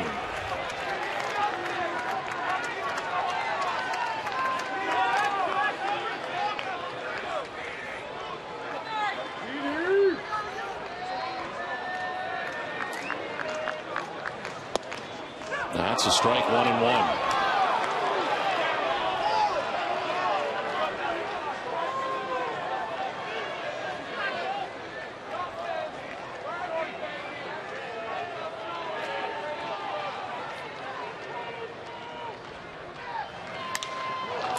Foul down the right field line, out of play.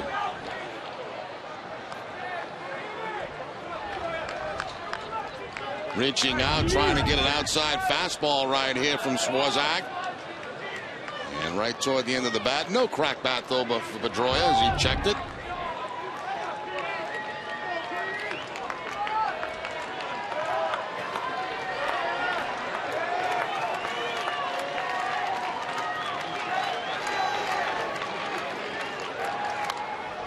Again, protecting the plate, fouls it off.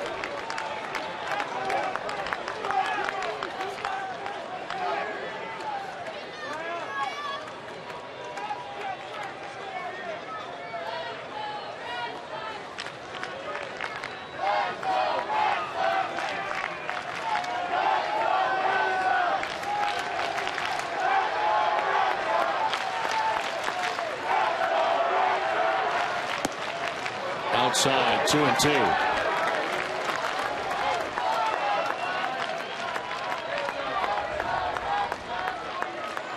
Second most pitches thrown in an outing this season for Swarzak. Threw 59 earlier this season against Kansas City.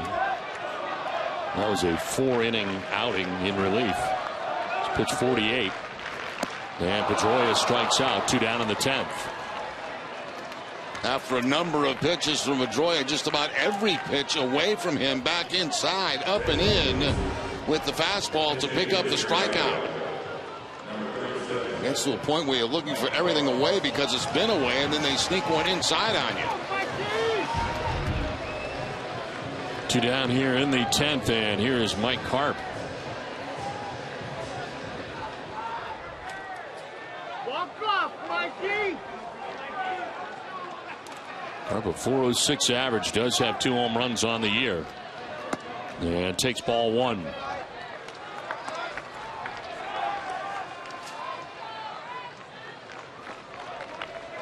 One for 3 against Swarzak in his career. In the dirt, 2-0.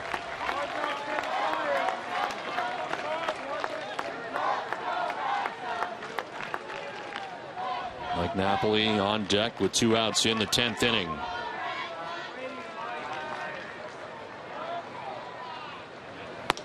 That's a strike, 2-1.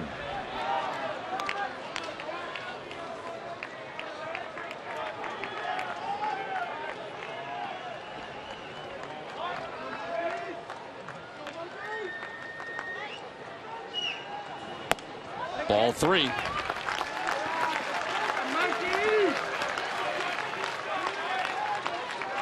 Right now, Cobb's looking for something middle in, something he can drive on this 3-1 count.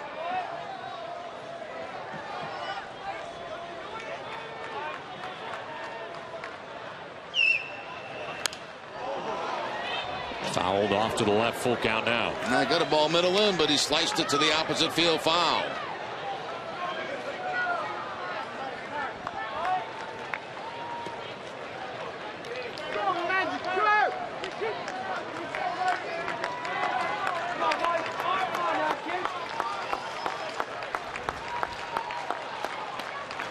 Carp strikes out, and we head to the 11th inning, all tied at 5.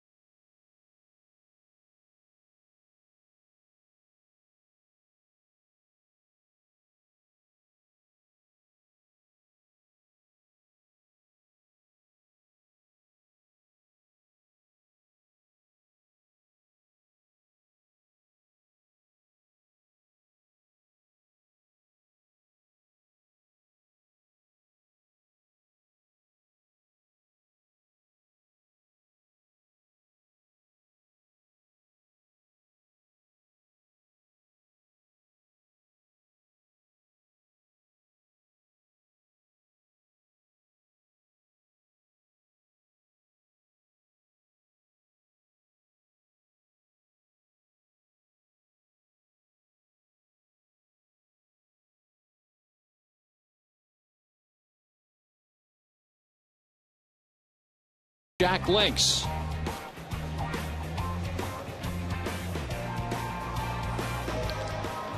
Well, the Red Sox and the Minnesota Twins head into the 11th inning. This game tied at 5 as the Red Sox went ahead 5-4 in the 8th inning on a home run by Dustin Pedroia. The Twins tie it up in the top of the 9th inning on a home run by Brian Dozier. Tomorrow's scheduled starting pitcher Ryan Dempster is starting to warm in the pen.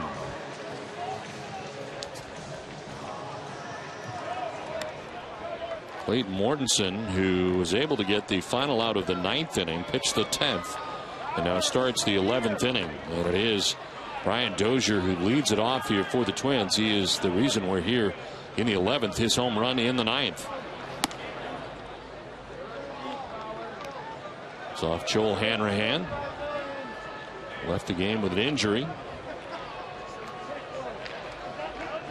Dozier also had a hit in the 7th inning, a 2-for-5 night. On the outside corner for strike 1. Of course, they got Dempster out there warming up as if he was going to start a game. Certainly no rush right now. But you wonder, Don, even warming up like this, if that would cost him a start tomorrow night.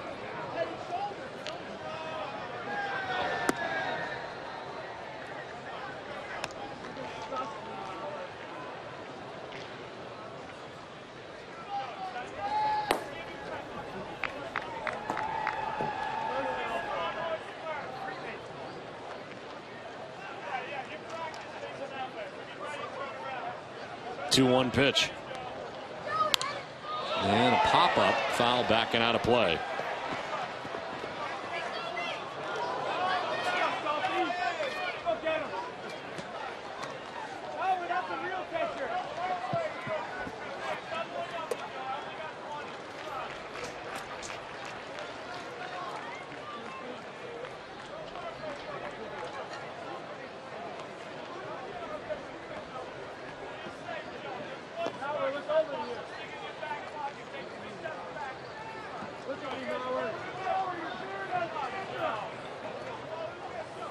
Two.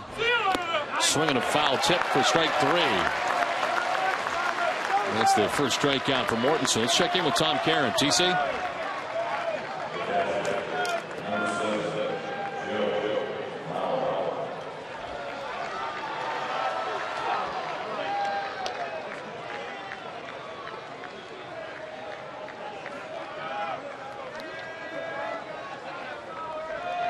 Thanks, Tom. Back here at Fenway Park, 1 out in the 11th inning. A 5-5 game, and Joe Mauer, the batter.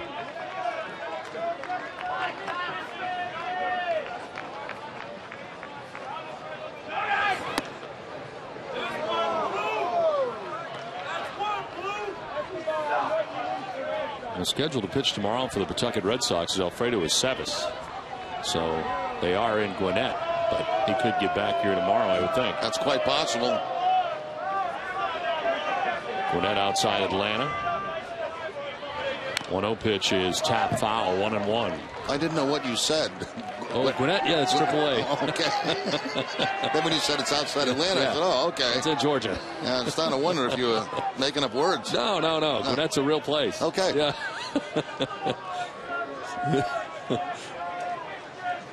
The AAA affiliate of the Braves. Very close. 1-1 pitch is on the ground towards second base. Pedroia quickly shuffles over and the throw in time. 2 down.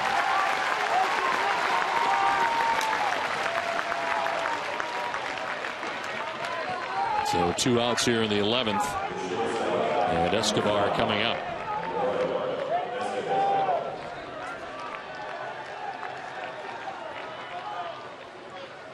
Escobar pinch hitting in the 9th inning, walked.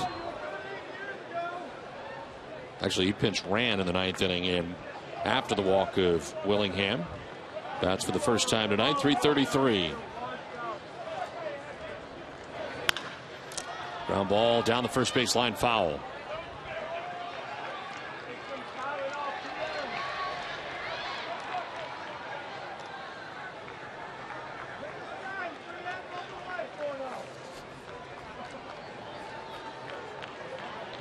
Red Sox will have Napoli, Nava, and Saltalamacchia scheduled to bat in the bottom of the 11th inning.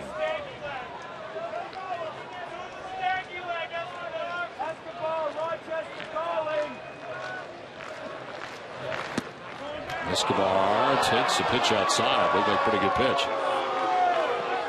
Throw that same pitch again, you'll get a strike called on it the next time.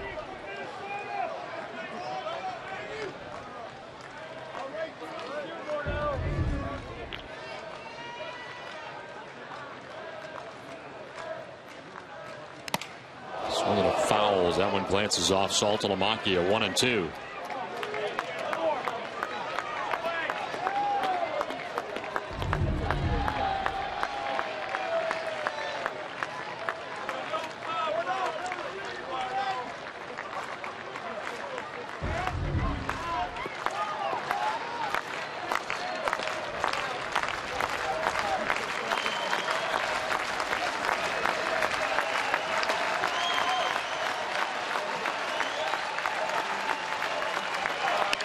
On the ground up the middle and off the glove of Drew. He will get it back, but nothing he can do with it as he kind of glance off the glove and from center field stopped his momentum, but reaching at first with a hit is Escobar. Yeah, Escobar's got good speed, and I think even if Drew makes this play, he's not going to get him at first base.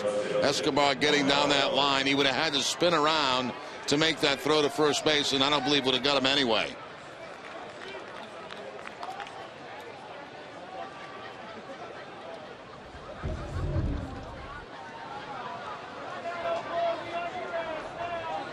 Two down, runner at first base for Justin Morneau.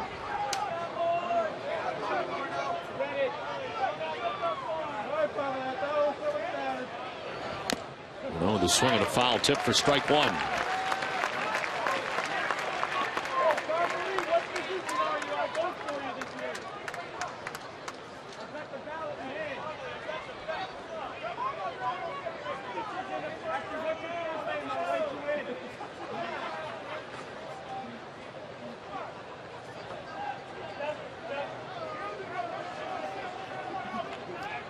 Throw to first and back to the bag is Escobar. Dempster has stopped throwing in the pen, as Mortensen has 2 outs in the inning. You would think that Escobar would be trying to go in this situation with a couple of outs, try to get in the scoring position.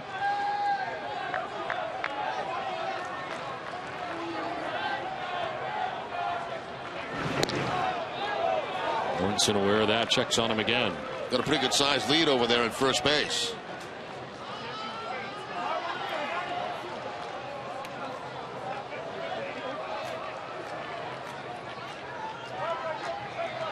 Another throw over before he even had a chance to get his lead.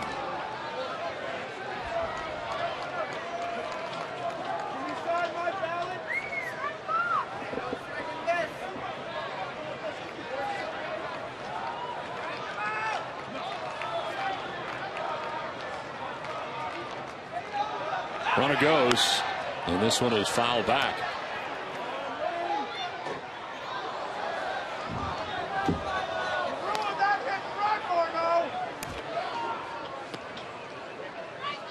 So that time Escobar was running, but a foul ball by Morneau, and it's 0-2.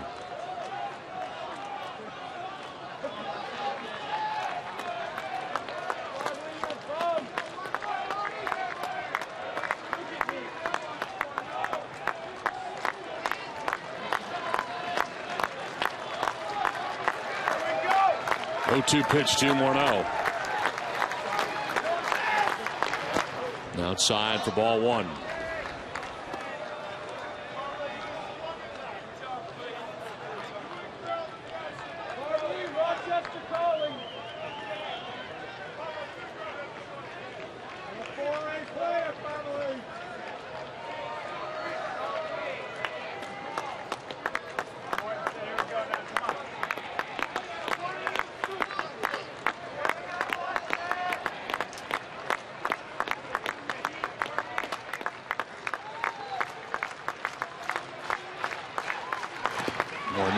Check swing, he did not go, and it is blocked by Saltalamacchia. No advance for Escobar at first. Now the Red Sox very fortunate there that Escobar did not take second base. That ball was quite a distance away from Saltalamacchia.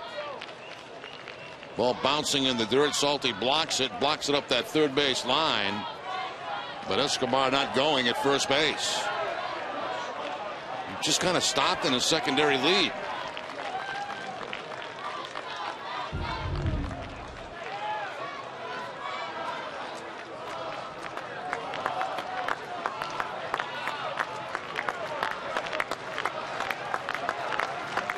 Two pitch. First to throw to first, and Escobar back to the bag.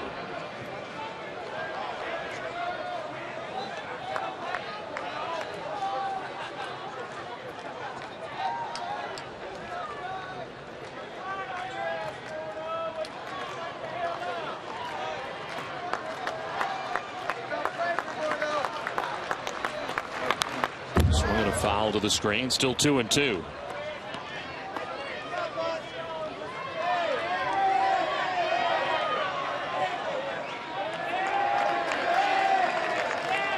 Parmalee waiting on deck. Twins batting here in the 11th inning. Escobar with a 2-out base hit. He's at first, and now Morneau backs out.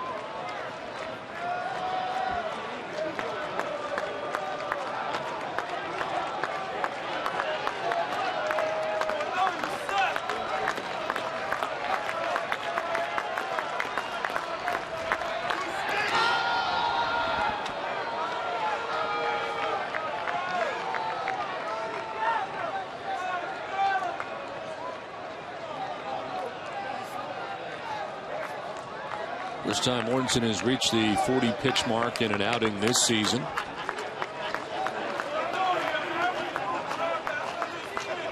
Two pitch. Morneau fouls it back. Good cut at that. 2-2.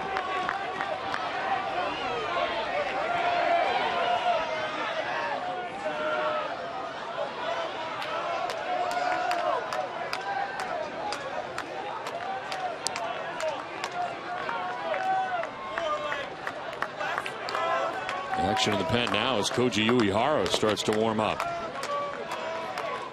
Looks like the Dempster idea is not happening, despite the fact that he did warm up.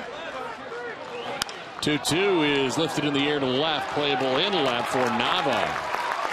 We head to the bottom of the 11th inning, tied at 5.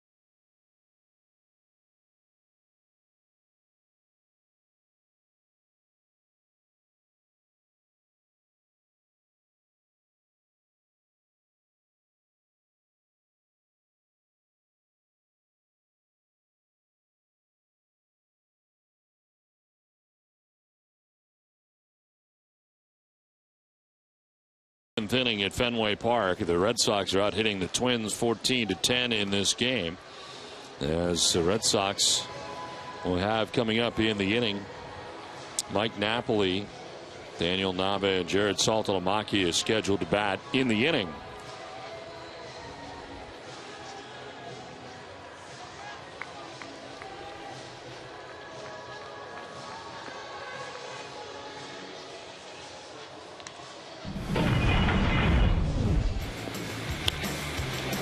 This is back in the Toronto series as Napoli hits a home run and then Daniel Nava hits a home run. So hopefully that same luck will come here in the ball game, in this ball game tonight.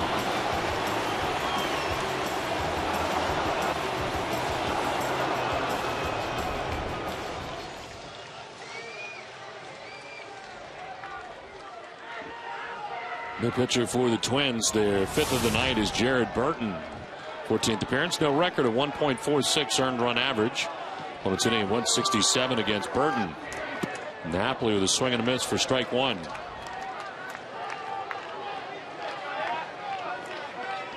Mike Napoli singled in the 6th inning, 1 for 4 in the ball game tonight. Single drove in a run, now 32 RBIs on the season. Napoli with a swing and a foul, 0-2. And the Twins playing the line at third base. Trevor Plouffe pretty close to the line, and the outfield very deep. Trying to prevent that 2-base hit.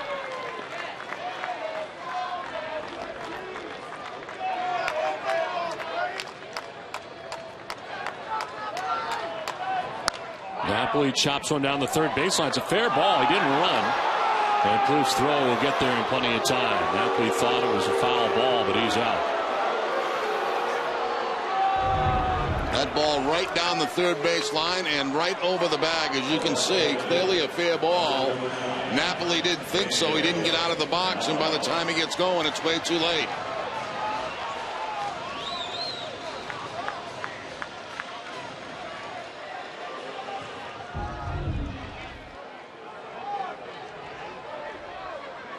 One out of the 11th inning for Daniel Nava.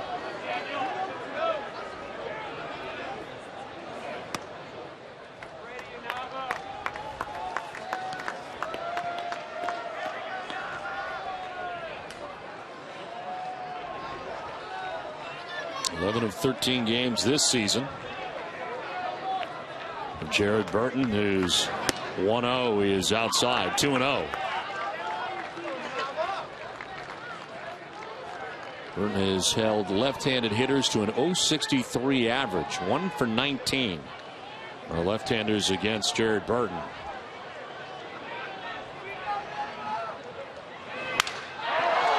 In the air to right center field.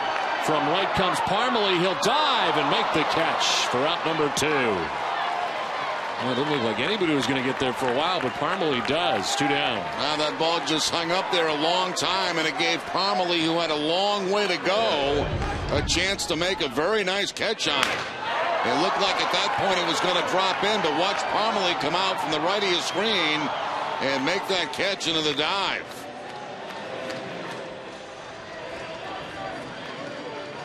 Left the bat. I thought Nava had a tweener right there, but Parmalee doing a great job taking a base hit away from him. 2 down here in the bottom of the 11th inning. Jared Saltalamacchia, the batter. They take strike 1.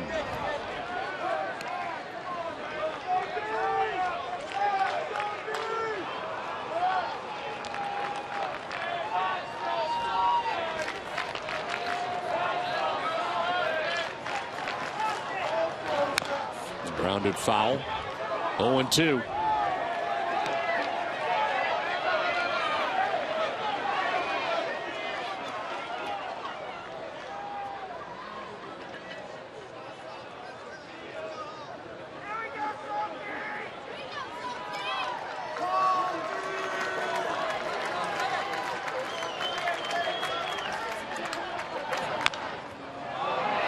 Off the mound is Burton. Off balance throw is off the mark, and Saltalamacchia will reach.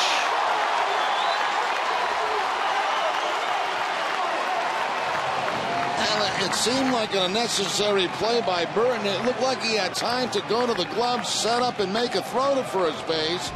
Instead, he rushed it, and the throw was errant at first base.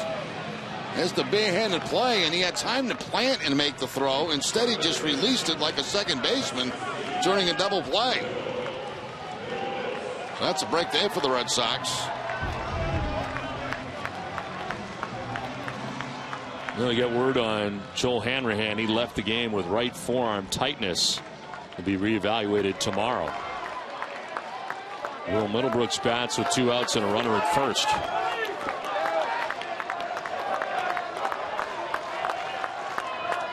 Middlebrooks takes strike 1.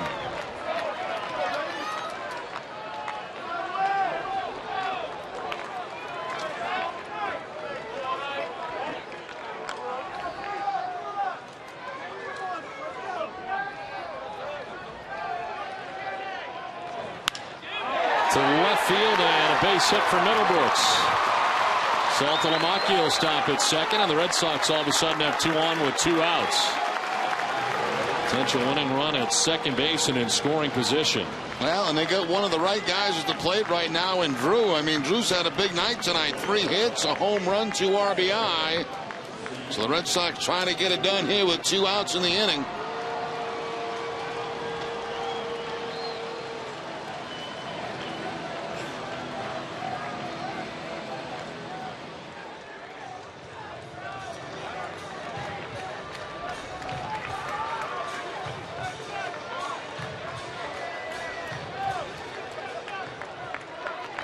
Stephen Drew with a 3-hit night. He's had 2 career walk-off hits. One of them was a home run.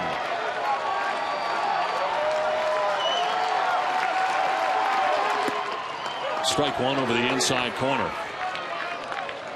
Well, Burton got 2 quick outs in Napoli and Nava. It's Saltalamacchia reaching on an infield hit. And then Middlebrooks a single to left, and Saltalamacchia represents the winning run.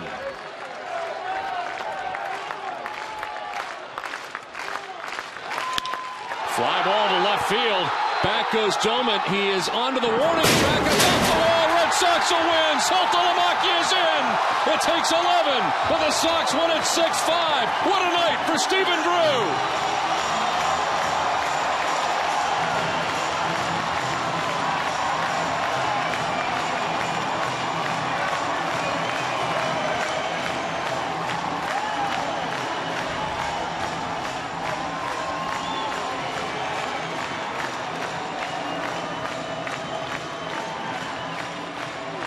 Unbelievable night for Stephen Drew. Comes up with his 4th hit and his 3rd RBI.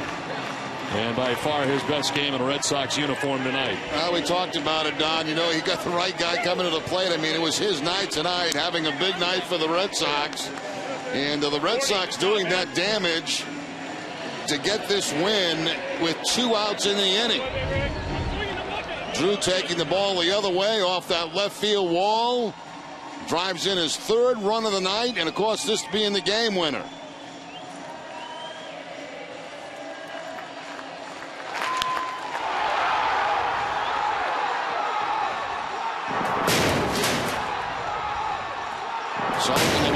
Coming around with the winning run for the Red Sox as they pour out of the dugout to congratulate Stephen Drew.